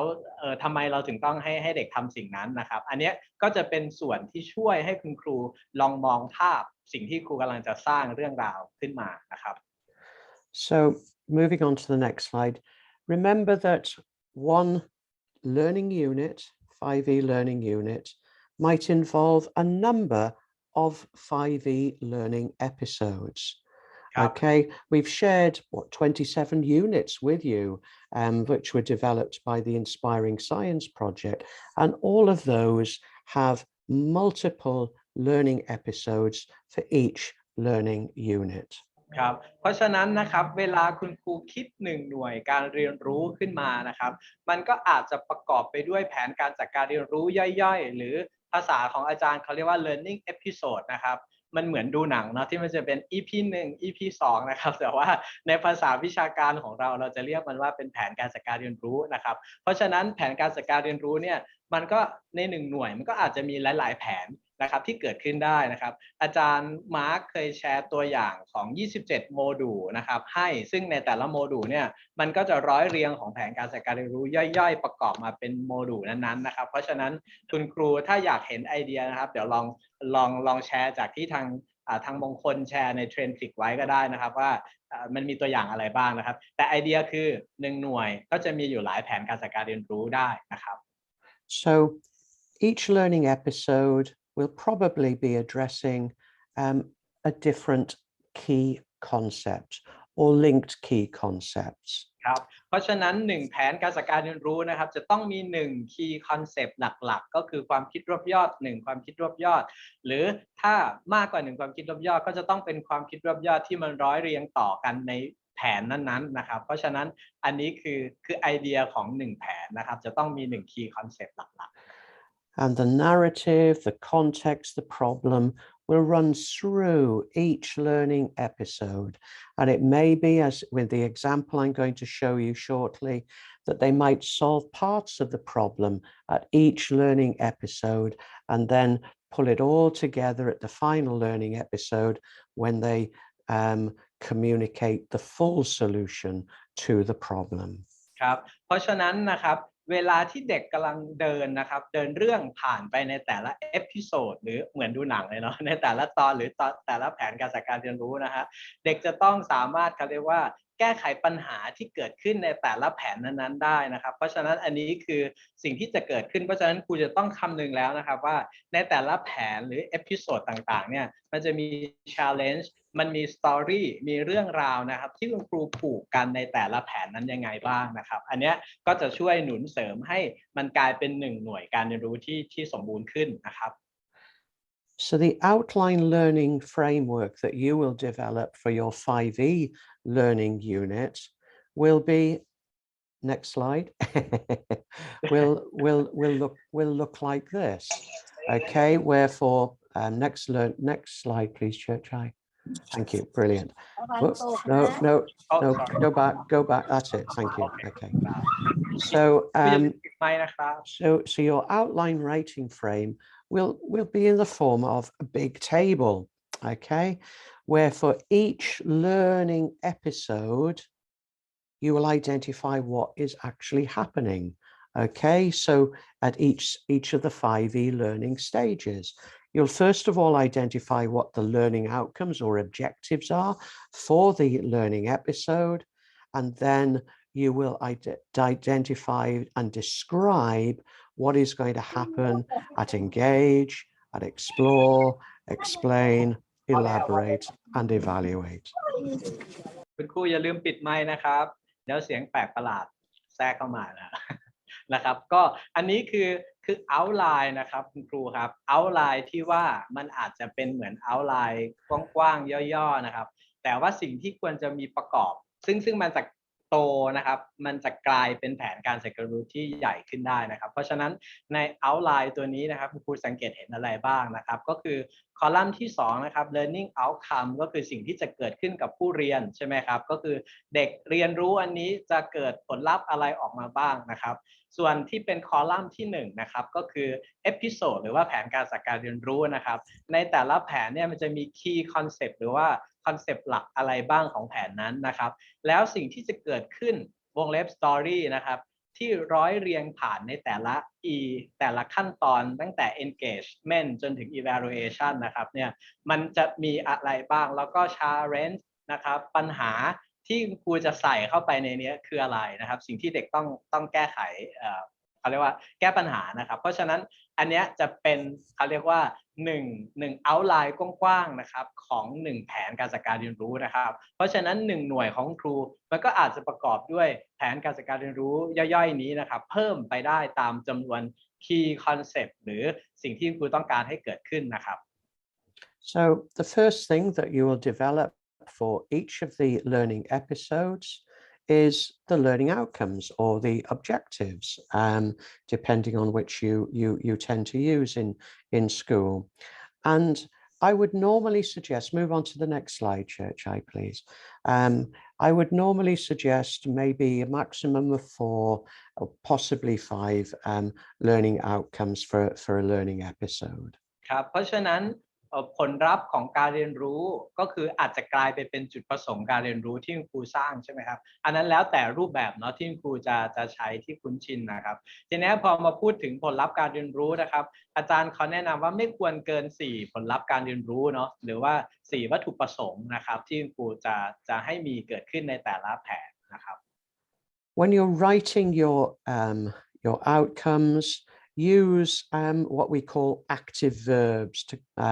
so make and test, design a system, investigate the factors. Okay, use these active verbs when you're describing the outcome, and also focus on complete activities, okay, rather than parts of activities.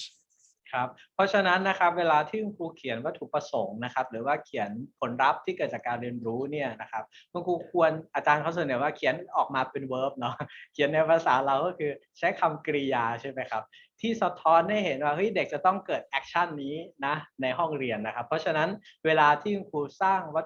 จุดประสงค์ใช่ไหมครับก็ควรจะเขียนจุดประสงค์ที่มาจากภาพของแอคชั่นหรือคำกริยาใช่ไหมฮะแล้วเพื่อป้องกันการเกิดวัตถุประสงค์ย่อยๆเนี่ยคุณครูควรเขียนมันออกมาให้มันเป็นภาพของกิจกรรมที่สมบูรณ์นั้นๆที่คุณครูต้องการนะครับอย่างตัวอย่างที่อาจารย์เขาให้เพื่อไม่ให้มันเกิดวัตถุประสงค์ย่อยๆแบบที่มันอาจจะเป็นย่อยเกินไปนะแต่ว่าตอนครูเขียนวัตถุประสงค์ก็เขียนให้มันเต็มประโยคโดยว่าแอคชั่นนั้นมันจะเกิดขึ้นในกิจกรรมแบบไหนยังไงนะครับอันนี้คือไอเดียที่อาจารย์เขาเสนอนะครับ Okay, so the next thing then for each learning episode will be identifying what's going to happen at the engage stage. So moving on to the next slide, please, Church-Eye. Thank you. Great. So, and again, we'll be thinking about what is the problem, the context, the story for this learning episode by thinking about what's the problem, what role will the students have, who are they working for, what are they doing, how will they communicate the solutions to the problem, and so on. So those questions will help you to identify the problem and the context for the engage stage, and of course for the whole learning episode. ครับเพราะฉะนั้นนะครับสมมุติคุณครูมีภาพของวัตถุประสงค์จุดประสงค์ในใจแล้วนะครับสเต็ปถัดมานะครับพอคุณครูกำลังจะเริ่มนะครับขั้นที่1ก็คือ engagement ขั้นการสร้างความสนใจเนี่ยมันมีหลักในการดีไซน์ยังไงบ้างนะครับคุณครูดูในหน้านี้ได้เลยนะครับก็ใช้กรอบประมาณนี้นะครับในการไปคิดต่อนะครับว่าในขั้นของการสร้างความสนใจเนี่ยคุณครูจะแนะนำบริบทหรือแนะนำปัญหาให้กับนักเรียนยังไงผ่านอะไรเหรอนะครับอันนี้คือวิธีการเนาะสิ่งที่เรากำลังพูดกันคือเรามาพูด how to วิธีนะครับเพราะฉะนั้นคุณครูอาจจะลองดูนะครับว่าในขั้นที่1เนี่ยคุณครูจะแนะนำบริบทหรือปัญหาให้กับนักเรียนยังไงนะครับซึ่งสตอรี่หรือว่าเรื่องราวที่คุณครูสร้างนะครับมันจะต้องผูกโยงและร้อยต่อส่งต่อกันจนถึงขั้นสุดท้ายใช่ไหมครับ And also at this stage, don't forget that we elicit the ideas of the students. So what types of question are you going to ask? What are you going to ask these questions on to elicit their ideas? And always think about the order of the questions that you're going to be asking. And of course, we normally start with lower cognitive and progress to higher cognitive questions. ครับเพราะฉะนั้นคุณครูใช้กรอบตรงหน้านี้ไปลองจินตนาการต่อก็ได้นะครับหลังจากนี้นะฮะส่วนจุดหนึ่งที่อาจารย์เขาพยายามย้ำให้เห็นอีกอันหนึ่งก็คือแล้วในขั้นนี้คุณครูจะถามคำถามอะไรดีนะฮะที่จะทำให้เด็กเขา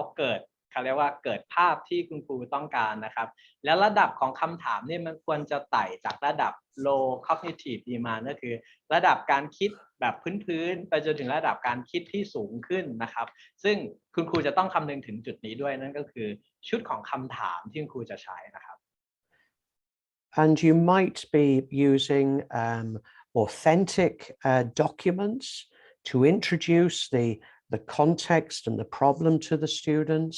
You might use a video, but remember, if you use a video, it's not developing content, knowledge, it's just introducing the problem to the students or the challenge to the students. ครับเพราะฉะนั้นนะครับในส่วนของ learning approach ก็คือ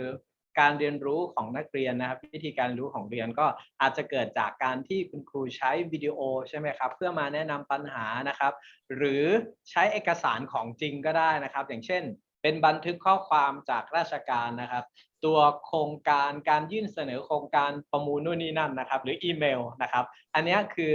สิ่งที่มันอยู่ในชีวิตประจำวันแล้วนักเรียนมีโอกาสได้พบเจอก็คุณครูอาจจะใช้วิธีนี้ก็ได้ในการแนะนำปัญหาหรือเรื่องราวนั้นๆนะครับที่เกิดขึ้นนะ And of course, with regard the eliciting questions, use best practice with regards to questioning techniques, low to high cognitive questions, maybe students writing ideas down as individuals or discussing in pairs or discussing as a group of 4 or think, pair, share. We'll use those good practices when we're eliciting their ideas. ครับเพราะฉะนั้นในขั้นที่หนึ่งนี้นะครับคุณครูอาจจะนึกถึงเทคนิคการสอนอื่นๆอย่างเช่นคุณครูตั้งคำถามไปแล้วใช่ไหมฮะเมื่อกี้คุณครูเซตคำถามไว้เนาะพอคุณครูยิงคำถามไปปั้งนะครับสิ่งที่จะเกิดขึ้นกับนักเรียนคืออะไรก็คือเขาจะมีโอกาสได้เขียนนะครับก็คือ good practice เนาะเราเรียกว่า good practice นะครับสำหรับผู้เรียนก็คือการเขียนใช่ไหมฮะเขาควรจะเขียนความคิดที่เกิดขึ้นจากการที่คุณครูถามเนี่ยลงไปในสมุดหรือลงไปในเวิร์กชีตของตัวเองก็ตามนะครับอาจจะใช้หลังจากนั้นก็อาจจะให้ไปคุยกันใช่ไหมครับคุยกันเป็นคู่นะครับหรือแพร์ใช่ไหมครับแล้วก็อภิปรายเป็นกลุ่มซึ่งต่างๆเหล่านี้ครูอาจจะใช้ได้ว่าเป็นเหมือน think pair share ก็ได้นะครับในขั้นนี้นะครับ So at stage 3, at the explore, stage 2, at the explore stage, the students will be you need to think about what activities you're going to use to start to develop the background knowledge and understanding and skills of the students. What questions will you pose to develop that knowledge and understanding as they're engaged in the activities? And how will the students communicate their learning from those activities? ครับเพราะฉะนั้นในขั้นที่2นะครับคือขั้นสำรวจและค้นหานะครับครูจะต้องนึกเป็นกิจกรรมออกมาได้เลยนะครับว่าเด็กจะต้องผ่านหรือใช้หรือเข้าไปมีส่วนร่วมกับกิจกรรมใดบ้างนะครับแล้วคำถามใดบ้างที่คุณครูจะใช้เพื่อกระตุ้นนะครับหรือท้าทายความคิดให้เด็กนะครับในช่วงของการสำรวจค้นหานี้นะครับอันนี้ก็จะเป็นสิ่งที่ครูควรจินตนาการนะครับว่ากิจกรรมอะไรดีนะที่เราจะมาใช้ในขั้นที่2นี้นะครับ We can use a whole range of different learning approaches here: active reading, simulation, experiments, games, investigations, fieldwork, jigsaw technique, and so on. So a whole range of different learning experiences could be employed during this stage. But remember, the key is then the use of questions to draw out the learning from those inquiry-based learning experiences. ครับเพราะฉะนั้นส่วนที่ครูคิดก็คือกิจกรรมใช่ไหมครับเพราะฉะนั้นแล้ววิธีการเรียนรู้ของนักเรียนจะประกอบไปด้วยอะไรบ้างก็คุณครูเห็นในหน้าจอนะครับตรงสีเหลืองๆนะครับก็ครูอาจจะผนวกหรือประยุกต์ใช้แนวทางเหล่านี้นะครับในกิจกรรมได้นะครับส่วนที่สำคัญที่อาจารย์พูดถึงก็คือคำถามใช่ไหมครับที่คุณครูจะใช้เพื่อดึงสิ่งที่เด็กได้เรียนรู้จากการอ่านการเกมการเทคนิคจิ๊กซอว์อะไรต่างๆการทดลองต่างๆหรือ inquiry ที่เด็กเกิดขึ้นนะครับก็เพื่อดึงออกมาในการแลกเปลี่ยนพูดคุยอภิปรายกันจากขั้นตอนที่2นี้ได้นะครับ And then the things to think about when the explain stage, the third stage is how will you engage the students in building those ideas from the explore stage? How will they be developing their ideas and explanations? And how will they communicate those? ครับเพราะฉะนั้นในขั้นที่3นะครับก็คือขั้นของการสร้างคำอธิบายนะครับหรือการลงข้อสรุปเนี่ยมันควรจะต่อยอดมาจากขั้นที่2ก็คือหลังจากที่เด็กเกิดไอเดียเกิดขึ้นใช่ไหมครับในขั้นที่2เนี่ยคุณครูจะส่งเสริมหรือว่าจะทำให้นักเรียนพัฒนาความเข้าใจที่มีในไอเดียจากขั้นที่2เนี่ยต่อยังไงนะครับแล้วนักเรียนจะสื่อสารหรือว่านำเสนอแนวคิดของตนเองในขั้นนี้อย่างไรนะครับอันนี้คือสิ่งที่ครูควรคำนึงเวลาที่มาสู่ขั้นตอนที่3นะครับก็คือ explanation นะครับ Think about what it is you want the students to understand and what skills you want them to have by the end of this stage in the learning experience. And normally you're going to be using questioning techniques and group discussion techniques to achieve this. ครับเพราะฉะนั้นในขั้นนี้นะครับครูอาจจะต้องคำนึงนะครับหรือคิดว่าknowledge ความรู้อะไรบ้างที่เด็กจะเกิดขึ้นในขั้นนี้ใช่ไหมครับ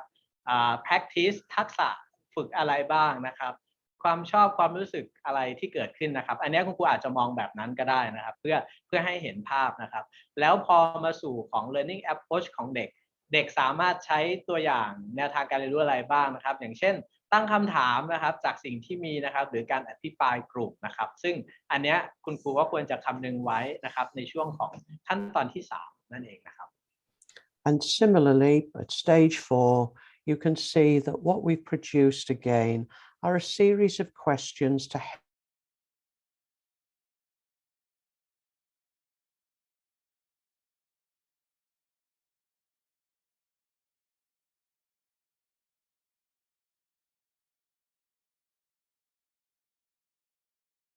problem students will be solving and how they'll be solving that problem. And again, of course, you will be scaffolding it through the use of questions. ครับเพราะฉะนั้นในหน้านี้นะครับก็จะเป็นกรอบนะครับให้ครูลองเอาไว้ใช้เวลาพูดถึงขั้นของการขยายความรู้หรือ elaboration ใช่ไหมฮะคุณครูอาจจะต้องมองว่า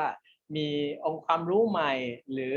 การตกผลึกอะไรบ้างที่ต้องเกิดขึ้นสำหรับผู้เรียนนะครับแล้วคุณครูจะช่วยขยายกรอบความเข้าใจของเขาให้กว้างขึ้นได้ยังไงนะครับแล้วก็รวมถึงแนวทางนะครับสำหรับการสอนที่คุณครูสามารถเอาไปใช้ได้นะครับคือไม่จำเป็นต้องทั้งหมดนะฮะคุณครูจะหยิบแนวทางการสอนอะไรไปใช้ในขั้นของที่4ขั้นตอนที่4ดีนะฮะอันนี้ก็เป็นกรอบนะครับ And there are a range of different approaches we can use, which I'm not going to go through, but they're on the slide and you'll have a copy of this anyway. ครับแล้วก็ตัวอย่างแนวทางการสอนนะครับในหน้าจอนะคุณครูลองเอาไปเลือกใช้ได้นะครับ So the final stage you'll need to think about is how are the students going to communicate their solutions to the problem or the challenge? How will they communicate their conceptual understanding that they've developed during the learning experience? And of course, you'll need to choose what method that you're going to use for the students to do their communication and make that real and relevant to the context and problem that the students are solving. And finally, of course, don't forget to develop your assessment rubric, which will be used for peer assessment, self-assessment, and for you to assess the students. ครับเพราะฉะนั้นนะครับมาถึงขั้นที่5นะครับก็ต้องยังอินมาอยู่ตลอดนะครับเพราะฉะนั้นวิธี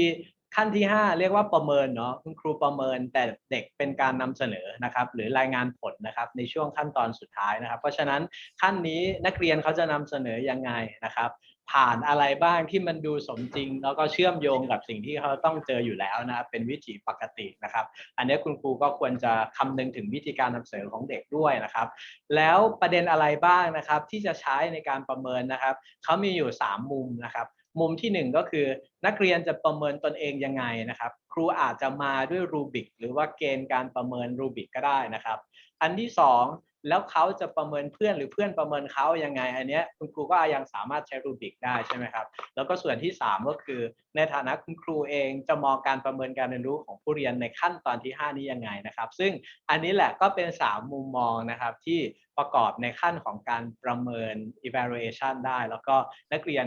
หลักๆคือเป็นผู้นำเสนอนะครับ Okay, I'm just going to give you a little break now of 5 minutes to think about any questions you might have or comments you want to make. Before then, what I'm going to do next, Church Eye, is I'm going to show the example of a completed writing frame using the resort design example. Okay. โอเคครับทางอาจารย์มาร์กอยากจะเบรกความคิดไว้นิดนึงนะครับคุณครูฮะแต่ว่าอยากจะให้คุณครูได้ลองย่อยนะครับแล้วก็ถ้ามีคำถามนะครับคุณครูสามารถถามคำถามผ่านแชทได้นะครับหลังจากเบรกนิดหน่อยตรงนี้นะครับหมายถึงว่าคุณครูมีคำถามเพื่อแลกเปลี่ยนเนี่ยอาจารย์เขาจะโชว์ตัวอย่างที่คุณครูน่าจะพอมองเห็นภาพว่าถ้าต้องกลับไปทำเอาท์ไลน์เขียนโครงของหน่วยการเรียนรู้ของตนเองออกมาเนี่ยมันมีตัวอย่างภาพที่เกือบจะสมบูรณ์อะไรบ้างที่อาจารย์เขาจะเอามาแชร์นะครับเพราะฉะนั้นระหว่างนี้นะครับขอย่อยก่อนนะครับคุณครูครับ พิมพ์คำถามเข้ามาเลยครับคุณครูฮะถ้าคุณครูไม่ชัดหรือมีข้อสงสัยตรงไหนนะครับอยากเรียนสอบถามก็ถามอาจารย์เข้ามาได้ในแชทหรือพูดคุยหรืออาจจะเป็นสิ่งที่คุณครูเรียนรู้ก็ได้จากการแชร์ของอาจารย์เมื่อสักครู่นะครับส่งเข้ามาเลยครับคุณครูครับ999นำโชคใช่ไหม ขอเรียนแบบของเชียงใหม่นะครับ999นำโชคนะครับคุณครูฮะส่งเข้ามาเลยครับคุณครูครับถ้ามีคำถามหรือว่ามีอะไรนะครับส่งเข้ามาในแชทเลยนะครับ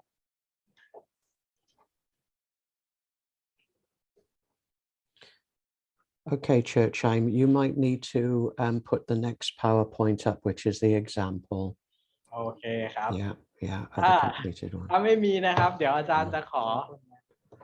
Why? อาจารย์มาร์ค what about if you wait for a few seconds Oh no, I'm just thinking. Get Oh, yourself okay. prepared. Okay, just okay yeah, I yeah, already yeah, yeah. prepared. Yes. All right, okay. ส่งเข้ามาได้เลยนะครับคุณครูครับ ขอคำถามหรือการเรียนรู้ที่คุณครูเข้าใจนะครับ ที่เกิดขึ้นนะครับ พิมพ์มาให้กำลังใจก็ได้ครับคุณครูครับ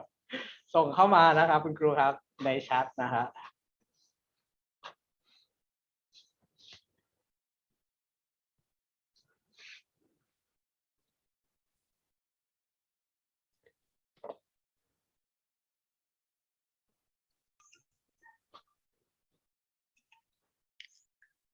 Nice job, Mark. This is Ed. I'm just been off the video, but I'm here. But I'll turn it off for 1 second. It's almost bedtime here, but Hi, Ed. good job. Those slides I think were helpful on the big idea. Oh, yeah, good. Thank you. Yeah, Thank you. they're. I can see you're on the beach. Yeah. Maybe this weekend I'll get there, but hopefully I mean Soon, my pass soon. got Yeah. my pass got approved, so I mean I hopefully good. will Yeah. get there, but it took 2 tries to get it, and my wife's got approved on the first time. I got rejected, and who knows what's going on, but Yeah, you should be fine now. are we still going to the office on Wednesdays and Fridays?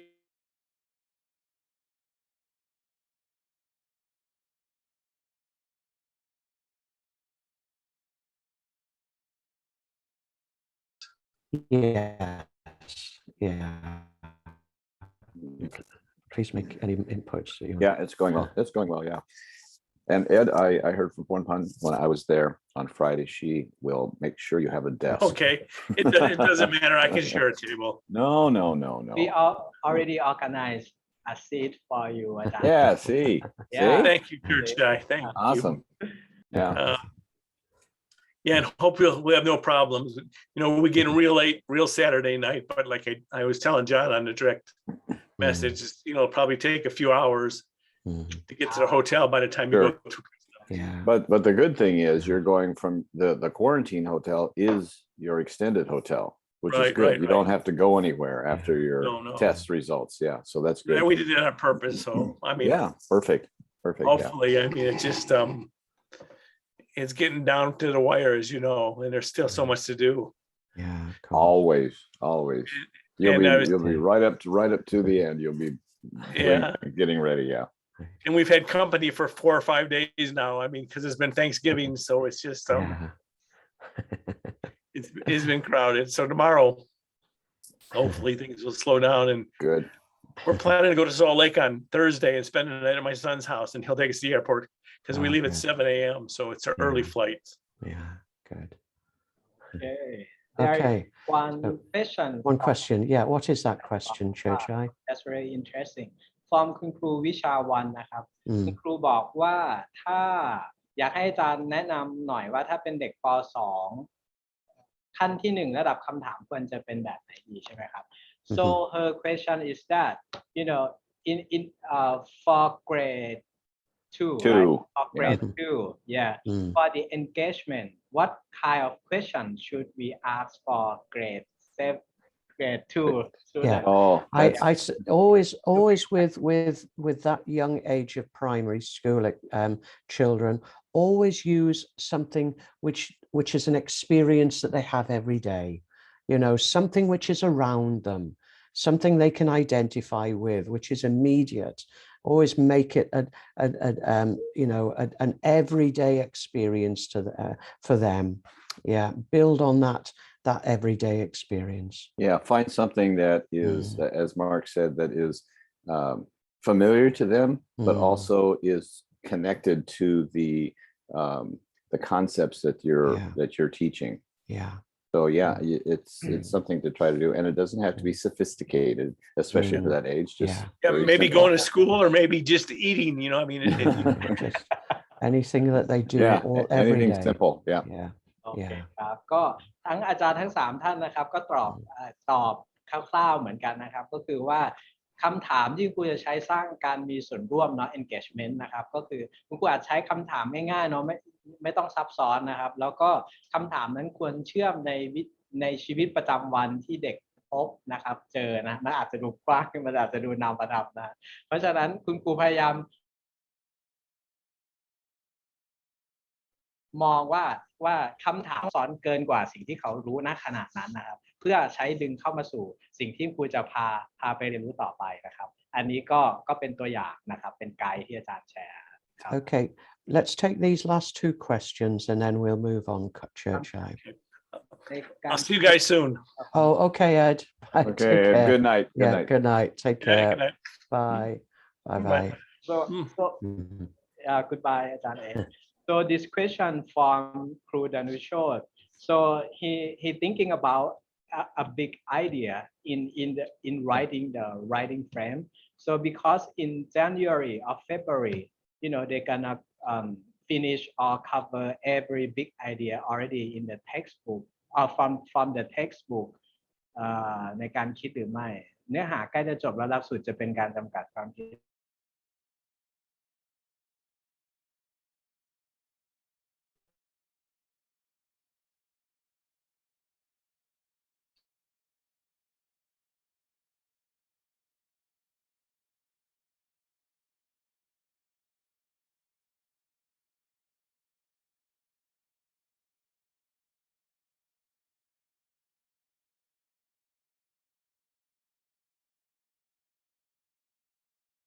แต่ที่จริงเราอยากได้หัวข้อที่มันเป็นสามารถที่จะเอามาทำตามขั้นตอนตามสเต็ปนั้นได้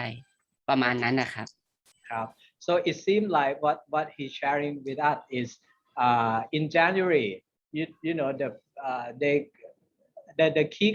the big idea is already introduced you know but in January it may be you know the key concept or sub key concept so it may not be big enough you know to use in January. Well, actually, the example I'm just going to show now is focusing on a key concept, which is part of a much bigger idea. So hopefully that will make them a key concept and develop a learning experience, learning unit, which is based on that key concept and is composed of the sub-concepts that make up that key concept. โอเคได้ครับคุณครูครับเดี๋ยวทางอาจารย์มาร์กจะแนะนำตัวอย่างเนาะที่คุณครูเล่าเมื่อกี้คือคุณครูลองจินตนาการว่าอาจจริงๆถ้าดีคือเราได้เริ่มคิดกับมันในเทอม2ใช่ไหมฮะอาจจะช่วงปิดเทอมเมื่อสักครู่เนาะแต่ว่าถ้าเป็นไปไม่ได้ก็คือเพราะโปรเซสในการพาคุณครูไปเนี่ยมันช้ากว่าหน่อยใช่ไหมฮะคุณครูอาจจะลองดูตัวอย่างที่1แผนการจัดการเรียนรู้ใช่ไหมครับที่ครูยังใช้ key concept ใช่ไหมฮะซึ่งรองมาจาก big idea เนี่ยก็ยังสามารถใช้เขียนแผนการจัดการเรียนรู้ได้นะครับเดี๋ยวอาจารย์มาเขาจะแชร์ตัวอย่างให้ดูหลังจากนี้อีกทีหนึ่งครับผม Okay, so shall we move on to that example then, Church Eye? Yes. Yeah. ขออนุญาตเปิดหน้าจอสักครู่นะครับอยู่ตรงไหนโอเค Okay, so what I'm going to show you now is an example of a completed writing frame. Okay, so all of those things I've described in terms of what you will need to do to develop your outline writing frame for your for the learning unit, the 5E learning unit you're developing. ครับเพราะฉะนั้นนะครับตัวอย่างอาจารย์จะลองให้ดู outline ที่สมบูรณ์นะครับที่อาจารย์เขามองว่าสมบูรณ์เนี่ยควรจะหน้าตาประมาณนี้นะครับให้คุณครูลองดูเป็นตัวอย่างนะครับซึ่งมันเป็นส่วนหนึ่งของ big idea เนาะมันอาจจะยังไม่ได้ครอบคลุม big idea ทั้งหมดแต่ว่ามันครอบคลุม key concept นะครับที่จะใช้นะครับตัวอย่างเช่นในนี้ก็คือ 5E นะครับถ้าสมมุติคุณครูเขียนหน่วยการเรียนรู้แบบ 5E นะครับคุณครูจะควรประกอบไปด้วยอะไรบ้างนะครับ And this is for a topic that grade 7 teachers might be teaching now or might be teaching during the next few weeks, for which we've actually already given you a 4-stage PBL example model example for you to use. But what I'm going to show you is the 5E version. เพราะฉะนั้นนะครับตัวอย่างหน่วยการเรียนรู้ที่อาจารย์เอามาใช้ก็เป็นระดับชั้นม.1 นะครับ ชื่อบิ๊กไอเดียก็คือการถ่ายโอนการถ่ายโอนความร้อนนะครับเพราะฉะนั้นคุณครูคงจำได้นะครับตอนที่เราเรียนเรื่อง PBL นะครับการเรียนรู้โดยใช้ปัญหาเป็นฐานอาจารย์ก็ใช้หัวข้อนี้เป็นตัวอย่างนะครับให้ครูเรียนรู้โดยใช้ PBL คราวนี้อาจารย์จะลองเอาเอาหัวข้อการออกแบบรีสอร์ทนะครับลองมาดีไซน์ให้มันเป็นหน่วยการเรียนรู้แบบ 5E นะครับคุณครูลองดูนะครับ Okay, so the topic's called, or the unit is called resort design. The big idea, well, actually, it's a key concept for the topic on heat. Okay, but let's call it a big idea for this purpose. Okay, which is heat transfer. Okay, and how temperature is a measure of energy present in our body in a body as heat, and energy flows as heat from areas of high temperature to areas of low temperature. And this is our key concept, which is with regard to, or big idea, sorry, which is with regard to heat transfer. ครับเพราะฉะนั้นสมมุติตีกลมๆก่อนนะครับคุณครูบิ๊กไอเดียของเรื่องก็คือเรื่องการถ่ายโอนความร้อนใช่ไหมฮะซึ่งก็คือ1หน่วยใหญ่ๆเลยเนาะในของม.1 นะครับสมมุติอันนี้คือบิ๊กไอเดียนะครับบิ๊กไอเดียที่ว่าก็คือมันมีอะไรบ้างนะครับก็คืออุณหภูมิใช่ไหมมันจะเป็นการวัดพลังงานที่มีอยู่ในร่างกายที่เป็นความร้อนก็คือพูดได้ง่ายพลังงานจะไหลนะครับจากความร้อนที่มีอุณหภูมิสูงไปยังบริเวณที่มีอุณหภูมิต่ำกว่านะครับอันนี้คือบิ๊กไอเดียใหญ่ๆนะครับของเรื่องการถ่ายโอนความร้อนนะครับ And of course the key concepts that make up that are that heat travels through materials via conduction.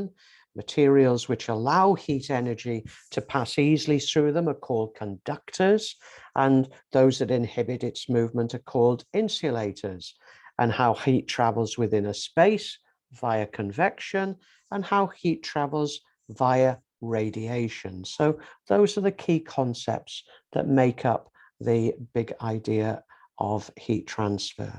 ครับเพราะฉะนั้นภายใต้ Big Idea ของ Heat Transfer ก็คือว่ามันจะมีคอนเซปต์หลักๆอยู่3คอนเซปต์หลักๆนะฮะถ้าที่คุณครูดูตัวหนาๆก็ได้นะครับก็คือว่าพลังงานหรือว่าความร้อนเนี่ยมันจะเดินทางผ่านวัสดุใช่ไหมครับก็คือเรื่องมันจะมีคอนเซปต์ที่เกี่ยวข้องกับเรื่องของการนำความร้อนใช่ไหมครับแล้วก็ตัวนำความร้อนนะครับแล้วก็ฉนวนนะครับซึ่งอันนี้ก็จะเป็นคอนเซปต์หลักคอนเซปต์ที่อยู่ภายใต้ Big Idea นี้นะครับก็จะมีอยู่3-4 ไอเดียนี้นะครับ So the problem, the context and the narrative for this resort design unit is that if you move on to the next slide, please, Churchill, thank you. And you can put up the Thai version. That's it. Yeah, great. So it's that the students are engineers. They're working for a company which has been commissioned to develop an environmentally friendly resort. Okay, and they're working for Mr. Sutty, who's the managing director of their company. And what they're going to have to do is to design and build models of the houses for this resort, the restaurant for the resort, and the way in which the resort heats water for people to shower. ครับเพราะฉะนั้นนะครับจากหน่วยการเรียนจาก Big Idea ตรงนั้นจาก Key Concept ที่เราเห็นนะครับมันจะนำมาสู่เรื่องราวหรือว่า Context หรือว่าปัญหายังไงได้บ้างนะครับเพราะฉะนั้นตรงนี้ก็คือ Story ใช่ไหมครับเรื่องราวที่คุณครูกำลังจะปูขึ้นนะครับเพราะฉะนั้นมิสเตอร์คุณสุทธีเกษสิริเนี่ยเขาก็เป็น Manager หรือเป็น Director ของสักบริษัทหนึ่งนะครับมาว่าจ้างหรือมาให้นักเรียนซึ่งอาจจะเป็นทีม Engineer ทีมวิศวะนะครับในการออกแบบการสร้างรีสอร์ทที่พักตากอากาศให้หน่อยนะครับโดยภายใต้โจทย์หรือว่าปัญหานี้ก็คือให้ออกแบบโมเดลใช่ไหมครับเพื่อที่เขาจะเอาไปสร้างรีสอร์ทที่มันเป็นมิตรกับสิ่งแวดล้อมอยู่ใกล้ริมทะเลอารมณ์ประมาณนั้นนะครับคุณครูแต่ทีนี้ภายใต้โจทย์เนี้ยมันก็จะมีตัวปัญหาย่อยๆที่เด็กจะต้องทำการสืบค้นสืบเสาะสำรวจตรวจสอบเพื่อที่จะนำมาสู่การสร้างไอเดีย ของโมเดลอาคารที่พักบ้านพักตากอากาศใช่ไหมอันนี้คือกรอบกว้างๆนะครับที่มันประกอบไปด้วยตัว problem ใช่ไหมครับตัว context นะฮะแล้วก็ตัว narrative หรือว่าตัว story ที่เราสร้างขึ้นนะครับโดยผ่านตัวละครที่ชื่อว่าคุณสุธีกับทีมวิศวกรนักเรียนเนี่ยแหละฮะ Okay, so the first learning episode is about building the walls. Okay, so the first learning episode, the students are going to be solving the first part of the problem. They're going to be identifying which materials they're going to use for building the walls and how thick they're going to make those walls, so that they're not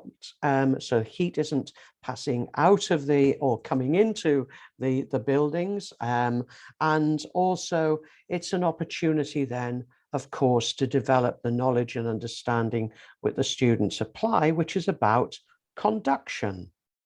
ครับเพราะฉะนั้นนะครับในเอพิโซดแรกหรือว่าแผนการจัดการเรียนรู้แรกนะครับสิ่งที่เป็นปัญหาหรือความท้าทายของเด็กก็คือการเขาใช้หัวข้อว่าสร้างผนังอาคารเนาะก็คือเป็นโจทย์ที่ว่าจะทำยังไงให้วัสดุที่เราจะเอามาเลือกในการสร้างอาคารหรือสร้างอะไรพวกนี้เนี่ย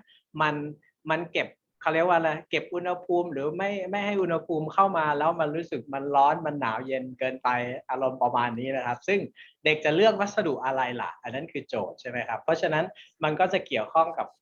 ของ convection ใช่ไหมครับการนำความร้อนเนาะนะฮะมานะครับอันนี้ก็จะเป็น key concept ใช่ไหมฮะที่เด็กจะเกิดการสร้างความเข้าใจในเรื่องการสร้างผนังอาคารวงเล็บก็คือการเลือกวัสดุที่จะเอามาใช้สร้างนะครับ And so the objectives for this learning episode are to consider the possible materials for walls for houses, investigate the rate of heat flow through wall materials, and select the most appropriate material for building the walls of the resort houses. เพราะฉะนั้นอันนี้ก็จะเป็นวัตถุประสงค์หรือผลลัพธ์การเรียนรู้ที่คุณครูคิดว่าอยากจะให้เกิดกับเด็กนะครับนั่นก็คือเด็กสามารถอธิบายนะครับวิธีการเลือกวัสดุสำหรับใช้สร้างผนังอาคารของบ้านพักตากอากาศได้นะครับทดลองแล้วก็อธิบายเกี่ยวกับการถ่ายโอนความร้อนผ่านผนังที่ทำจากวัสดุที่แตกต่างกันได้นะครับแล้วก็บอกหรือระบุวัสดุที่เหมาะสมประมาณนี้นะครับอันนี้คือวัตถุประสงค์เนาะที่มันอยู่ภายใต้ภารกิจของเอพิโซดแรกก็คือสร้างผนังอาคารนะครับ And the way in which this is done at each of the stages, the engage, explore, explain, elaborate, and evaluate stages, you can see, go on to your Thai version, that's it, okay. We didn't need the highlights, but first of all, at the engage stage, the students are introduced to the context and the problem by Mr. Suthi, who stresses that building the resort will involve a significant investment. They need some research before the designs are created to ensure that the eventual buildings are fit for purpose. So making it real and relevant to the students. And he also introduces them to the first problem. Okay, what materials should be used to build the houses? ครับเพราะฉะนั้นนะครับเวลาคุณครูมามองภาพรวมเนาะของ5ขั้นตอนหลักๆนะครับคุณครูก็จะเห็นตามหน้าจอนะฮะเพราะฉะนั้นในช่วงของ engagement หรือขั้นการสร้างความสนใจเนี่ยคุณครูจะต้องทำให้เด็กอินเลยนะครับให้เรียลคือเหมือนของจริงนะฮะเพราะฉะนั้นคนที่จะมาพูดของจริงเนี่ยก็ต้องเป็นคุณสุธีใช่ไหมครับแล้วปัญหาหรือว่าภารกิจที่เด็กต้องทำในแผนนี้หรือว่าในเอพิโซดนี้ก็คือว่าเขาจะเลือกใช้วัสดุใดล่ะในการสร้างอาคารบ้านพักนะครับอันนี้มันก็จะขึ้นมาจั่วไว้ตั้งแต่ขั้นของ engagement แล้วใช่ไหมครับก็คือเป็นภารกิจใหญ่เนาะที่เด็กจะต้อง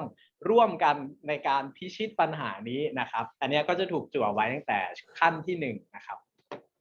And then, of course, at the explore stage, they start to develop their knowledge and understanding to be able to solve the problem. So they carry out investigations into the thermal properties of materials that they've selected that they could maybe use for building the walls of the houses. ครับเพราะฉะนั้นสเต็ปถัดมาหรือขั้นตอนถัดมาในขั้นที่2ที่เรียกว่า exploration ขั้นสำรวจค้นหานะครับเด็กจะสำรวจอะไรบ้างนะครับแน่นอนเลยธีมหลักๆที่ใช้ที่เด็กจะต้องสำรวจก็คือสำรวจพวกคุณสมบัติของวัสดุที่จะต้องใช้ใช่ไหมครับความร้อนของวัสดุต่างๆอันนี้แหละคือสิ่งที่ควรจะเกิดขึ้นในขั้นที่2ก็คือขั้นของการสำรวจค้นหานะครับ And then at the explain stage, of course, the students prepare a report showing how the results from their investigations and their understanding that they've developed can be used by the architects as they design the buildings. So here they're making recommendations, okay, which of course are their explanations and why they should be designing the buildings in that way with regard to materials that they should use ครับเพราะฉะนั้นมันก็นำมาสู่ขั้นตอนที่3คือขั้นของการอธิบายใช่ไหมครับมันเป็นการอธิบายแนวคิดของนักเรียนในฐานะที่เป็นวิศวกรที่ได้จากการสำรวจตรวจสอบใช่ไหมครับว่าเอาล่ะทีมคุณน่ะจะใช้วัสดุอะไรเหรอบอกหน่อยขอเหตุผลหน่อยเพราะอะไรนะครับเพราะฉะนั้นในส่วนนี้แหละที่เด็กจะต้องทำการอธิบายนะครับผลที่ได้จากการ exploration นะครับออกมาหรือการสำรวจออกมานะครับเพราะฉะนั้นตรงส่วนนี้เด็กจะได้นำเสนอนะครับหรือได้ explain นะครับ And then moving on to the elaborate stage, the students now consider a real world problem. Should they spend more money to build a better wall or live with less effective material but make it thicker? Okay, so the students are going to carry out investigations to solve this extra problem with regard to the design of the walls. ครับเพราะฉะนั้นก็จะนำมาสู่ขั้นขยายความรู้ก็คือมันจะเป็นโจทย์ที่อภิปรายพูดคุยกันจริงๆใช่ไหมว่ามันคุ้มค่าหรือเปล่าที่เราจะต้องใช้เงินเพื่อสร้างผนังในแบบที่มันควรจะเป็นจริงๆแต่ในขณะที่ถ้าเรามีเงินแค่นี้เราอาจจะได้ประสิทธิภาพน้อยกว่าแต่เราใช้งบน้อยกว่านะครับอันนี้ก็อาจจะเป็นประเด็นที่เอามาขยายความรู้นะครับในตรงนี้ได้เพื่อที่จะใช้ในการหาคำตอบที่น่าจะเหมาะนะครับสำหรับผู้เรียนนะครับ And at the evaluate stage, the students have to produce a report for the client, telling the client what materials they think they should be using, how thick they should make their walls, and why they should do this based on the investigations they've carried out, the evidence that they've collected to make those decisions. ครับแล้วก็ขั้นสุดท้ายขั้นประเมินใช่ไหมครับประเมินของครูแต่เป็นการนำเสนอของเด็กนะครับเพราะฉะนั้นเราจะประเมินหรือให้เด็กนำเสนอยังไงล่ะก็อาจจะผ่านในรูปของรูปเล่มรายงานหรือผลที่เกิดขึ้นนะครับซึ่งอันนี้คุณครูจะสามารถใช้ให้เด็กเป็นผู้นำเสนอแล้วครูก็แอบประเมินใช่ไหมฮะในใจหรือผ่านรูบิกก็ได้นะครับอันนี้คือขั้นสุดท้ายนะครับ So this exemplifies what you will be doing when you're developing your outline writing frame. You have an overview for each episode, you have the objectives for each episode, and then you have a description of what is going to happen at each of the 5 stages as they progress through the context-based learning experience. ครับเพราะฉะนั้นนะครับอันนี้เป็นสิ่งที่คุณครูควรคำนึงเนาะเวลาที่จะเขียนสมมุติหน่วยก็จะต้องมีแผนย่อยๆใช่ไหมครับในแผนย่อยๆเนี่ยก็จะต้องมีสมมุติถ้าเป็น 5E ก็ในแต่ละขั้นเนี่ยคุณครูมีวัตถุประสงค์มีผลลัพธ์ที่ต้องการเรียนรู้อะไรบ้างนะครับและในแต่ละแผนเนี่ยมันมี challenge มีปัญหาอะไรที่เด็กต้องแก้ไขท้าทายกรอบเหล่านี้ครับคุณครูสามารถใช้มองเป็นภาพแล้วก็ใช้ในการเขียนแล้วก็พัฒนาหน่วยการเรียนรู้หรือแผนการเรียนรู้ของครูขึ้นมาได้นะครับ Okay, Church, I will quickly flick through just to show you that we've done this for each of the 4 learning episodes of the resort design learning unit. So you can look at those for further example. And what you will see is that each of the first 3 learning episodes is solving a part of the bigger problem. And then at the 4th learning episode, it's all pulled together with the students solving the big problem, which is then the development of their design for the learning resort, for the for the eco resort, and the models and prototypes that that they've designed for the resort, the eco resort. So so one thing to emphasize again is not only are the students, as they go through this process, going through the 5E model to solve problems at each stage, but also the students are engaged in engineering design when they're solving the problem as well. So that's important, is that is integrated into the model. Okay? นะครับเพราะฉะนั้นนะครับผมลองเปิดตัวอย่างมาให้ดูคร่าวๆเนาะอาจจะด้วยเวลาจำกัดนะครับคือเมื่อกี้ฉายภาพตัวอย่างของแผนแรกเนาะให้ครูเห็นโดยสมบูรณ์นะครับแล้วก็ขออนุญาตฉายแผนที่2ที่3ที่4ให้เห็นเป็นคร่าวๆเดี๋ยวผมจะส่งสไลด์นี้ให้อีกครั้งหลังจากการนำเสนอนะครับครูจะได้เห็นเป็นตัวอย่างเนาะแต่ประเด็นของอาจารย์เขาคือว่านะครับในแต่ละเอพิโซดหรือในแต่ละแผนการจัดการเรียนรู้เนี่ยมันจะมีปัญหาย่อยๆเนาะซึ่งเด็กจะต้องแก้นะครับหรือว่าเขาเรียกว่าแก้ความท้าทายตรงนี้ในแต่ละแผนการจัดการเรียนรู้แล้วผลลัพธ์ที่ได้จากแต่ละแผนการจัดการเรียนรู้เนี่ยมันเป็นซับเซตย่อยหรือมันเป็นสิ่งที่จะเอาไปสู่การตอบคำถามหลักซึ่งก็คือการสร้างรีสอร์ทใช่ไหมฮะการสร้างรีสอร์ทหรือโมเดลเนี่ยมันคือปัญหาใหญ่ของหน่วยใช่ไหมครับในแต่ละแผนเนี่ยมันก็จะมีปัญหาย่อยๆที่เด็กจะต้องผ่านไปในแต่ละด่านใช่ไหมครับเพราะฉะนั้นในแต่ละด่านหรือแต่ละแผนเนี่ยคุณครูจะต้องไปคิดว่าปัญหานั้นเนี่ยมันมีปัญหาย่อยๆที่จะเป็นคำตอบของปัญหาใหญ่ยังไงนะครับอันเนี้ยทางทีมนะครับทางอาจารย์ก็เดี๋ยวจะแชร์สไลด์นี้ให้เห็นเป็นตัวอย่างเนาะแต่ภาพใหญ่ๆก็คือเวลามองหน่วยคุณครูควรมองแบบนั้นนะครับแล้วก็พอมองมาเป็นภาพย่อยก็คือในแต่ละแผนการจัดการเรียนรู้คุณครูก็ต้องนึกถึง 5E ใช่ไหมครับแล้วก็ในแต่ละขั้นเนี่ยคุณครูใช้ประยุกต์ใช้ความท้าทายใช้ปัญหาใช้บริบทอะไรได้บ้างนะครับมาเป็นตัวประกอบนะครับเพราะฉะนั้นถ้าคุณครูลองคลี่มันออกมาเป็นหน่วยใหญ่ๆเนี่ยจะเห็นว่าเฮ้ยมันมีโอกาสมากเลยนะที่ครูจะเอา engineering design process ใช่ไหมครับมาใส่ไว้ในนั้นก็ได้หรือจะเอา science investigation การสำรวจตรวจสอบมาใส่ในเอพิโซดไหนดีนะในแผนไหนดีนะคุณครูก็จะเจอว่าเฮ้ยนี่คือหน่วยใหญ่ๆเลยนะมันมีโอกาสที่เด็กจะได้ฝึกฝนทักษะหลายอย่างเลยนะครับในหน่วยนี้เพราะฉะนั้นอันเนี้ยอยากให้เป็นบริบทเป็นสิ่งที่คุณครูเล่านะครับเมื่อกี้ทางอาจารย์จอน บอกว่า for primary grade level คือสำหรับครูประถมเนี่ยอันนี้อาจจะดูท้าทายไปหน่อยเนาะนะครับเดี๋ยวถ้าคุณครูต้องการอยากให้มีเซสชั่นย่อยนะครับพาย่อยลงไปอีกในบริบทเด็กประถมเนี่ยอาจารย์เขายินดีนะครับที่จะช่วยนะครับโดยใช้บริบทของคุณครูของเด็กประถมนะครับก็เดี๋ยวนัดกันมาก็ได้นะครับอาจารย์ feel free to help นะครับ Yeah, I have primary examples, but they'll need to be translated because they're only in English, and unfortunately, but we could do that during a session very easily. Okay. Yeah, I think it's important to perhaps set up a session for the primary. Yeah. Also, this is also very challenging if this example, if it's still virtual by then, hoping that they'll be in the classroom, because then it's very exciting. But boy, if not, it's hard to have an individual student do all of this. So so there's so many things going on. So we hope the writing outline example is a good one, and now we have to make sure that whatever the situation is, it will work. Yeah. Okay, Ajahn John, Ajahn Mark, there is one question that we haven't answered in chat box. So Ajahn Thanom asked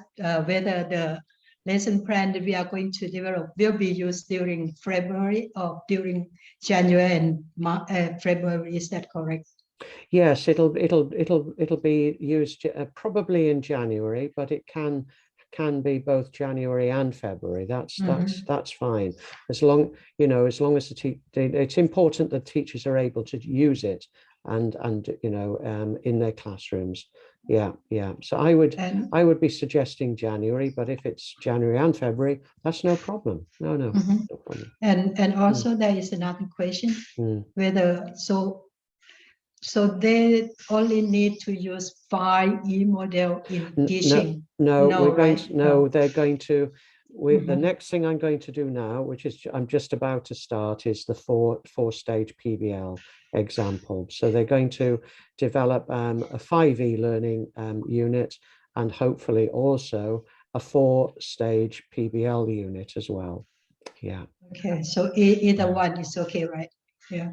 Well, I know that we had this discussion on Wednesday, didn't we? And we thought it would be best if they could do both. But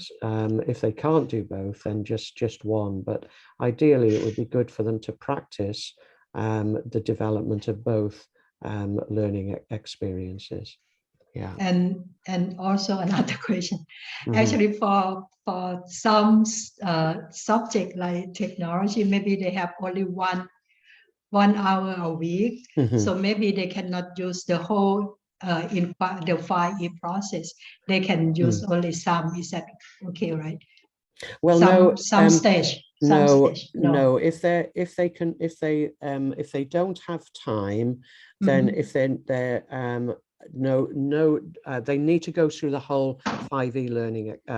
stages. Okay, so what I would be suggesting for a technology class is maybe them using an engineering design challenge, maybe as an example. Yeah. Okay. So the EDP, you mean? Yes, that's right. Yeah. Okay. Yeah. Thank ร you. บกวนท่านอาจารย์ตอบเป็นภาษาไทยนะครับ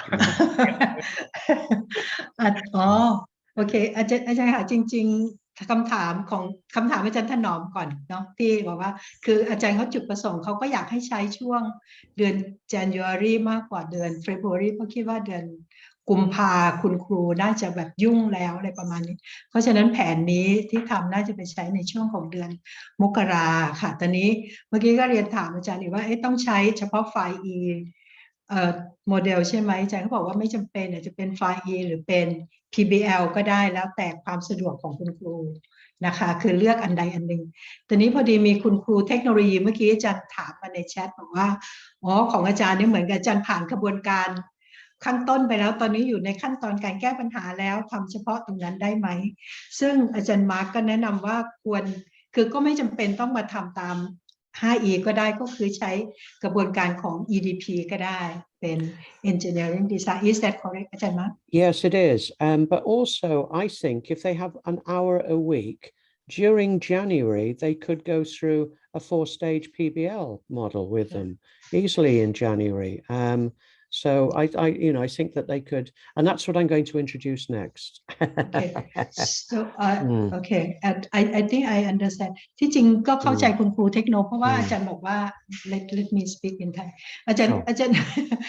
บอกว่าอาจารย์จะต้องสอนบทเรียนที่เป็นโปรแกรมภาษา Python ถูกไหมคะ So they are going to teach a programming language, Python language. So if that the case, maybe they cannot follow 5E model, but I just trying to. So they are teaching programming language. Just right. Following the topics and how can they use the 5E model in teaching. Well, if they say, for example, if they're going to solve a real problem using their programming language, because that's, to me, the end product of doing that would be develop their own program, which might be an app for a particular purpose. So so the student, I would say, use the 4-stage PBL model for that, where they introduce the problem I'm going to go through this process now, but where they introduce the problem, they then develop their programming skills, and then solve the problem and communicate that problem using the programming skills that they've developed. And that makes it a real context and problem for the students, because that's what programmers do. they solve real problems by using their programming skills. โอเคค่ะ Yeah. อาจารย์ค่ะถ้างั้นเดี๋ยวอาจารย์ปรึกษากับอาจารย์ผู้เชี่ยวชาญเราเลยนะอาจารย์มาร์ค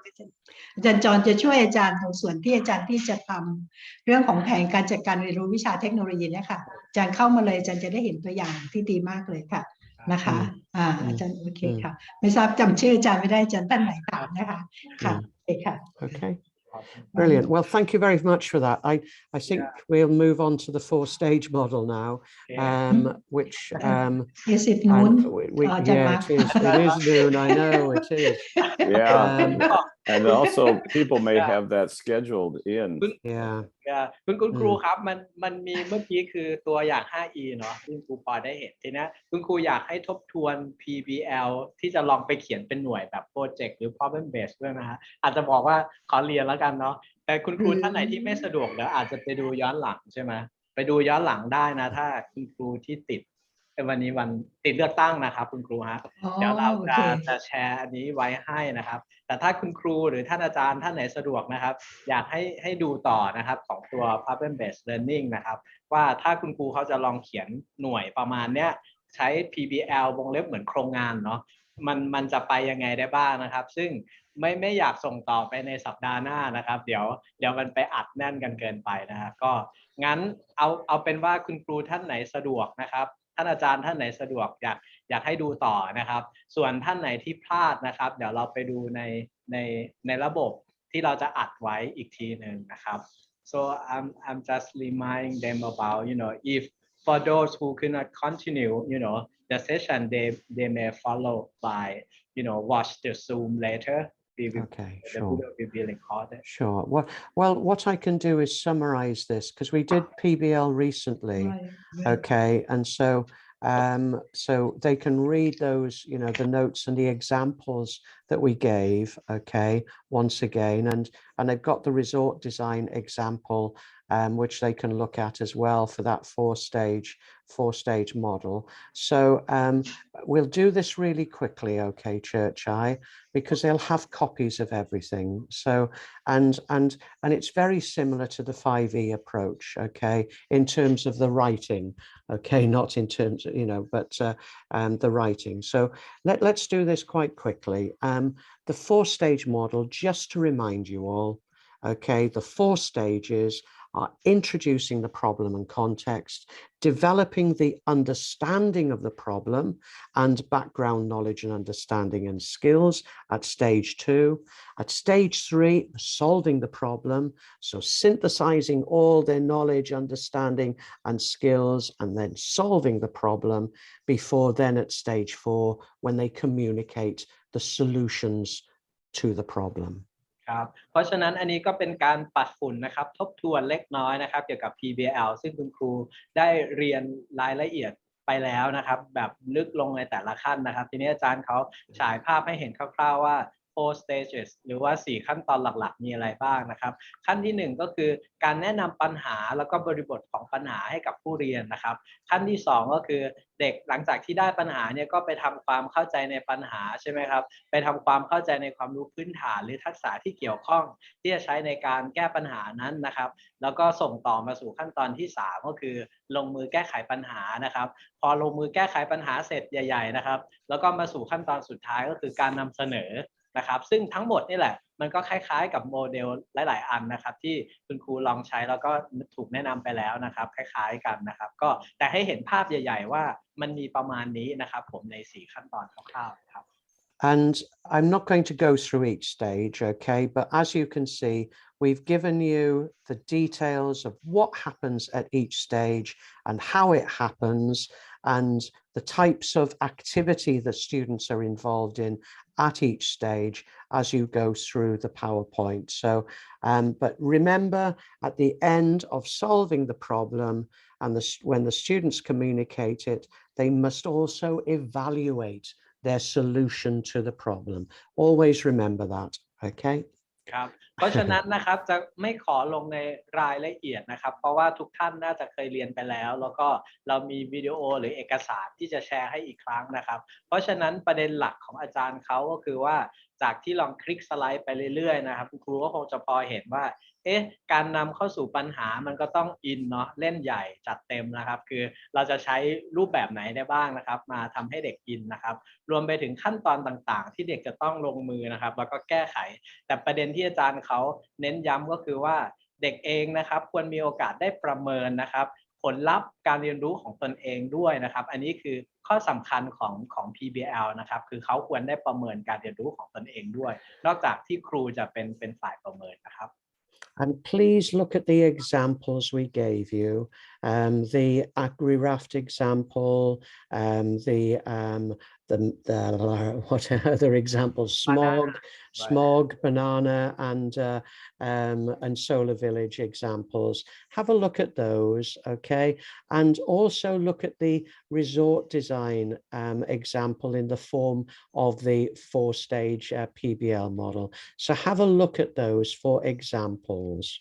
ครับเพราะฉะนั้นนะครับคุณครูสามารถลองนึกถึงตัวอย่างที่ทางอาจารย์เคยแชร์ให้นะครับไม่ว่าจะเป็นเรื่องกล้วยไทยไปนอกใช่ไหมครับฝุ่นควันวงเล็บทีมภาคเหนือใช่ไหมครับได้ไปนะครับหรือแม้แต่เทศกาลแห่เทียนพรรษานะครับภาคอีสานเนาะได้ไปนะครับเพราะฉะนั้นในแต่ละเรื่องเหล่านั้นนะครับมันจะมีโครงของ4ขั้นตอนเหล่านี้ประกอบอยู่นะครับแล้วคุณครูลองไปดูเป็นตัวอย่างก็ได้ว่าเขาจัดหนักจัดเต็มยังไงบ้างนะครับในการแนะนำปัญหาแล้วก็สิ่งที่เกิดขึ้นจากการเรียนรู้นะครับเพราะฉะนั้นคุณครูไปแกะตรงนั้นได้นะครับอันนี้จะไม่ขอลงรายละเอียดในส่วนนั้นนะครับOnce again, when you start this writing process of the 4-stage model PBL, the very first thing again you think about is what are we teaching? What topic are we teaching? And then think about where is this topic applied in the real world? Who applies it? What do they apply it for? What types of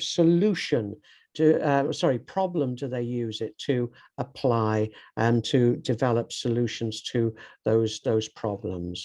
Okay, so once again, we're identifying real problem, real context, with the students having a real role within that real context to solve the real problem. ครับเพราะฉะนั้นนะครับประเด็นหลักที่ทางอาจารย์มองว่าแล้วเราจะหาหัวข้อในการทำ PBL ยังไงได้บ้างนะครับก็คุณครูใช้หน้าจอนี้นะครับหน้านี้เป็นกรอบในการที่คุณครูจะคิดถึงตัวหัวข้อหรือหน่วยที่จะใช้ทำ PBL ได้นะครับซึ่งก็จะคล้ายๆกับวิธีการคิดหาตัวหน่วยการเรียนรู้แบบ 5E เหมือนกันนะครับประเด็นสำคัญของอาจารย์เขาคือว่าการที่จะทำให้เด็กสนใจแล้วก็เป็นเจ้าของจริงเนี่ยบริบทก็ควรเป็นบริบทจริงใช่ไหมครับสถานการณ์จริงที่เด็กมีโอกาสได้พบเจอในชีวิตประจำวันนะครับแต่อาจจะไม่ต้องเจ็บจริงนะฮะนี่คืออาจจะไม่ต้องไปเล่นเจ็บจริงนะครับคุณครูก็คือให้เจอสถานการณ์จริงนะครับบริบทจริงนะครับแล้วก็ลองดูว่าสิ่งเหล่านี้มันจะมาเกิดขึ้นใน PBL ของคุณครูยังไงได้บ้างนะครับโดยคุณครูสามารถคิดเป็นทีมได้นะครับในตัว PBL นี้นะครับ Okay, so moving on to the next slide,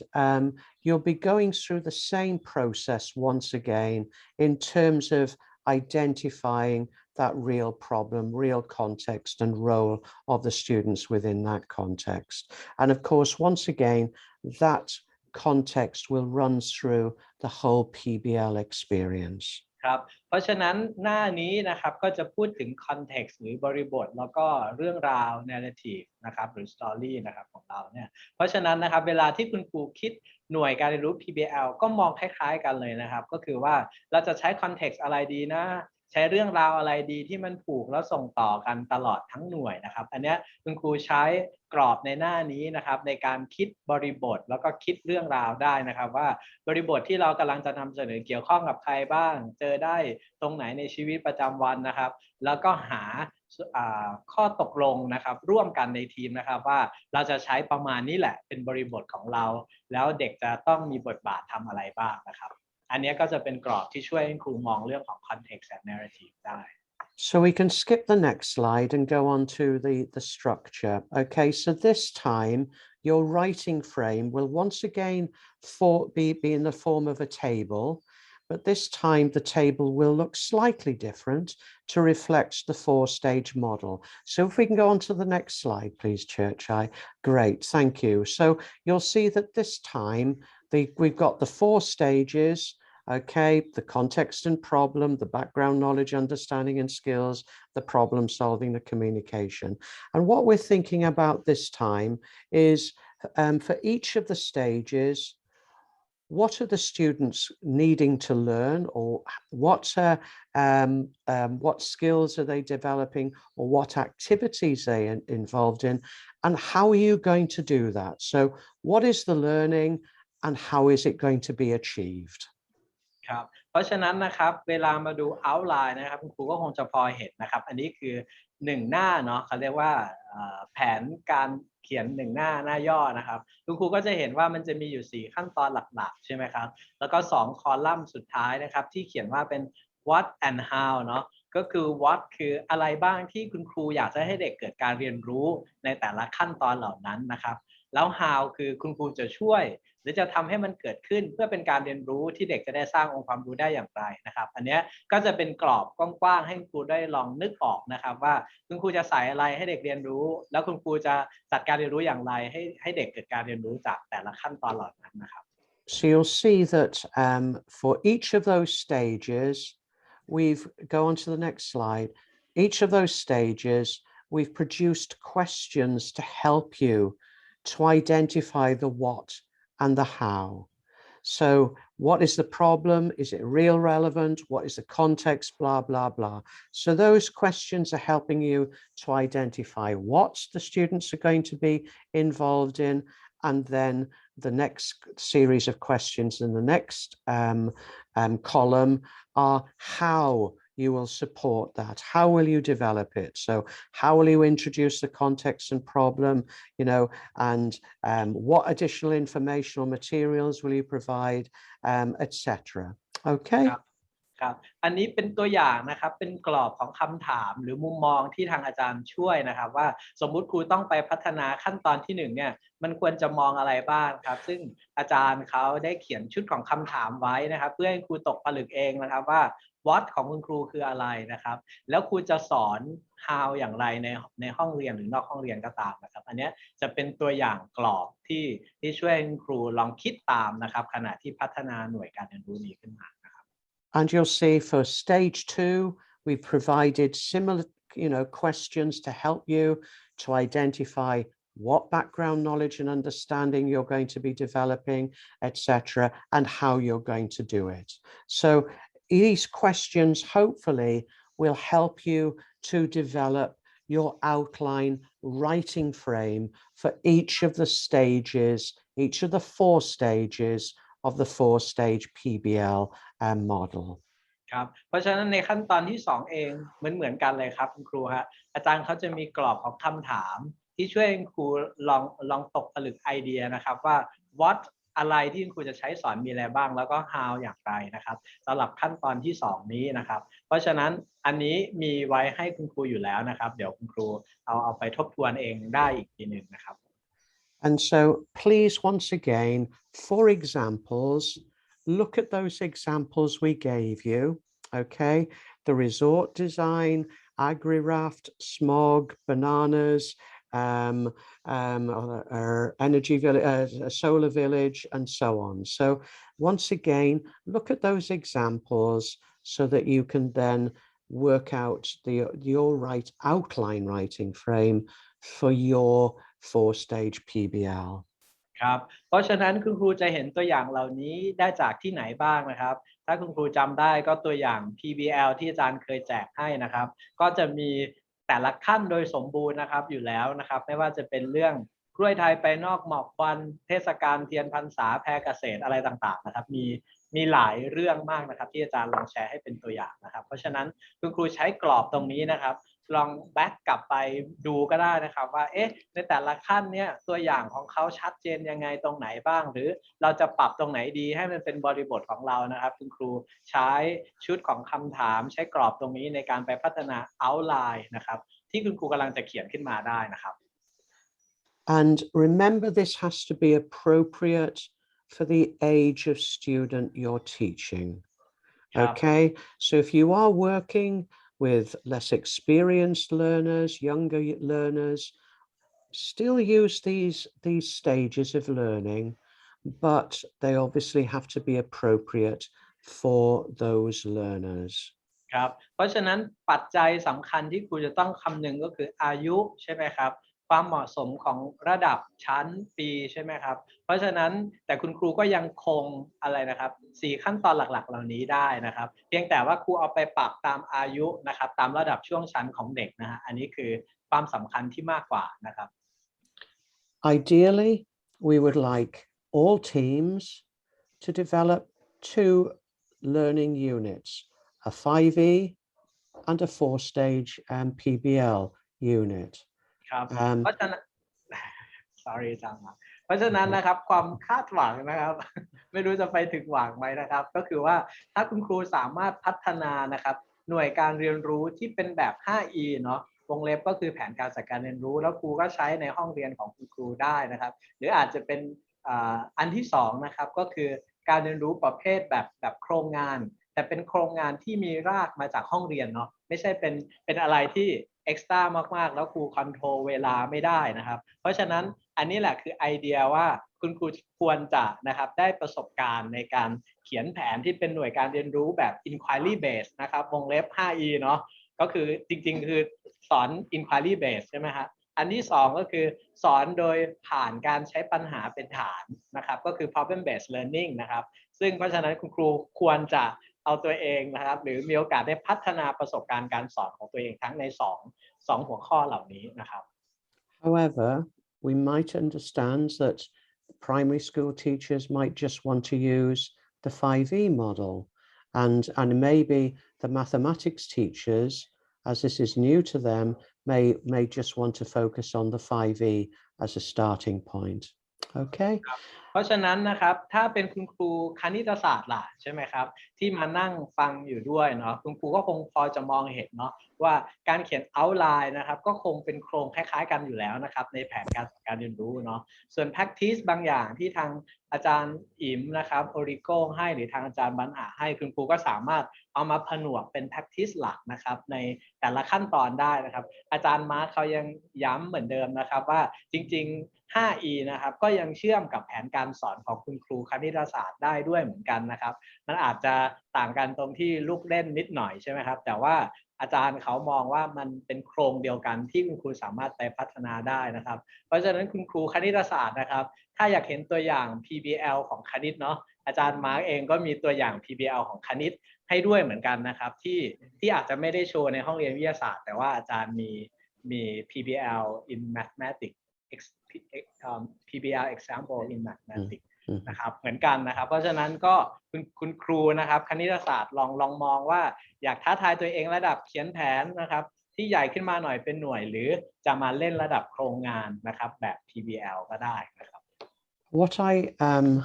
What we would really like now is for you to work in your teams to develop your outline writing frames for your 5E learning experience and your PBL learning experience between now and next Saturday. And remember, it's just the outline writing frame, okay, not the whole thing, okay? The idea of this is that for us to give you feedback and support on your outline writing frame to start with, okay? Then if there are things that need changing, they can be changed easily rather than, if you've done major, if you've already developed PowerPoints and so on, there's so much that might have to be changed. So focus on developing your outline writing frames first, and then next Saturday, we're going to give you feedback on those so that you can further develop those and get them right before you start developing your complete learning experiences. ครับคุณครูครับเพราะฉะนั้นภารกิจของสัปดาห์นี้เนาะนะครับถ้าคุณครูสามารถไปเขียน outline เนาะอย่าเพิ่งเขียนแผนละเอียดนะครับขอเอาแผนอย่างย่อก็คือ outline เหมือนที่เห็นเหมือนที่อาจารย์เห็นในหน้าจอนะครับหรือตัวอย่างที่ผมแชร์ให้ดูเมื่อสักครู่นะครับเอาแค่ระดับประมาณนั้นนะครับคุณครูฮะเดี๋ยวขอหาตัวอย่าง So อันนี้นะครับคุณครูไม่ยังไม่ต้องลงลึกมากนะครับแค่มี outline คร่าวๆนะครับของสิ่งที่ครูจะทำเนาะเพราะว่าสัปดาห์หน้าเราจะมาตีตรงประเด็นนี้ก่อนอย่าเพิ่งไปเขียนละเอียดนะครับเดี๋ยวครูจะหมดพลังก่อนนะ Okay. อาจารย์มาร์ค Yeah. would you please share mathematics example that you have to mathematics teacher? They asking for that. I don't have one available at the moment. No, yeah, we'll have to share one. We share them later probably. Yes, yeah. เดี๋ยวอาจารย์มาร์คจะแชร์ทีหลังนะคะอาจารย์คะแต่ว่ามันจะเป็นภาษาอังกฤษก็แต่ก็อ่านไม่ยากแล้วก็ไม่ได้ยาวมากเนาะเท่าที่เห็น It's not too long to read, right? Yeah. Yeah. I'm sorry, I don't have it to hand now, but we will. I can provide it. Yeah. Right. ก็หวังว่าคุณครูนะครับจะเห็นไอเดียเนาะในการเขียน outline ของสัปดาห์นี้นะครับแล้วก็ตกผลึกภาพใหญ่ภาพย่อยคอนเซปต์นะครับวัตถุประสงค์ผลลัพธ์เอาแค่นั้นก่อนนะครับบท context เนาะ problem แล้วก็ story ที่ครูจะใส่นะครับใส่ประมาณนี้ก่อนนะครับอย่าเพิ่งลงแบบละเอียดแล้วก็เดี๋ยวสัปดาห์หน้าเราจะมาคุยกันต่อจากตรงนั้นนะครับ With mathematics, just like with science, okay, the key thing is to think about where is the mathematics used in everyday life to solve a real problem. And we do it every day. We apply mathematics to solve problems every day, real problems. So if we think about the structure, they start with thinking about the problem and then the context for that. So it's again thinking about who would be applying it and what would they be, what problem would they be using to solve it. Then once again, elicit their ideas about the mathematics and how they might do that applying mathematics. Then at the explore stage, the students are developing their mathematics skills. Yeah, they're developing their ability to carry out that type of equation or whatever it is during the explore stage. At the explain stage, the students are describing how they do it, how they use that mathematics, how they carry out that calculation. And then at the elaborate stage, they're applying it to solve the problem. They're applying the mathematics to solve the problem. And then at the evaluate stage, they're communicating how they solve the problem using the mathematics. Okay, so but within context, of course. So again, it's very simple, and if they think, and it relates to the approaches that Dr. Yap Ban Ha introduced them to, okay, within that model that I've just described. ขอบคุณอาจารย์มาร์คนะครับอาจารย์มาร์คท่านก็หวังดีนะครับกับคุณครูคณิตศาสตร์ด้วยเนาะก็คือพยายามช่วยเชื่อมให้นะครับว่าอย่างตัว 5E เนี่ยถ้าเทียบใน practice ที่ทางอาจารย์แก้ปัญหาของระดับม.ต้นให้เนาะคุณครูน่าจะจำได้ว่าอันแรกคือ exploration ใช่ไหมครับแต่ก่อนจะมา exploration คุณครูจะต้องไปคิด task ใช่ไหมครับ task นะครับภารกิจหรือโจทย์ใช่ไหมครับที่จะนำไปสู่การที่เด็กได้ explore ก่อนได้นะครับก็คือเพราะฉะนั้นพอครูให้ task ใช่ไหมครับเด็กก็จะเกิดการ explore นะครับคือได้ลงมือคิดลงมือแก้นะครับเสร็จแล้วเนี่ยอาจารย์มองว่า explore เนี่ย pretty close to engage นะครับเพราะฉะนั้นตัว engage เนี่ยมันเกิดจากการที่คุณครูได้ให้โจทย์เนาะหลังจากเด็กลงมือทำนะครับก็จะนำไปสู่ structure discussion เนาะการอภิปรายซึ่งมันใกล้เคียงนะครับกับตัว exploration มากนะครับเพราะฉะนั้นตัวแต่อันนี้คุณครูคิดว่าถ้าคุณครูเห็นภาพของ 5E แล้วลองเชื่อมกับ file practice ที่อาจารย์แก้ปัญหาให้เนาะคือมี exploration ใช่ไหมครับมี structure discussion นะครับมีในเรื่องของ journal writing นะครับมี practicing นะครับแล้วก็มี reflection นะครับซึ่ง reflection เนี่ย pretty close to communication right reflect out what they have learned นะครับเพราะฉะนั้นเนี่ย5อย่างเนี้ยสมมุติคุณครูเขียนแผนใช้โครงของ outline 5E ก็ได้นะครับแต่ในใจคุณครูก็จะมีภาพลางๆว่าอ๋อ file practice ที่อาจารย์ยปัญหาแนะนำเนี่ย มันมาผนวกได้นะครับแล้วตัว task ต่างหากที่คุณครูจะคิดกับมันว่ามันควรจะเป็น task อะไรดีหน่วยอะไรนะครับแล้วก็แผนย่อยๆนะครับเพราะฉะนั้น yeah it's quite pretty the same thing structure Yeah, it is. Yeah, when you put them together, right you can put them together in that structure. ห Yeah. รือครับหรือคุณครูจะมีโครงที่คุณครูเคยมี practice ดีอยู่แล้วก็มันสามารถเก็บ5ประเด็นเหล่านั้นได้นะครับก็คุณครูลองนำเสนอมาได้นะครับแต่ประเด็นอยากให้อาจารย์เห็นว่านี่คือ outline นะครับที่ครูจะใช้ไปเขียนนะครับเพราะฉะนั้นคุณครูคณิตศาสตร์มีคำถามหรืออะไรที่อยากจะให้ทางอาจารย์ช่วยเสริมในมุมของตัว outline หรือตัวอย่างอะไรเงี้ยคุณครูสอบถามเข้ามาได้เลยนะครับผมหรือทางผมอาจจะช่วยถามอาจารย์ดร.ยปัญอาหรืออาจารย์ทิพวรรณนะครับจากโอริโกช่วยได้ในส่วนของประถมนะครับเชิญได้เลยนะครับ Are there any questions that we've not answered that are in the chat box, Churchai? No more questions. Okay, that's great. Thank you. Well, that obviously the thing to emphasize is this is a supportive model, that we're going to support you through this process. So please don't be worried about this, okay? The idea is that next week you will have completed your outline writing frame. And remember, it is an outline using the structures I've given you, the tables I've given you. So please develop those in your teams. Then next Saturday, we're going to give you feedback. Yeah, we're going to give you support. None of this is about making judgments. This is all about supporting you and helping you. Okay. เพราะฉะนั้นนะครับคุณครูครับอาจารย์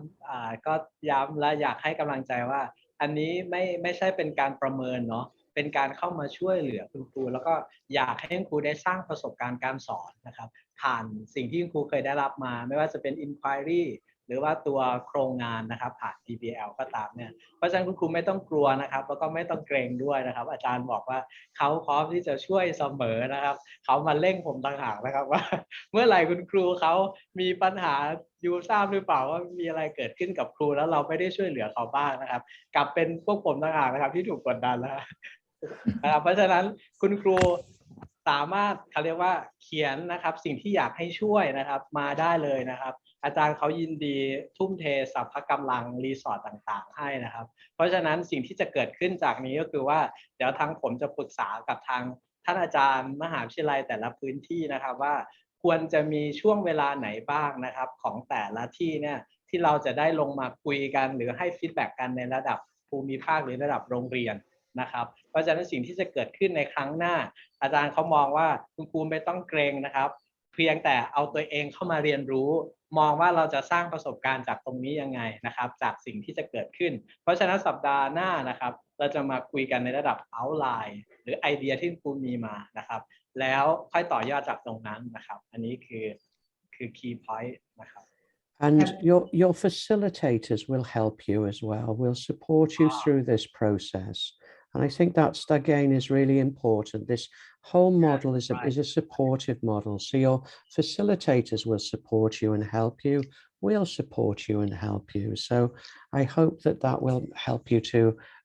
and you'll help each other in your teams. Right, yes. Okay. นะครับแล้วก็บุคคลอีกสำคัญคนหนึ่งที่อาจารย์พูดถึงก็คือ facilitator ใช่ไหมครับคุณครูฟ้าเหล่านั้นนะครับสามารถแชร์ประสบการณ์สามารถแชร์มุมมองนะครับให้กับคุณครูได้หรือแม้แต่เพื่อนคุณครูที่โรงเรียนของคุณครูเองก็ตามนะครับก็สามารถทำหน้าที่ตรงนั้นได้ด้วยนะครับเพราะฉะนั้นคุณครูมีทั้งอาจารย์มหาวิทยาลัยใช่ไหมครับมีทั้งทีมของซิมิโอส่วนกลางนะครับมีทั้ง facilitator นะครับแล้วก็มีอาจารย์พี่เลี้ยง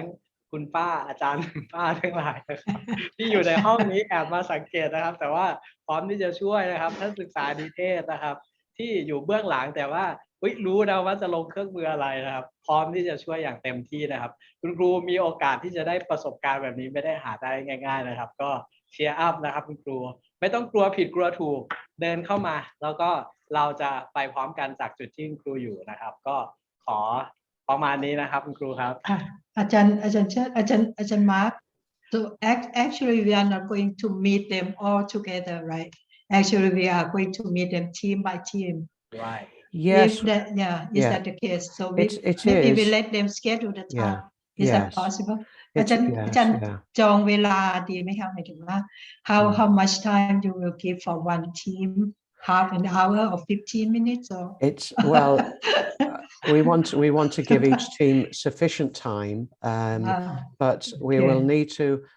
to look at the logistics because we don't know Okay. how much Right, we yeah. don't know how many teams we have at the moment. And the other thing is that when I've done this with other teachers, that they've wanted to observe and listen to the other feedback sessions as well to learn from those. So they'll be very welcome to do that. But of course, we will allocate teams particular times. It may be that we do, team A, B, C during this hour and to team D, E, F during this hour, but we need to know how many teams we have and how we can best organize that. Yeah. โอเคอาจารย์รีบจองมานะคะเดี๋ยวจะเต็ม คิวจะเต็มโอเคค่ะขอบคุณ เพราะฉะนั้น ค่ ทางมงคลน่าจะส่งไลน์ส่งลิงก์นะครับอาจจะขอตั้งต้นอย่างนี้แล้วกันนะครับว่าแต่ละทีมเนาะลงไปกรอกนะครับข้อมูลในทีมโรงเรียนสมาชิกของท่านนะครับหน่วยหรือหัวข้อที่ท่านกำลังเล็งอยู่ว่าจะเอาไว้ใช้นะครับ Facilitator มีท่านไหนบ้างนะครับมีทางอาจารย์ที่ปรึกษาท่านไหนบ้างใส่ลงไปนะครับผมใน Excel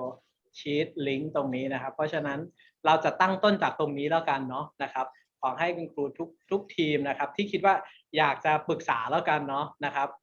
ในประเด็น outline นะครับก็ใส่ข้อมูลมาให้นะครับเดี๋ยว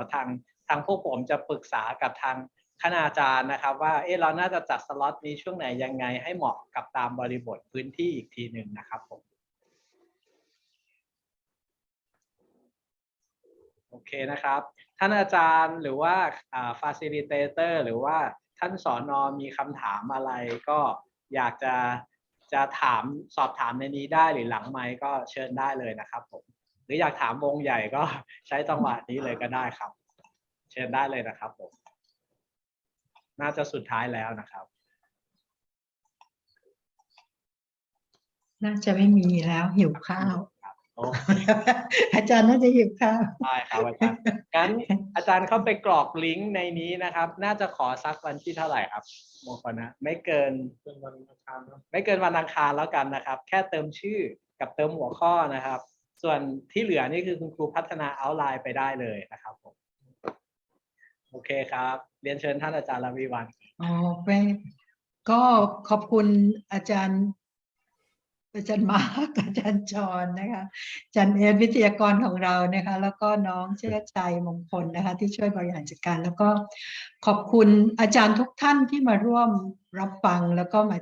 มารวมกลุ่มกันเพื่อพัฒนาตรงนี้ด้วยกันนะคะถ้าจะมีประเด็นอะไรอาจารย์เข้ามาได้เลยนะคะเราก็อยากจะพาคุณครูของเราไปหมายถึงว่าเป็นเป้าหมายที่เราวางไว้ร่วมกันตั้งแต่ต้นให้เหมือนกับจบมาจากหลักสูตรนี้แล้วบรรลุผลแบบนี้ใช่ไหมแล้วสามารถไปขยายผลต่อได้นั่นคือสิ่งที่ทางเราก็หวังไว้ประมาณนั้นนะคะเพราะฉะนั้นตอนนี้ก็เป็นโอกาสอันดีที่คุณครูจะได้มารับฟังจากวิทยากรโดยตรงนะคะผู้เชี่ยวชาญที่สามารถจะช่วยอาจารย์ได้นะคะอาจารย์รีบส่งจองคิวมานะคะขอบคุณอาจารย์ทุกท่านมากค่ะขอบคุณค่ะขอบพระคุณเป็นอย่างสูงค่ะอาจารย์ thank you very much